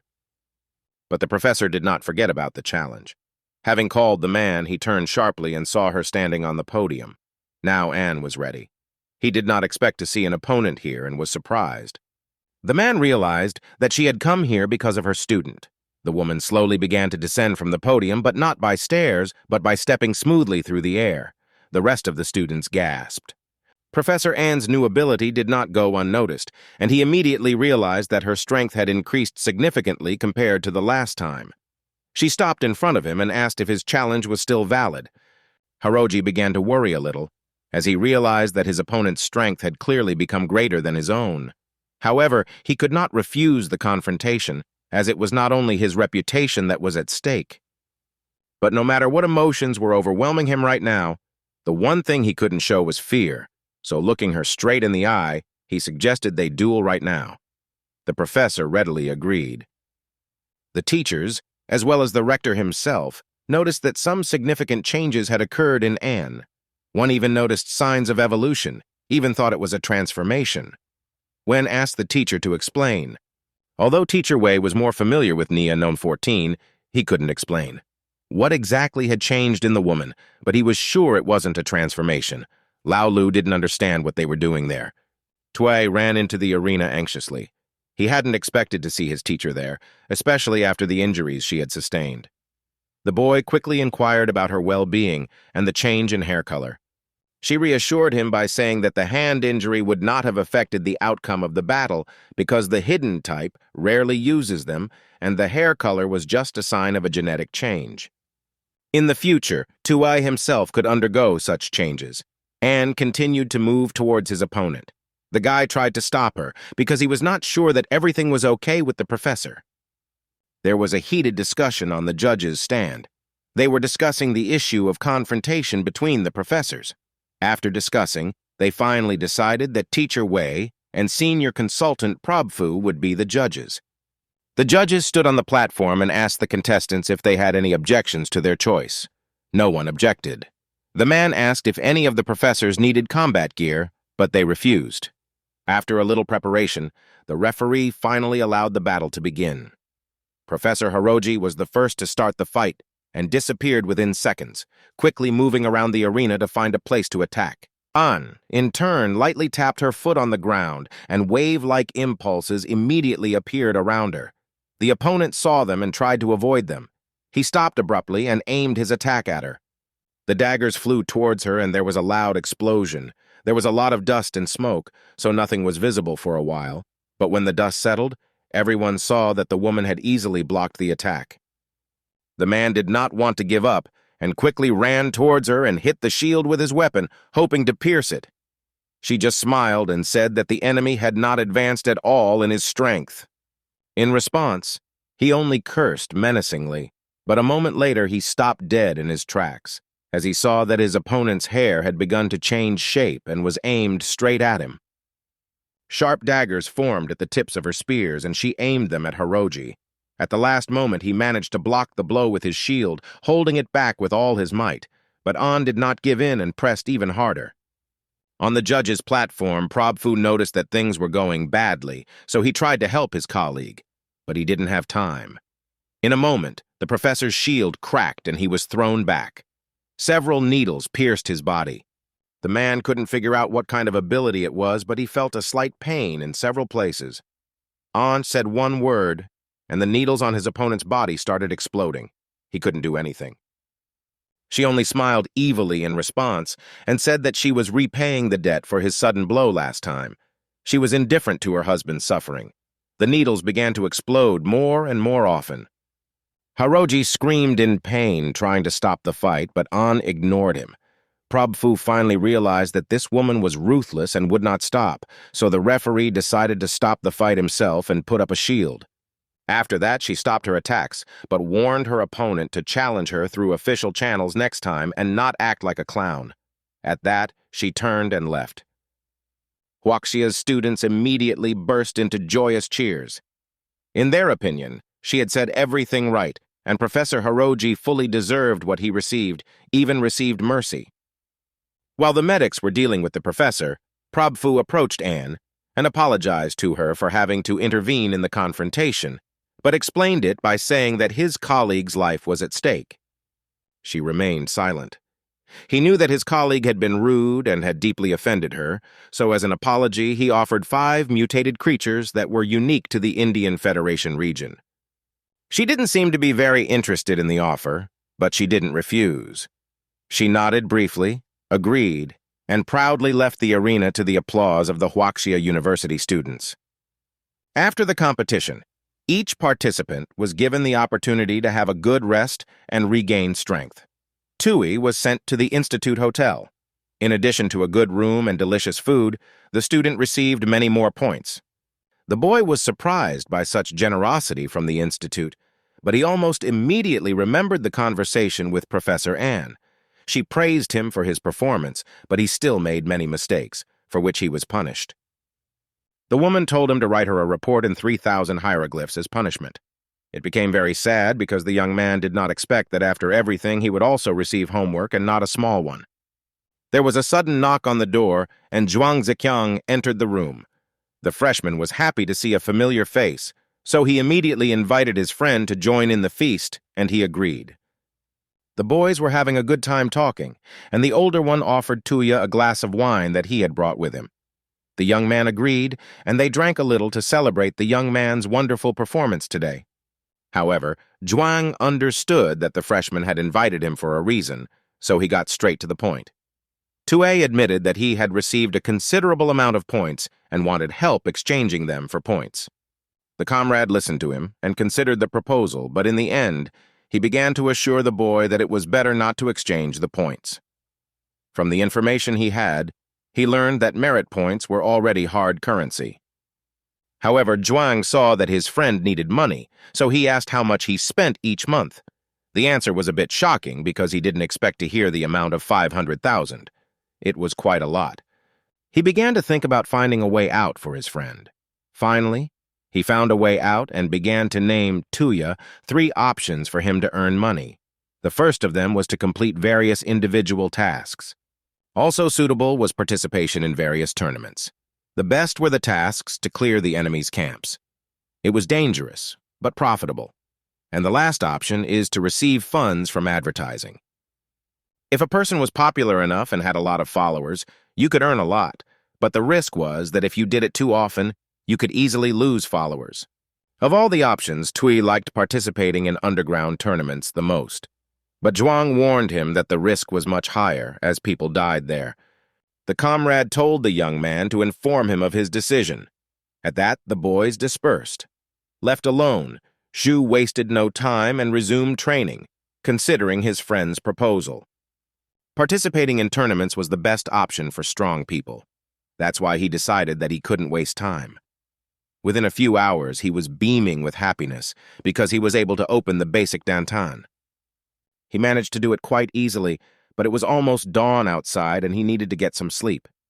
The young man decided to go to the respected Shen and tell him about his achievements.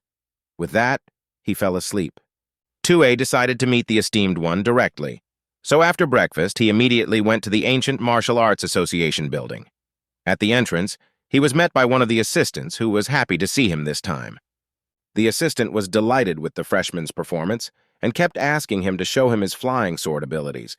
The guy was not happy about his friend's joy because he was remembering the past. The young man finally asked why Shu wanted to visit the association. The man replied that he had come to meet Mr. Shen in person. A moment later, the assistant realized that the young man had managed to open his dantian. The young man confirmed with a smile. Finally, the elevator stopped on the right floor and Tuai got out, leaving his assistant standing alone and watching him in shock, but he didn't say anything else. The boy couldn't believe that a freshman had managed to reach such heights in just 4 days. He felt insulted. The young man turned around and asked to be escorted to Shen's office. In the office, the freshman told the man everything. Hearing this information, he surprisingly remained calm, not showing an ounce of surprise. 2A clarified that he managed to open the dantian in 1 day. However, the man confidently pretended that such achievements of the young student were only quite good. The assistant, hearing this, was greatly impressed, but did not understand such a response from the teacher. Shu himself did not understand this, as he was sure that this was supposed to show some impression from the respected Shen. However, the man already knew everything before the boy arrived, as Luo Murong had informed him. In this way, he wanted the young man to finally agree to become his disciple because he could show him that there were more opportunities for developing his strength. Without further ado, he asked if he would become his disciple. The boy wondered if he could learn anything special from ordinary students, which Shen pondered. He said that ordinary students had achieved a lot with their methods, but few people had yet been able to tap into the power of the Vajratide energy field. It was a secret skill for protecting the body that no more than 10 people had been able to master. One of them was him. This really impressed the freshman, because he just didn't have enough defensive skills. Mr. Shen looked at the young man and realized that he was already in his hands, exactly what he had been looking for.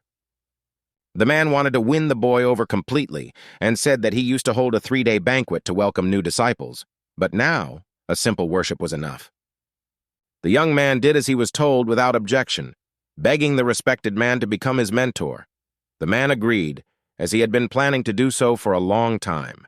He also told the boy the name of the founder of their school. He emphasized that in the future, the name of the founder, Zhu Daojian, would be heard many times on foreign battlefields. The young man understood everything and replied to the master with a smile. Immediately afterwards, a banquet was held in one of the halls of the Huaxia University Hotel in honor of the victory of its students. A large crowd came as the event itself was noteworthy. Celebrities attended. It was Tui's first time at such an event, so the young man was very tired and wanted to rest, but suddenly he met Professor Anne. The woman began to ask how the interview went. It was unusual for him. He looked to the side where a group of people led by Lao Lu was standing. The woman recommended not to pay attention to them because he was the center of attention today. It was obvious that the vice-chancellor was a busy man. The professor confessed to the student that she had asked the vice-rector to give the guy the position of junior research assistant. In return, he was to send his financial inspector to their NIA. The young man thought that in this way the vice-rector wanted to get into Nia's finances, but the professor told him not to think about that now, but about himself. Victories should not cloud his eyes. He listened. Professor An was indeed quite strict, but the boy understood that she was right and that he needed to hone his skills. He moved a little further away and called Awang, knowing that she was following him. The guy asked the AI if it was good at gathering information. The robot replied that it was doing a great job, so the guy asked it to do something without going into details, but it already knew everything. Tue asked Awang to gather information for him on the participants of the underground tournament. The robot agreed, but on 2 conditions, the first of which was the purchase of Class 3A superconducting thermostats.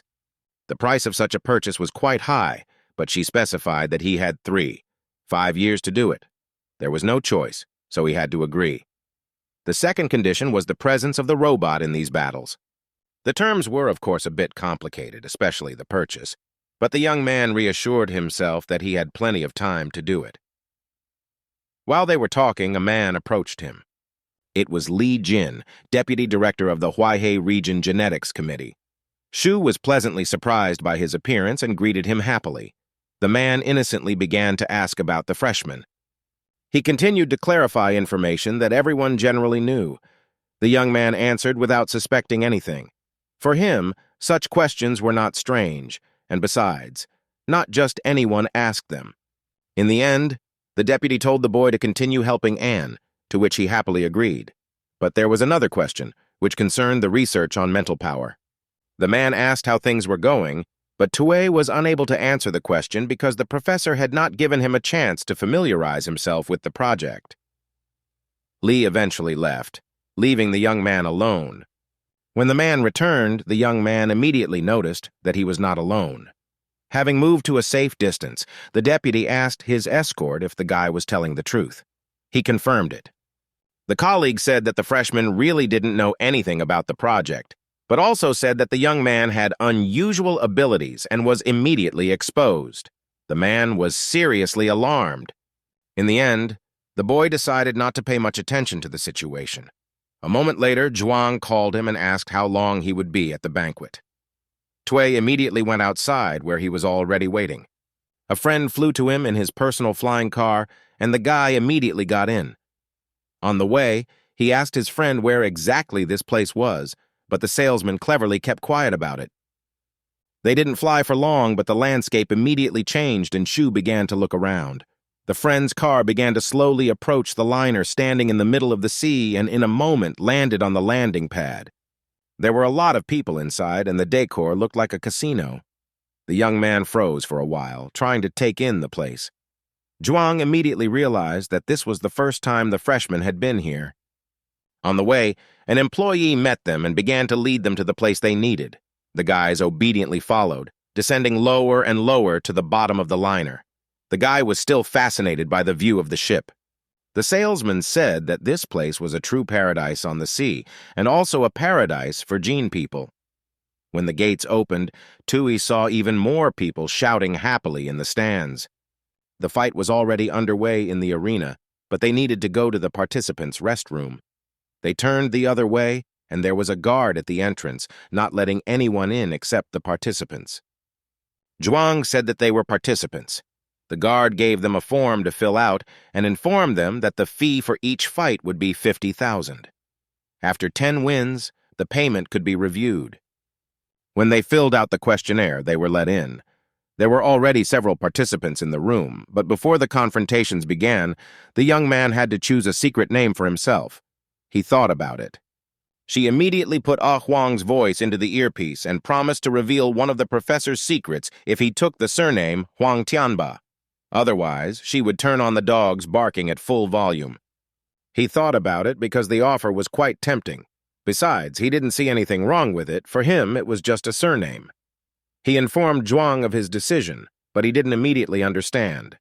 The name sounded rather strange and not at all as strong or bright as he suggested, but he did not argue with Tui's choice because he was not the one to enter the arena. The young man was somewhat embarrassed, but did not refuse. Victories followed one after another. The stands were filled with spectators who were constantly throwing money into the arena, demanding a continuation. The freshman stood over yet another defeated opponent. However, not all fans were happy with the rookie's victories, as he even defeated those who were among the first on the leaderboard. People could not believe that the veterans lost so easily. Finally, the boy was given a well-deserved break. As an assistant, Zhuang was nearby and offered him a cup of tea, which he gratefully accepted. The comrade reported that the young man had already earned quite a lot. But the sum of 5 million was not yet the ultimate goal for him, because he wanted to earn much more, although even that amount had been unattainable for him before. However, he had to come up with something. If he continues to easily defeat his enemies, no one will compete with him, and he will not reach 10 million. The friend thought about it and suggested challenging one of the champions to a duel. However, according to the rules, Tue knew that in order to challenge a stronger opponent, he needed at least 10 victories. His comrade said that he had easily defeated his predecessors. Therefore, there was no guarantee that anyone would continue to want to compete with him. That is why Zhuang believed that he would be allowed to circumvent the rules. The young man believed that he was exaggerating, but his friend drew attention to the participants. He still didn't believe it, so he looked at the rest of the guys in the room. They were trying their best not to make eye contact. Shu finally realized that his friend was right about this. The guy agreed with his decision and wanted to go to the organizers to negotiate about it, but his friend volunteered to deal with it himself, so he immediately went to the security guard to settle the matter. A few minutes later, Zhuang returned to him. It was quite easy to agree to a change of plan since the organizers themselves believed that such quick fights did not bring any pleasure, so they agreed. Now all that was left was to wait for the organizers to contact one of the champions. People were already shouting in the stands, expecting a new confrontation that promised to be many times more interesting than the previous ones. The anticipation cast a light slumber over Tui, to which he succumbed. But time was up and his comrade had already woken him up, informing him of a new opponent, who was nicknamed the Fiery Lotus. The young man quickly turned to Huang and asked her to give him more information about the new opponent. She briefly replied that he would be a little stronger than Sharuko, so there were no problems. Having sent his friend to place his bets, he himself waited until the confrontation began. It took little time, as the Lotus arrived at the arena almost immediately. The young man thought that his opponent was very impatient. A hologram of a girl appeared in the arena and began to officially introduce the participants of the next battle. The first was Tui, who was greeted quite quietly because he was still a newcomer. The second was greeted with cheers. While the people were shouting, his Lotus descended onto the arena in the form of a ball of fire. Everyone around him held their breath from the shock. The boy was not very surprised by this, so he remained indifferent. Remembering Huang's words, the young man first began to examine his opponent, looking for his weak spots. He saw that the opponent had a short-barreled weapon, so he had to keep his distance. The people in the stands started shouting some pretty harsh words. Everyone was on the side of the charred Lotus, so without any remorse they shouted that he should not mess with the newcomer and finish him off quickly. The opponent was the first to start the fight, quickly jumped away from the freshman, breaking the distance with him, and immediately began firing from his pistol. Burning bullets immediately flew at Tui. The young man finally understood what the enemy was trying to achieve, but he was prepared for it, so he aimed silver balls at the enemy's cartridges to repel them. Some hit the target, but most missed. The boy realized that this blindfold attached its own fiery ability to the bullets. He dodged the bullets he couldn't deflect in time. One of them just hit him under the feet. Finally, he realized that the enemy's real strength was its firepower. It was with this that the enemy began to fire again at the young man, and he tried his best to avoid being hit, so he moved quickly. The guy still expected this from the champion of Mortal Kombat, but he himself was ready for it. So he hid a trump card up his sleeve and at the right moment fired a bullet at his opponent while he didn't see. But everything turned out not to be as easy as he thought. At the last moment, the Lotus bounced off the ball, and it flew away. Tui froze for a moment, because he did not understand why the enemy was moving in the likeness of an alien type.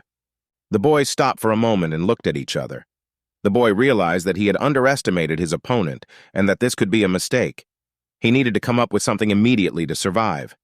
Something had gone wrong, and the young man realized it, but it was too late, as he was already lying on the ground, engulfed in flames, trying to defend himself from it. The enemy stopped their attack for a moment, and he coughed.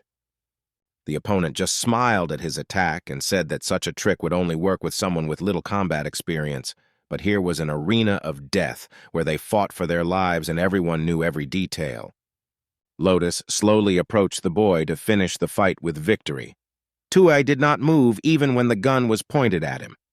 It seemed that he wanted to say his last words. The guy was really glad to be in this arena, because outside of the university it was the best place for a real fight. His opponent was able to achieve a strength that only an overseas type is capable of. For him, it was a real discovery, which he did not expect. But he did not want to end this confrontation so easily. Around the enemy lay balls, which he crushed and raised into the air. The fire lotus turned at the strange sound, but did not pay much attention to it. He pointed the gun at the boy again and was ready to shoot, but the shot never came. He tried again, but this time nothing happened. The opponent did not understand what was happening, but a moment later, an explosion was heard throughout the arena. The pistol caught fire and the lotus released the burnt weapon from its hands. Tue saw his opponent's confused look, so he slowly began to rise and explained that when the other pointed the gun at him, he responded by using spiritual power to block the barrel. However, the lotus was not afraid of being left without a weapon, but the young man knew this himself. He only asked the enemy if he didn't find it strange that Shu chose close combat with him, despite his foreign type. He was sure that it was because of his fiery abilities that the freshman would not be able to follow his movements, even if he broke the distance. But that thought was also wrong. The boy confessed that his teacher had shown him an interesting move before, so he tried to repeat the experiment. The lotus did not like this confession, so he decided to punish the fool with death. But before he could even strike, small lines appeared around him, causing him small cuts. But for Tui, this was enough, because now the young man could finish the fight. The opponent could not understand how this had happened and what it was. The boy confessed to him that he had directed the powder from his broken silver bullets into the same small wounds on the opponent's body. Finally, the lotus realized that it was now definitely unarmed. The young man famously blew up its weapon to injure it, and then used powder to block the firepower so it finally surrendered. A sudden silence fell on the stands among the spectators. No one could believe what was happening. The fact that a multiple champion had surrendered to a 19-year-old rookie sounded like a cruel joke. Finally, the newcomer was declared the winner and people began to shout among themselves in disappointment because most of them had bet on the Fire Lotus to win. Many lost their money. While the fights were going on, the manager of the underground tournament saw a newcomer in his arena and became interested in him. The man requested full information about him and has already begun to study it in detail. The manager saw in the young man a great opportunity to earn money, but his secretary reported that Tue refused to compete further because his mental strength was almost exhausted. Hearing this, the man had to give the boy his due. He knew how to find a good moment to retreat, but he guessed that the young man would stay on the ship tonight, so he ordered the video of the battle to be downloaded. Finally, he was in his room and was able to relax a little. The first thing he did was take a shower, but when he went to the mirror, he saw that his body had also suffered a lot of injuries. But in return, he had gained experience. He also understood that upon his return, he would need to resume training. Suddenly, he was distracted by Ah Huang. She informed him that someone from Paradise on the Sea had received complete information about him. The guy realized that this could be dangerous, so he asked the robot to track down the person who had received the information about him. But this time she could not help, because her core was far away. He exhaled, realizing that nothing could be done now, hoping that it wouldn't hurt him too much later. However, the second piece of news definitely didn't bode well, and she announced it. The AI reported that he had been targeted by the Black Ant pirates and that their car was broken down. Through its sensors, it began to inspect the car to find out exactly what caused the breakdown. Seeing a small speck, she zoomed in on the camera and saw a small insect, but Tui didn't know what it was. Ah Huang explained that they were nanorobots used for location. The guy asked who exactly targeted his group. Instead of answering, she decided to show him a map, where she explained that among all the sea pirates of Lansing, the blood ants were in second place. But the waters around the Huai region were also extremely dangerous. Although the blood ants themselves were a loosely organized group, they were mainly formed for robbery. The main reason why the blood ants took second place was that this group relied on their intelligence, which allowed them not only to carry out successful robberies, but also to avoid punishment. Tue understood that the black ants were subordinate to the bloody. He quickly called Zhuang and asked how much personal security would cost, since the situation was extraordinary. The friend answered the question, but it still sounded strange, so he asked the reason. The young man replied that they were targeted by one of the blood ants' pirate squads. Seriously frightened, he agreed with his friend.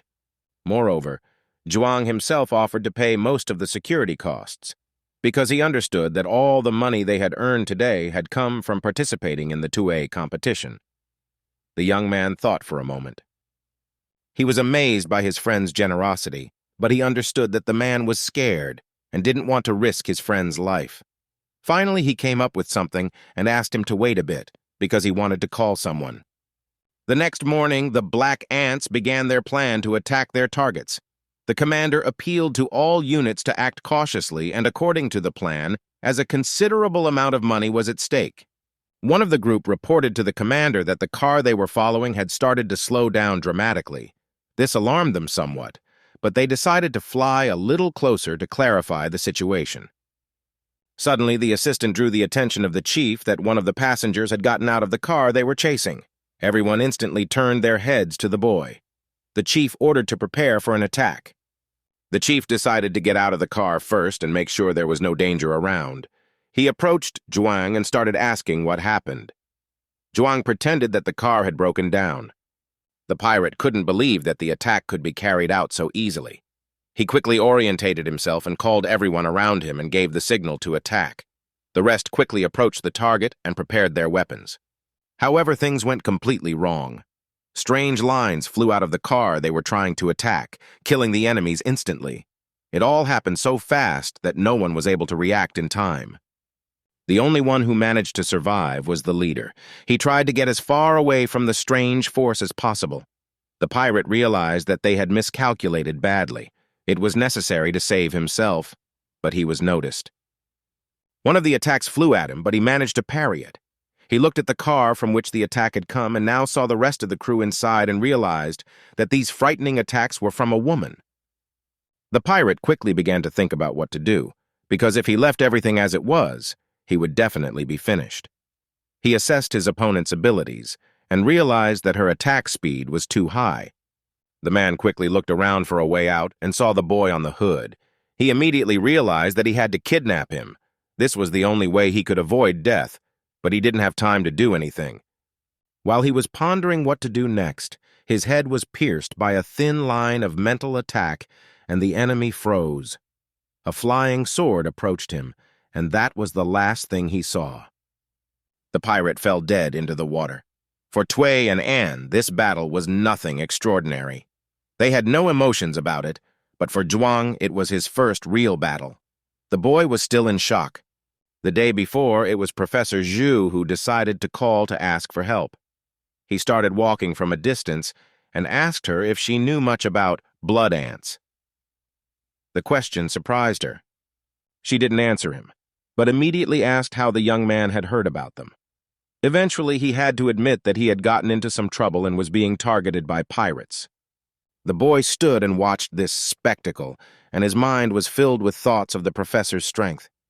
He guessed that the woman was not weak, but what she had done was, on the surface, a real massacre. She flew up sharply without letting anyone say a word and ordered the boys to restore order here while she kept watch. The boys could not say anything against it, but they did not immediately begin. When she realized that Tue was still standing still, she turned to him to speed up. However, he replied that he couldn't fly in the air like Professor Ann did because he didn't have a skateboard. But she didn't have it either. The young man didn't immediately understand the message, but a moment later, he stretched out his hand and flying platforms began to appear in front of him, which he had created with the help of his spiritual power. He stood on one of them and swayed slightly, but the platform held firm. Shu realized that if you understand this force, then it wasn't so difficult. Creating platforms, he followed Anne. Following her, he asked if she could fly on a sword, but that question was out of place. They reached the place where the bodies of the pirates were floating, and the professor pulled the head out of the water and threw it aside. She ordered him to take the body with him to bring it to the city, as a considerable reward was offered for this pirate. Zhuang carried out the order and realized that he should not have let his enemies go. The next minute, she got a call, and she quickly called a car and said she had to leave on urgent business, leaving the boys alone with everything that was happening around them. After finishing all the assignments the professor had given them, the boys immediately returned to the university hotel. After parking in the parking lot, they got out of the car and their friend asked them what they were going to do. He replied that he still had to take food to Professor Ann's classroom, so he immediately turned around and walked in that direction, while Zhuang still had to deal with the pirates' bodies and their transport. On the way to the classroom, the boy stopped by to buy all the food he needed. Huang started commenting on the headset and said that the teacher sometimes likes spicy food. Tui ordered more based on the robot's recommendations. While he was waiting for his order, he decided not to waste any time and asked his partner about the secret she had promised to tell him. She confessed that the professor liked to wear skirts, not jeans. He imagined this moment for a moment, but immediately cut himself off from it. He thought maliciously that the woman would be angry if she found out that Huang had been secretly photographing her. She said that she would drag Tui with her. The guy promised to keep it a secret. Within a minute, he started receiving notifications about his merit points. The young man counted everything and realized that he had a status of average D rank. Having received the order, he ran as fast as he could to Nia Nona 14. Having arrived at the laboratory, he began to call out to the professor, but she was not alone there. Anne was in no hurry to introduce the student to the new guest. He narrowed his eyes. The young man was not very happy to see an outsider here, and upon seeing this, Anne introduced the woman as a financial control employee, whom they had once talked about, who had appointed the university for them. The student casually greeted her, but didn't even respond to the new employee's outstretched hand, showing with all his appearance that Li Yuanan was not at all happy to be in this laboratory. She ignored it. As he passed her, the guy immediately approached the professor and handed her the food. The woman thanked him and invited the new employee to join them for a meal, which she happily agreed to. However, Tui had a completely different opinion. He was still trying to show the girl that she was not welcome here, and besides, he didn't expect her to come today, so he didn't bring any cutlery for her, and laughed. And so several days passed. Despite everything, Yuanan still remained. The young man was surprised that the girl did not interfere too much in Nia's work, but her behavior was annoying. That was what was alarming, her overly open behavior towards him. She constantly wore revealing clothes, so he understood that work itself was not in her intentions, but he didn't know what exactly. She had tried to ask him out several times, but he refused. Tui knew that something had to be done about it, otherwise it would be difficult to deal with her later. While the boy was working behind him, Li quietly crept up and put her hand on his shoulder. Leaning down, she called out to him, which somewhat startled the boy. She had one request for him. The girl wanted to move, so she asked the young man to help her move her luggage.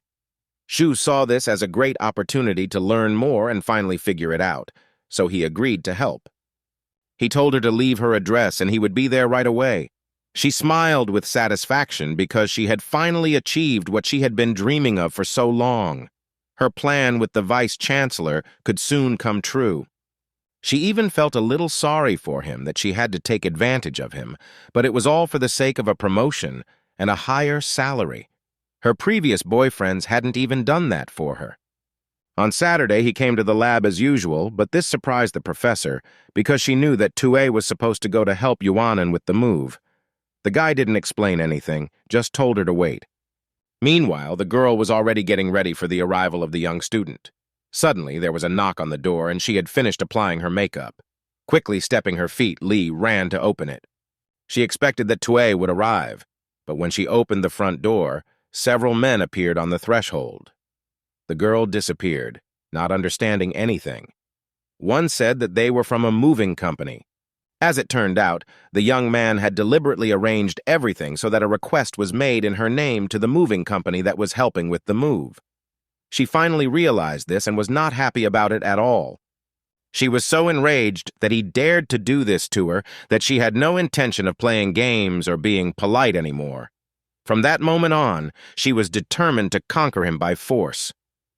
The next day, the student called his old friends and asked them again for help with the training.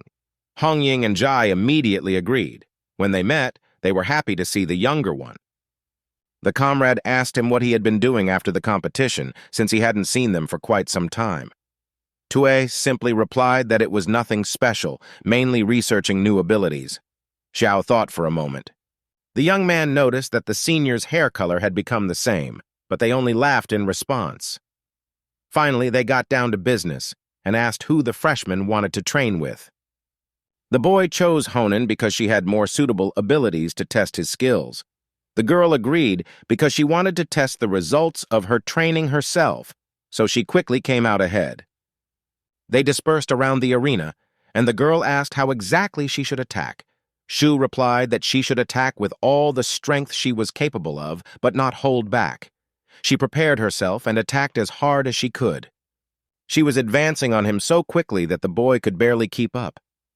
He understood and saw that the older woman's training was really benefiting her, but he was prepared for this too. Honan was about to strike, but her hand was suddenly stopped by something. She looked ahead and saw that something had blocked the path between them. The young man concentrated and released a new impulse.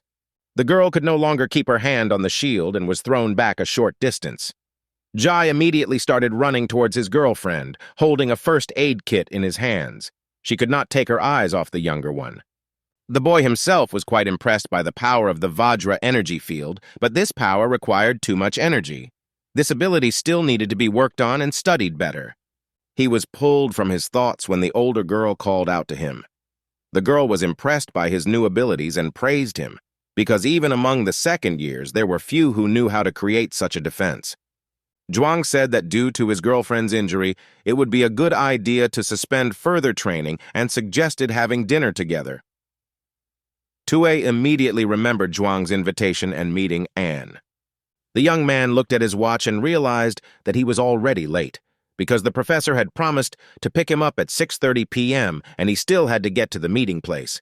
He ran, leaving the elders alone. Shu ran to the meeting place as fast as he could and made it just in time. He stopped to catch his breath for just a moment and almost immediately felt a light breeze touch him. Professor Anne arrived as promised. They flew in silence for a while, but the teacher still had to ask what the student had been doing up until that moment, because she felt he had spent a lot of spiritual energy. He tried to explain. The boy said he was just practicing his new ability and overdid it a bit.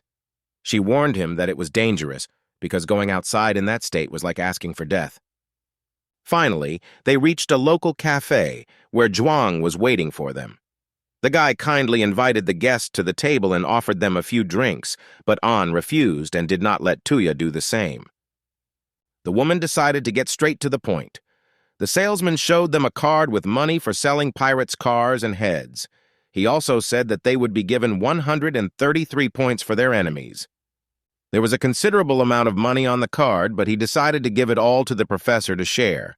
But she immediately refused the reward, instead asking the guy to answer one question for her. He immediately agreed to answer any question the professor had, and more than one, but he didn't expect her to ask about the reason why the pirates were hunting them. The guys almost choked on their food. They eventually had to tell the teacher about their participation in underground tournaments. They thought the teacher would react harshly to this, but she didn't think of scolding them. She just asked why they had chosen this particular option, and told them that participating in the celestial battles would be much more profitable financially and for points. In addition, there were other rewards for doing so.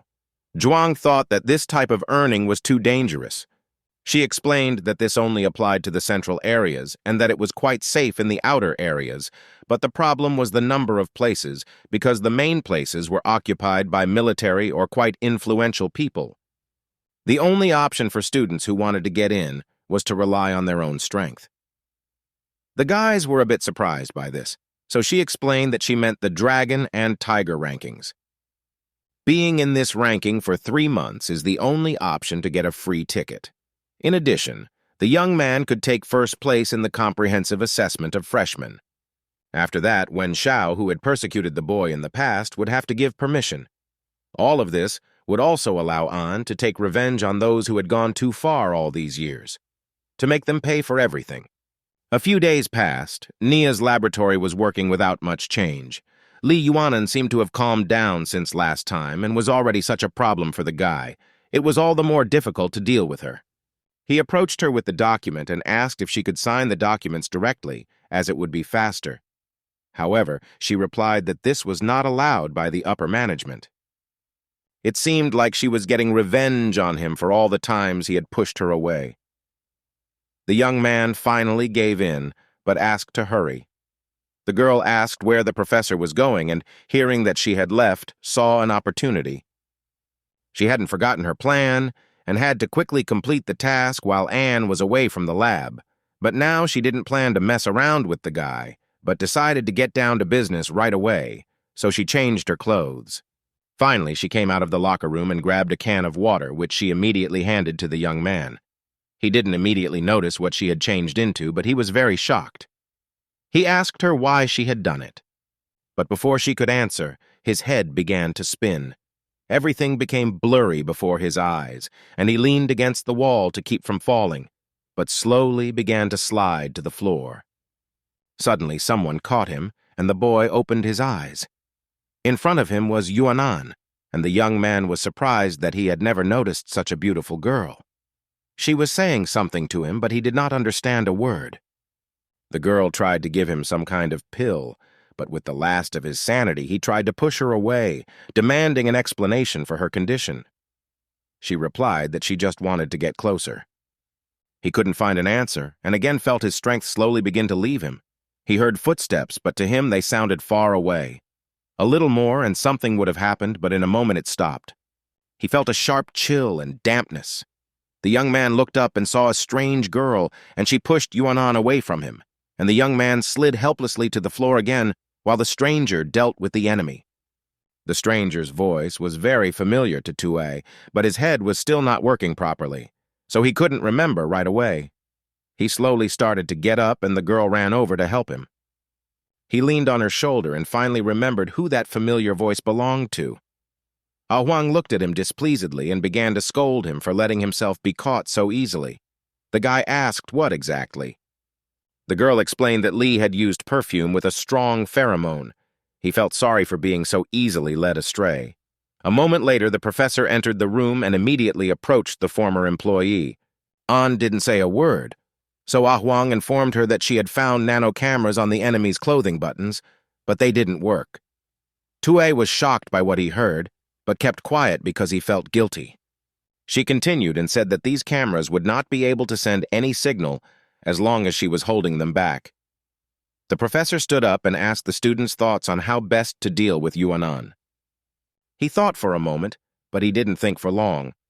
The young man said that if the vice-chancellor didn't send any more new employees to them, it would be better to get rid of the girl and leave a clone in her place. This scared her. The boy's plan was certainly quite cruel, but that wasn't why the professor wouldn't let him carry it out. In fact, clones didn't live long, and the danger could last for more than a week. He agreed to it. An leaned over to the girl again and told her to honestly answer the reason why she started communicating with Tue, and warned her not to lie, otherwise worse things would await her. Yunan admitted that she and the vice-chancellor had specifically come up with this plan so that he could then take control of the student, but she didn't know anything else. Ah Huang confirmed the truth of her words. The professor wasn't going to let her enemy go so easily, so she lifted the unconscious girl into her arms and told the student to go about his business. The guy turned around, leaving the women alone. As he was leaving, Teacher Wen called him and asked him to come into his office. Without saying another word, he hung up, which greatly surprised the young man, but he decided to go to the meeting anyway. The student quickly arrived at the office, where the teacher was already waiting for him. The guy approached the desk, and the man handed him a document on which was written a warning for missing classes. Tui didn't understand what was going on and thought it was some kind of mistake, because he clearly remembered that he had written a vacation application, and it was a good thing he had done so. Otherwise, it would have been worse than a warning. The young man still didn't understand what was happening, because before sending a written warning, there should have been a verbal one. But he didn't remember anything like that. The teacher told him to check his messages. He did so and saw the 2 messages Wen had sent, but although these 2 messages were meant to be reminders, they contained no warning. Shu knew he was being tricked. The guy remembered the professor's words, which she had said earlier in the cafe, and then it finally dawned on him that the teacher was doing all this specifically to keep him from participating in the Dragon and Tiger rankings. Tui was furious.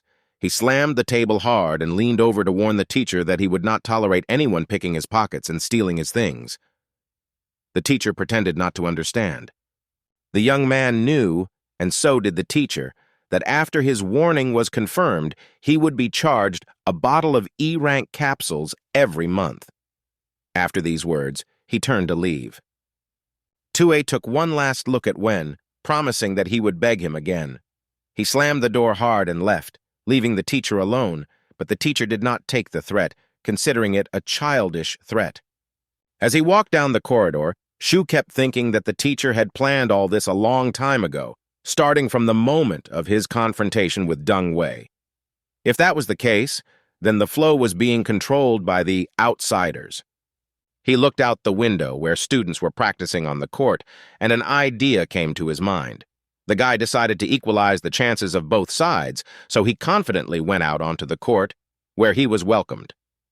The students immediately gathered around Tui, shouting his name and asking him to accept the offer of a confrontation with one of them.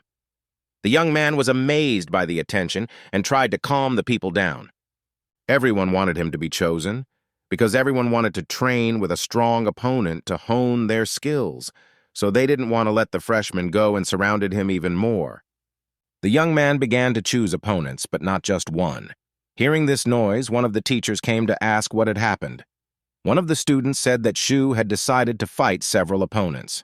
Two other students were watching the situation on the platform from the sidelines, but they were not at all interested in joining in. One looked at Tui suspiciously and decided that it was necessary to inform Wen. The participants were selected, and everyone prepared for the confrontation. The teacher came out onto the field and announced the start of the fight.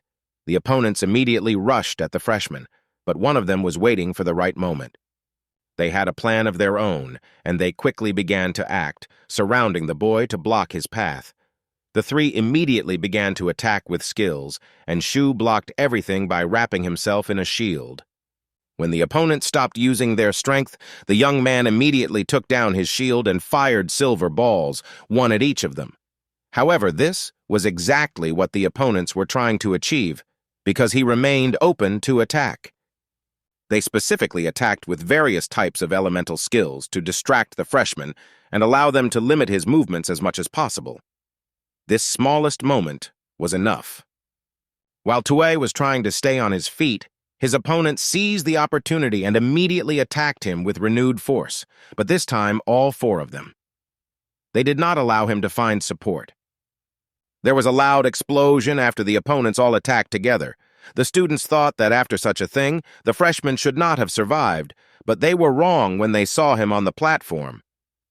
None of them expected that the boy would be able to use a high-ranking ability, because even recently, in the recent exchange competition, he was not able to do so. Shu did not respond but immediately struck. Each of the balls hit the leg of each opponent, and they could no longer continue the fight. It was at this moment that Teacher Wen came onto the field, demanding an end to the competition. Tue smiled slyly. The teacher looked away from the freshman for a moment and asked if the medical team had already been called to provide assistance to the injured, after which he turned to Tui again and asked the reason why he had come.